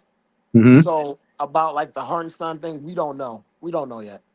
Yeah. For all we know, well, I'm just going off of what the big dogs are talking. Wojnarowski, Bagley framework, right? Like the tentative framework. We don't know exactly, but we're confident that we didn't give up those guys. But to push to not completely dismiss like what the big dogs say in terms of Ian Bagley, mm-hmm.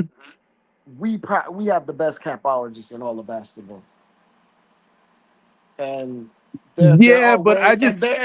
hold on. We're like hard capped, but the only reason we're hard capped is because of the framework of the deal. Like if you were to throw in a Daquan Jeffries in it and like one of the other guys like Charlie Brown or whatever in it and guarantee their contracts, it wouldn't hard cap us. And then we would be able to pay Hartenstein whatever you wanted, whatever the max you could actually pay him. Yeah, but I think what they're saying is that it's not that we're going to be able to pay him what the max is for us. I think it's that the other teams are going to pay him more money.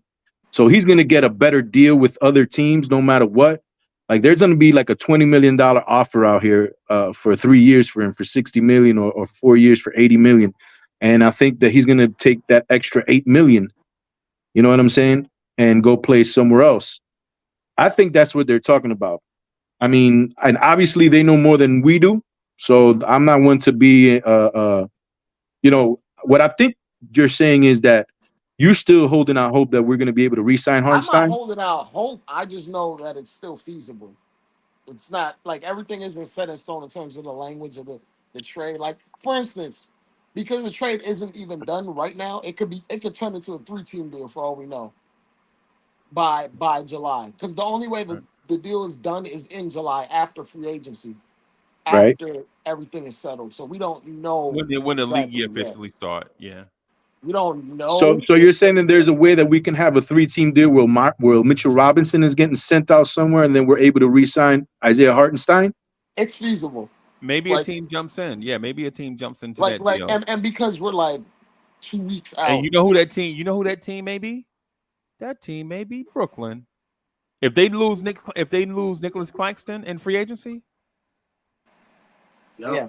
So that team may we be Nick don't know. Claxton. We don't know. Like there's been times, multiple times, where we heard about a trade weeks ahead of time, and then when it comes out, you actually get the full The language. official trade has changed. Yeah.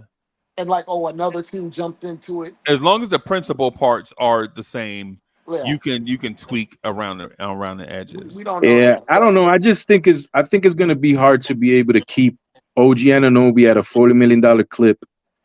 You're going to have Well, to he's gonna you're start going to at 34, but still, it's still a lot because we only have like 45 million or something before. Okay, so I'm just going to put my opinion out there. Now you're saying that you're going to sign Hartenstein for 4 years and $72 million, right? Plausible. I've been talking to Freezy for years about not paying the center position X amount of dollars. You convinced me. You don't Yeah. pay two of them. Not in this scenario. You can't pay No, two of but them. hear him out. But let Drake. me finish. Yeah. So you're going to pay Isaiah Hartenstein $72 million for over 4 years, instead of just paying Mitchell Robinson for 2 years, and I believe he's going to be around $24 million. That's almost a $50 million difference allocated to the center position, which I don't think that the New York Knicks are willing to go to. Yeah. So The only with way that it would being said, probably happen. Hold on, let him finish. Jay, let him finish. My fault. My fault. so with that being said, you have your draft asset where you can still get you a backup center at about $2 million. So again, just off what these guys are saying, because these are not my words. You know, these guys are just tweeting these out. The people that get paid money to get this information are tweeting this out. What they're doing is they're relocating the money that they would be spending on the center position and putting into different positions that are worth more in the NBA, which are wings, which are defensive, 3-point shooting, things of that nature. So that's what they're doing. They're taking the money from the center position and they're sliding it out to the wings, aka Mikal Bridges, aka OG Anunoby, aka Josh Hart, aka DiVincenzo, re-signing Jalen Brunson. You know what I'm saying? Instead of $72 million within the next 4 years tied up into your center position. Now, what you have is 2 years of 25 million in Mitchell Robinson, who's a good starting center in the NBA. And you have a draft pick where you can draft a Khalil Ware to back up Mitchell Robinson at 2 million. So that's 27 million for the next, and he's like what, 3 years, right? Rookies to get 3 years or 4 years. So, and then you still have Jericho Sims that's worth another 2 million if you want to give Jericho Sims another year, and you don't want to re-sign Precious Achiuwa.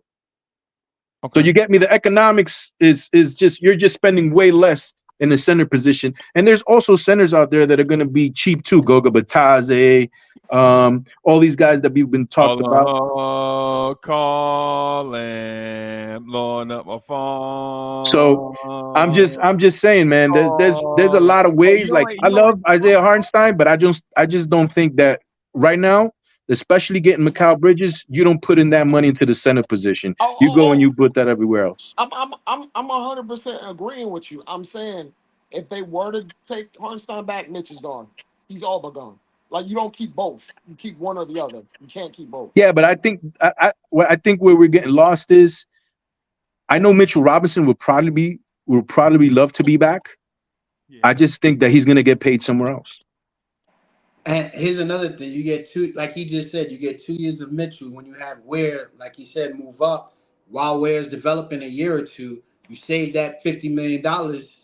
That's what I'm talking about. That's what I wanted to hear. You regained my confidence. Thank you. I like the way you think. I think it's looking like to me. It's looking like that both of those guys are gone. Yeah. I think Hartenstein's going to get overpaid by Orlando or somebody that needs offense, right? And then Mitch is going to be traded because he's brittle, not because he's not productive, not because he's not cheap, but the Knicks need a live body to do what he does that's going to be healthy. And Mitch has not proven everything Mitch brings is a plus, except the things that we need, like finishing at the rim. Not that he can't finish, but he won't finish. If y'all notice, like when there are putback attempts at the rim, Mitch don't grab the ball and go up strong. He try to tap it in because he knows if he grabs it, the other team is going to foul him and send him to the free throw line. That's a real thing. That's a real thing. I think it's called free throwophobia. I think that's the name of it, right? And so the Knicks know that Hartenstein is priced out. I think, like Eddie, I think you said it 2 years ago, bro. I think now that we're looking back on it, it's probably one of the smartest things somebody has ever said on this channel, that if you don't have an elite center, you have to do center by committee. Right, you can't be paying middle tier guys 2/3 of what Joel Embiid is making. You just can't. You can't pay Jakob Poeltl money that you can't pay Jakob Poeltl more than Wemby is making. It's ridiculous, and it don't matter if Wemby is a rookie, right? It don't matter. You say it don't make sense because Wemby's impact is 40 times greater than Jakob Poeltl. And then I also want to add that there's going to be a lot of times next year. Hopefully, we're going to re-sign OG Anunoby. I think he's the priority right now. We're going to give him 40 million plus a year. I think it's a done deal. We have to do that. There's going to be times next year where it's going to be the Villanova 4 and OG Anunoby at the center position. That's just when we play against Indiana Pacers and we can put Mikal Bridges out on Miles Turner now. And then we can put, OG Anunoby on Pascal Siakam. And then we can have shooters all over the floor and be fast and have defensive prowess and score the ball and play defense. Yeah. You know what I'm saying? So there's not even going to be a spot for Mitchell Robinson, because if Miles Turner is out of the 3-point line, it renders Mitchell Robinson's rim protection hopeless. And non-existent. So it's non-existent in previous years when you played Mitch and Josh Hart together.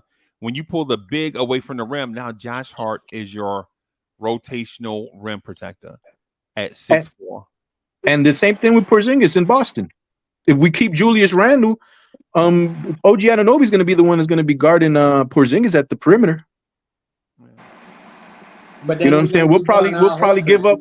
We'll have to give up a little bit on defense if Julius stays. But when it comes to the offensive side, ain't nobody going to stop Julius. And if they put Porzingis on Julius, well, that's what we want anyway.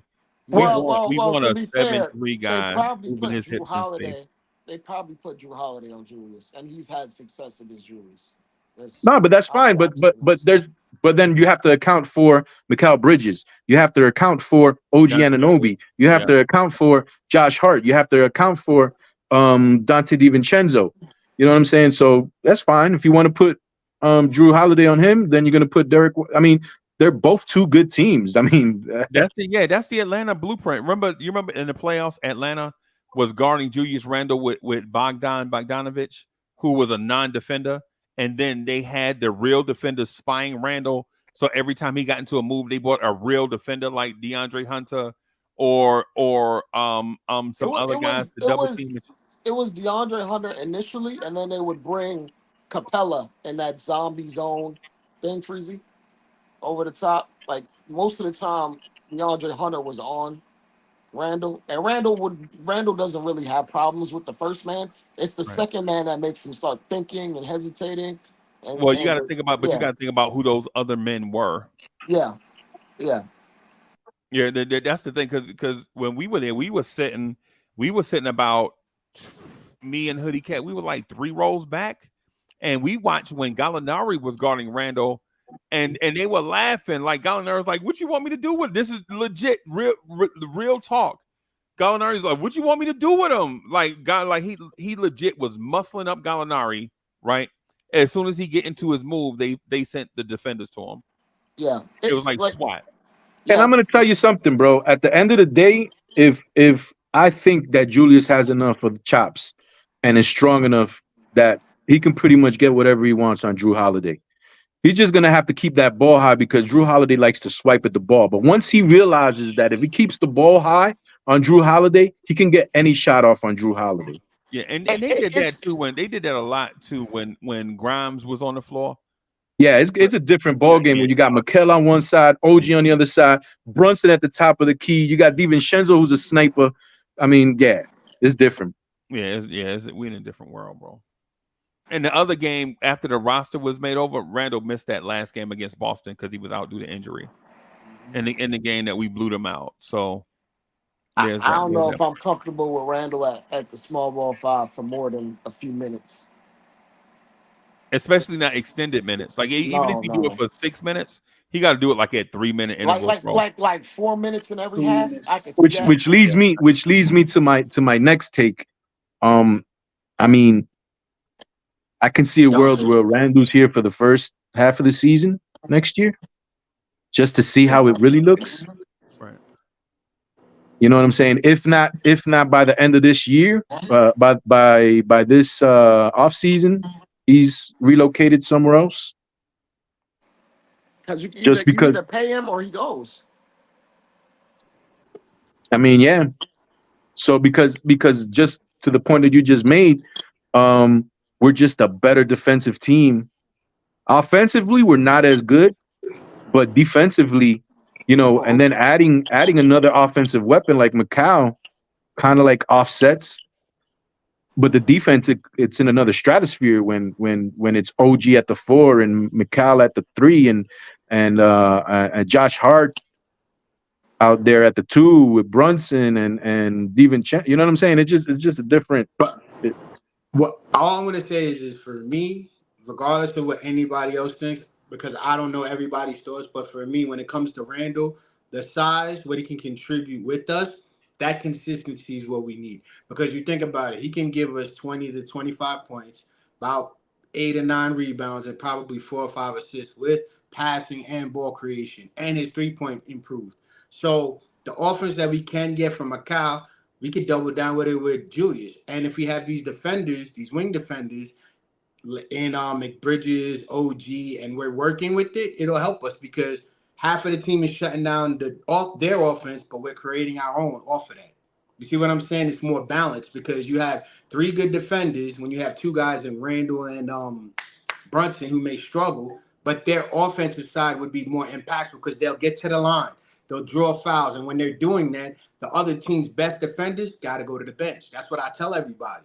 That's how you create better offensive plays. Like Randall, he'll always get to the foul line. So you think about him getting guys in foul trouble early, we already got an advantage. Why would you get rid of that, especially at the price he's giving you? No, I don't dislike it. On the basketball court, I don't dislike it. It's not that I'm clamoring for us to get rid of Julius Randle. I kind of like him because he gives us that force down low that, not a lot of teams are going to be able to handle. The thing is when it comes to his extension, when it comes to how much money he wants to get, and we have to pay Jalen Brunson, and we got to keep the Nova 4. You know what I'm saying? We got to keep Macau. We're going to pay $40 million plus for OG now. So that's where the other part of the equation, where it's not just like the basketball players on the court, is the money part, which is a game that I like to play too. That's super important. Like what you're gonna do in that instance. I say keep Randall till the extension, because if we are next year, like we have this team and we build and we actually are productive, why not give it to him? Because we already have the set for why not? You need the money. You can't. Let me finish. He's not playing for scraps. I understand that, but he could be the second best player because we still got Dante under contract. We still have Josh Hart. A lot of we're gonna have Mikal Bridges. A lot of these guys that improved this season that deserves their money, they also are under contract long term. So I would prefer to give it a year or two shot with Randall. But listen, we're talking about we not being able to pay Isaiah Harten's son off the rip. Randall is not going to pay for a pay cut. He's made all NBA teams. He's going to want his paper. No, but there's a difference. But there's a big difference. There's two things here. There's a big difference. there's a cap of how much money we can give to Hartenstein. So that's that's super important in this equation here. There are teams that can pay Hartenstein more money. So for us, that's a difference. We can pay Julius Randle as much money as we want. That's one thing. But the second thing that I also was reading about was taking a little bit of the blueprint from the Boston Celtics, where the Boston Celtics have paid everybody on their roster. I think Derek White is going to be the next one to get paid, but they've got Jaylen Brown paid. They're going to pay Jason Tatum. They pay Jrue Holiday. They're going to play Derek White, and they have Porzingis on a semi-contract. I think another 2 years. If you're a good team and you have all your players, all that apron talk that goes out the window, because you don't need to trade for any players now, because you have your squad set and you're going to be able to play your players. And if they're productive on the court and they're giving you chances of winning a title each and every year, going into conference finals, going into finals, maybe winning a chip, you're okay with paying those apron money because, you're contending every year for a championship. Right. I was also going to say Randall outside the numbers. It's not about paying apron money. It's about Hey, being Cowboy okay with Bob, the he's not gonna let you restrictions. talk tonight, bro. It's being okay with the restrictions for the apron. It's not about the tax. It's about what you can't do, what you can and can't do. Like you said, if you're locked into a core or a rotation that's like top 7 heavy, and you already know that you have your 7 going into the season, and you're willing to change out the guys 8 through 9, 10 with draft picks or what have you, then yeah. But in terms of like once you mentioned Hartenstein, the max we can give him is only based on the fact we could only give him an extension that is 140% more. So hypothetically speaking, Randall makes what, 31, 32 next year? The actual supermax is like well over 60 million. Yeah. Yeah, but he doesn't have to take the supermax. No, absolutely not. But What like, do you mean he don't have to? If it's he available, could act like No, if he made it's his like third All NBA, he'd be like, yo, come on. That's what he'd be like. yeah, I but was just going to say Randall to me okay. he's important to me to where I want to give him a year or two because his leadership. Even early in the season when Brunson was struggling, Randall was the one pulling him to the side. Randall was the one there trying to keep everybody calm. And when we needed him after he was hurt, he was at games showing up, giving support. Wait, Cowboy, but what does that mean though? I was saying that's one of the reasons I heard what you were saying. I'm asking you, what does that mean?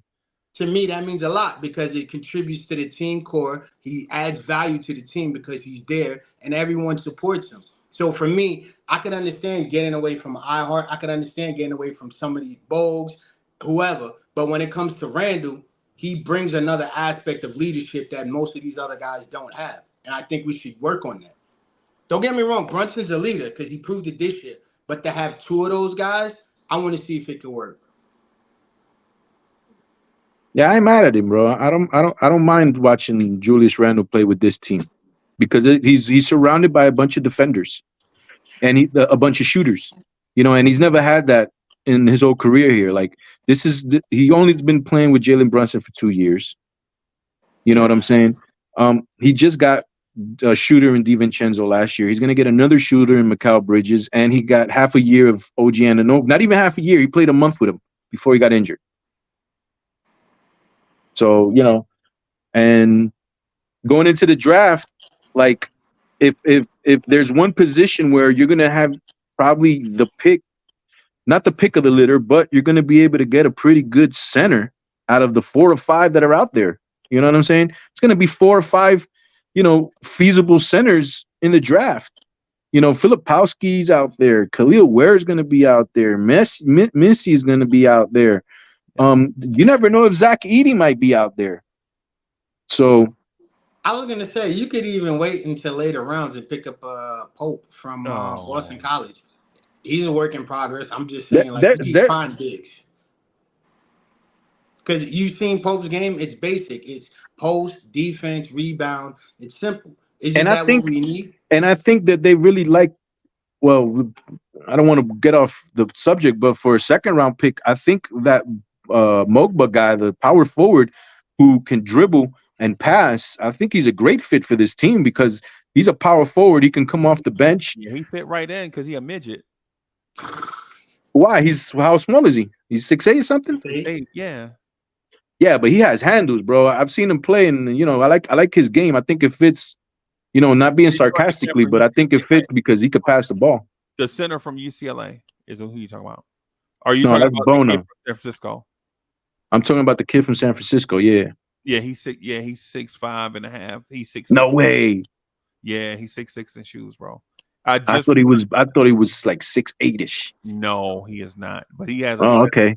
He's got a 7 foot or so. But his skill set, I like his skill set. I think he can play some power forward. I think he can play some small forward, and I think he can dribble the ball up the floor, grab a rebound, dribble the ball up the floor, and pass that off to Deuce and pass it off to Mikal and DiVincenzo or Hart. Our second unit is gonna be tough next year too, man. Yeah. He's small, bro. Man, it's a second round pick, so I'm not putting too much. But Khalil Ware could be a very nice pick for us, man. I think he can stretch the floor a little bit. He comes from Indiana, the same college as OG Anunoby comes from. Yeah, You have to move by up. Mike Woodson. Mike Woodson's the head coach there. I think obviously if they had some conversations about him and what his pros and cons are. I think Ware's a top 15 player, and the only way we can get him is if we move up. Like that Trailblazer spot at 14 or San Antonio at 8. But moving up that high, like, I've never seen us do that. But if we can do it, I'll do it. Because that's the only way I think we'll get Ware. Well, if it's going to be 1 year that the Knicks move up, it's probably going to be this year because we've already we've gone all in. I don't think we move up because it would just cost us too much money on our cap sheet for one player. Like, and we when you're all all in right now, as far as paying a bunch of guys, you need to get as many guys for cheap as possible to fill out the back end of your team. I don't know how in the world Brooklyn didn't get Deuce. I hope to God that we don't hear tomorrow or next week when the trade is all done that he's part of it.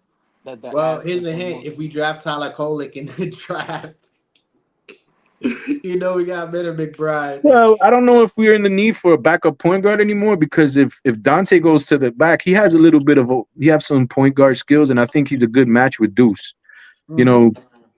Deuce was coming in a lot for DiVincenzo. They didn't really play together a lot last year, and I think that might change this year. Hey, I want to say this to everybody. I think and I'm going to shock some people when I say this, and it's not my intent, but I think the Knicks advanced analytics department found out the same thing that I was looking at just now, that Dante DiVincenzo was not a great perimeter defender, and that's the reason why he traded for Mikal Bridges. Yeah, I'm looking at his numbers right now, and these are going to shock you when you hear them, right? When a player shoots between 25 and 29 feet, Dante DiVincenzo allows them to make a 25 to 29 foot three at 37%. Right? That doesn't sound bad, right? That's terrible, right? From 20 to 24 feet, Dante DiVincenzo allows them to shoot 40%. So that's a little bit better, but you don't want him to allow 40% from three. From 15 to 19, they shoot 47%. 10 to 14 feet, they shoot 45%. 5 to 9 feet, he's allowing 44.6. And at the rim, he's allowing them to shoot 61%. Damn. From the floor. I thought he played better. No, because he tries hard. That's the thing. It looks different because he tries hard, but I mean, I can see exactly what the numbers that he's throwing out there, and he's just a way better bench piece than he is as a starter. Right, but I mentioned the defense part. So Eddie C, that's the reason why I was bringing up this point. I think Dante is probably best suited in that 5th or 6th player role. Oh yeah, for sure. Right, like somebody needs a break, he's the first guy off the bench.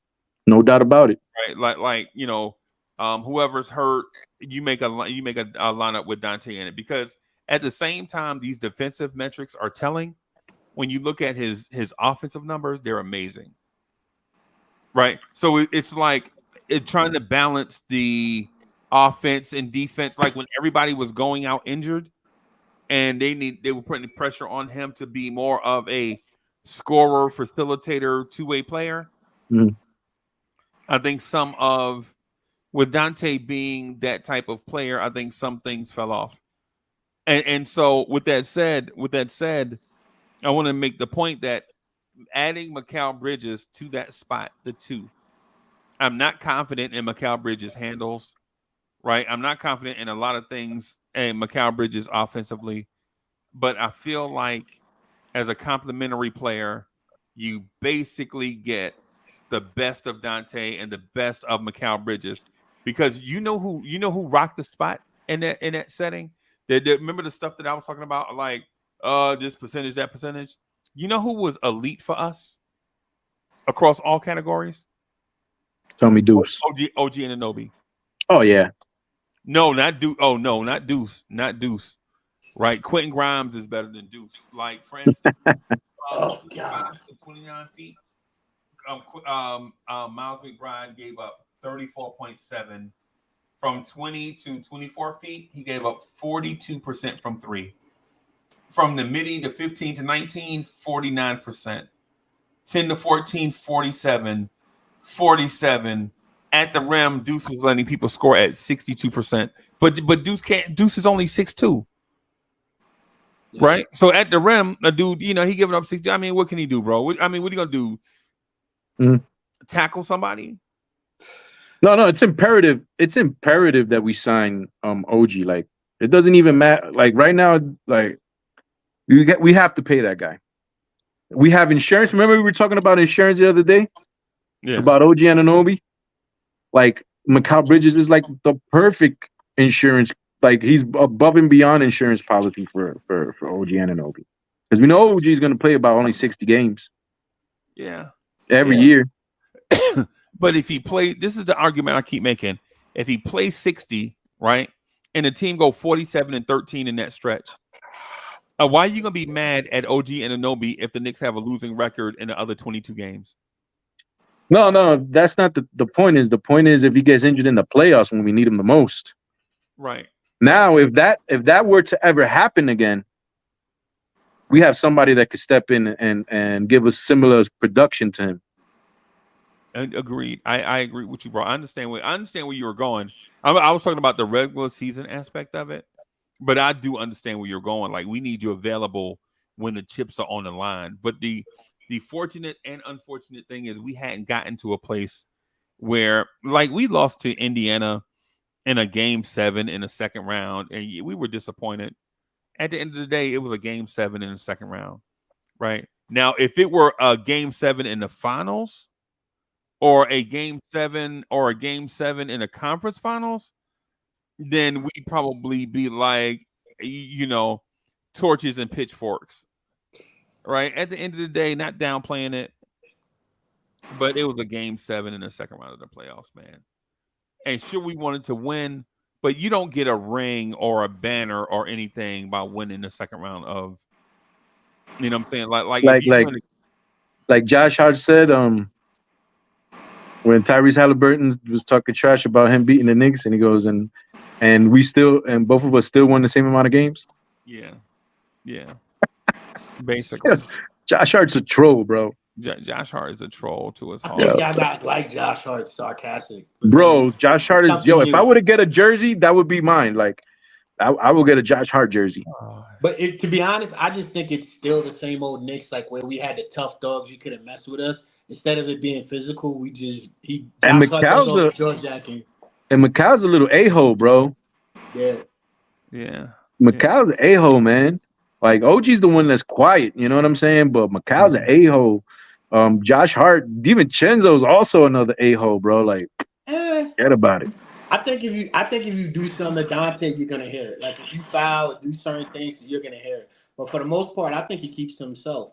And then Julius Randle, we didn't have that guy that's like really really Julius Randle is one of the strongest players in the NBA, bro. Right.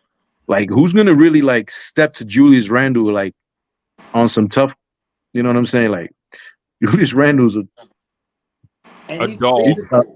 he's a bull in the china shop, bro. He's physical. That's what I like about him. The fact that he plays that physical ball that gets those fouls, that wears down his defender. Like people just look at like Larry Malarkin and be like, "Oh, he's a good shooter. He could do." No, there's more things that hurt playing against Randall than playing against Oh Larry. no, for sure. Because let's put for example, and I'm about to hit it. This is the last thing I'm going to say. Like, let's say for example, he was playing in the Indiana Pacers series, and he was guarding Pascal and vice versa. Like, obviously, Pascal has more of a finesse game, and he'll probably get some of his shots off against Julius Randle. Right. But Randle's going to bump him every time down the floor when he gets the ball. And at the end of the game, all that finesse, Pascal's going to be tired. Yeah. He's not going to want a bang down low and go up and under. He's going to want to shoot little jump shots here and there. You know what I'm saying? And Randle's just going to keep on going to the foul line. You know what I'm saying? So, I mean, to add to that point of like, you know, his offensive game will lead him to look better defensively because he's going to tire you out. And you're not even going to be able to get shots off because you're so tired of dealing with him on the offensive end. So same thing with Boston. I mean, if they're gonna put Drew Holiday on him the whole game, I'm pretty sure Julius Randle's gonna get over 20-something points. Go to the foul line at least 7 times. Yeah, and to Nick Yak says, give us Randall numbers who everybody complain about. So Randall's numbers, at the rim, his numbers are about so it's about the same range as everybody else. So it's like 62%, right? But here's the thing: Randall in the mid-range defense, 47%. I'm sorry. Randall's mid-range defense, 42.7, 40.4, 43.1. At the three-point line, he's giving up 40%, and deep threes, he's giving up 36.5. His 3-ball defense is what's really his because he can handle anybody down low. Right. It's his 3-point defense where But the thing about it is for a dude 6'8", 6'9", 250, are you really depending on them for elite perimeter defense? That's one of the things I'm talking about. Like Randall, it's like when you look at Hartenstein's 3-point defense, you're like, do you really want Hartenstein defending out there on a 3 like that? So it's like I think it's a similar uptick when it comes to bigs on the perimeter. And for the same reason why they get a decline in their defense at the rim.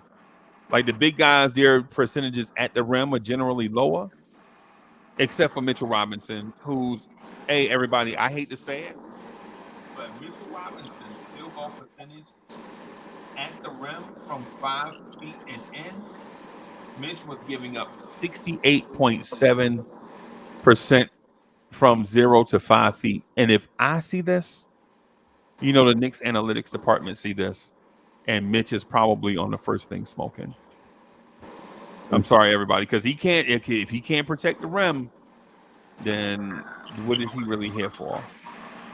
Yeah. With that, I'm gonna be out, man. I gotta go to sleep tomorrow. I gotta wake up early. Have a good night. Yeah, man. I'm gonna get out of here too, man. Hanging But out. it's been a great day for the New York Knicks fans. It's been a great day, man. Absolutely. It's been an awesome day, bro. Like this is like one of the best, things that has happened to me as a New York Knicks fan in a very long time. So I'm ecstatic. I'm ecstatic, and I just, off season is beautiful. I just can't wait for next season. The New York Knicks have the 6th best odds to win the championship next year. Okay, I'm going to Vegas. I'm gonna put that down. They're on top of plus that, 9. DSJ, why would I take the role of troll? That's your job, man. All I was gonna say is tomorrow's the draft, so guys look for more excitement there as well. So yeah, man, it's gonna be fun. Yeah, all right, everybody. guys. We're gonna get out of here. Thank y'all for watching, tuning in. have a good Salute night, to guys. everybody in the chat. Sleep peacefully, Knicks Nation. Great Later. things happen and on the way. Peace, everybody. Peace.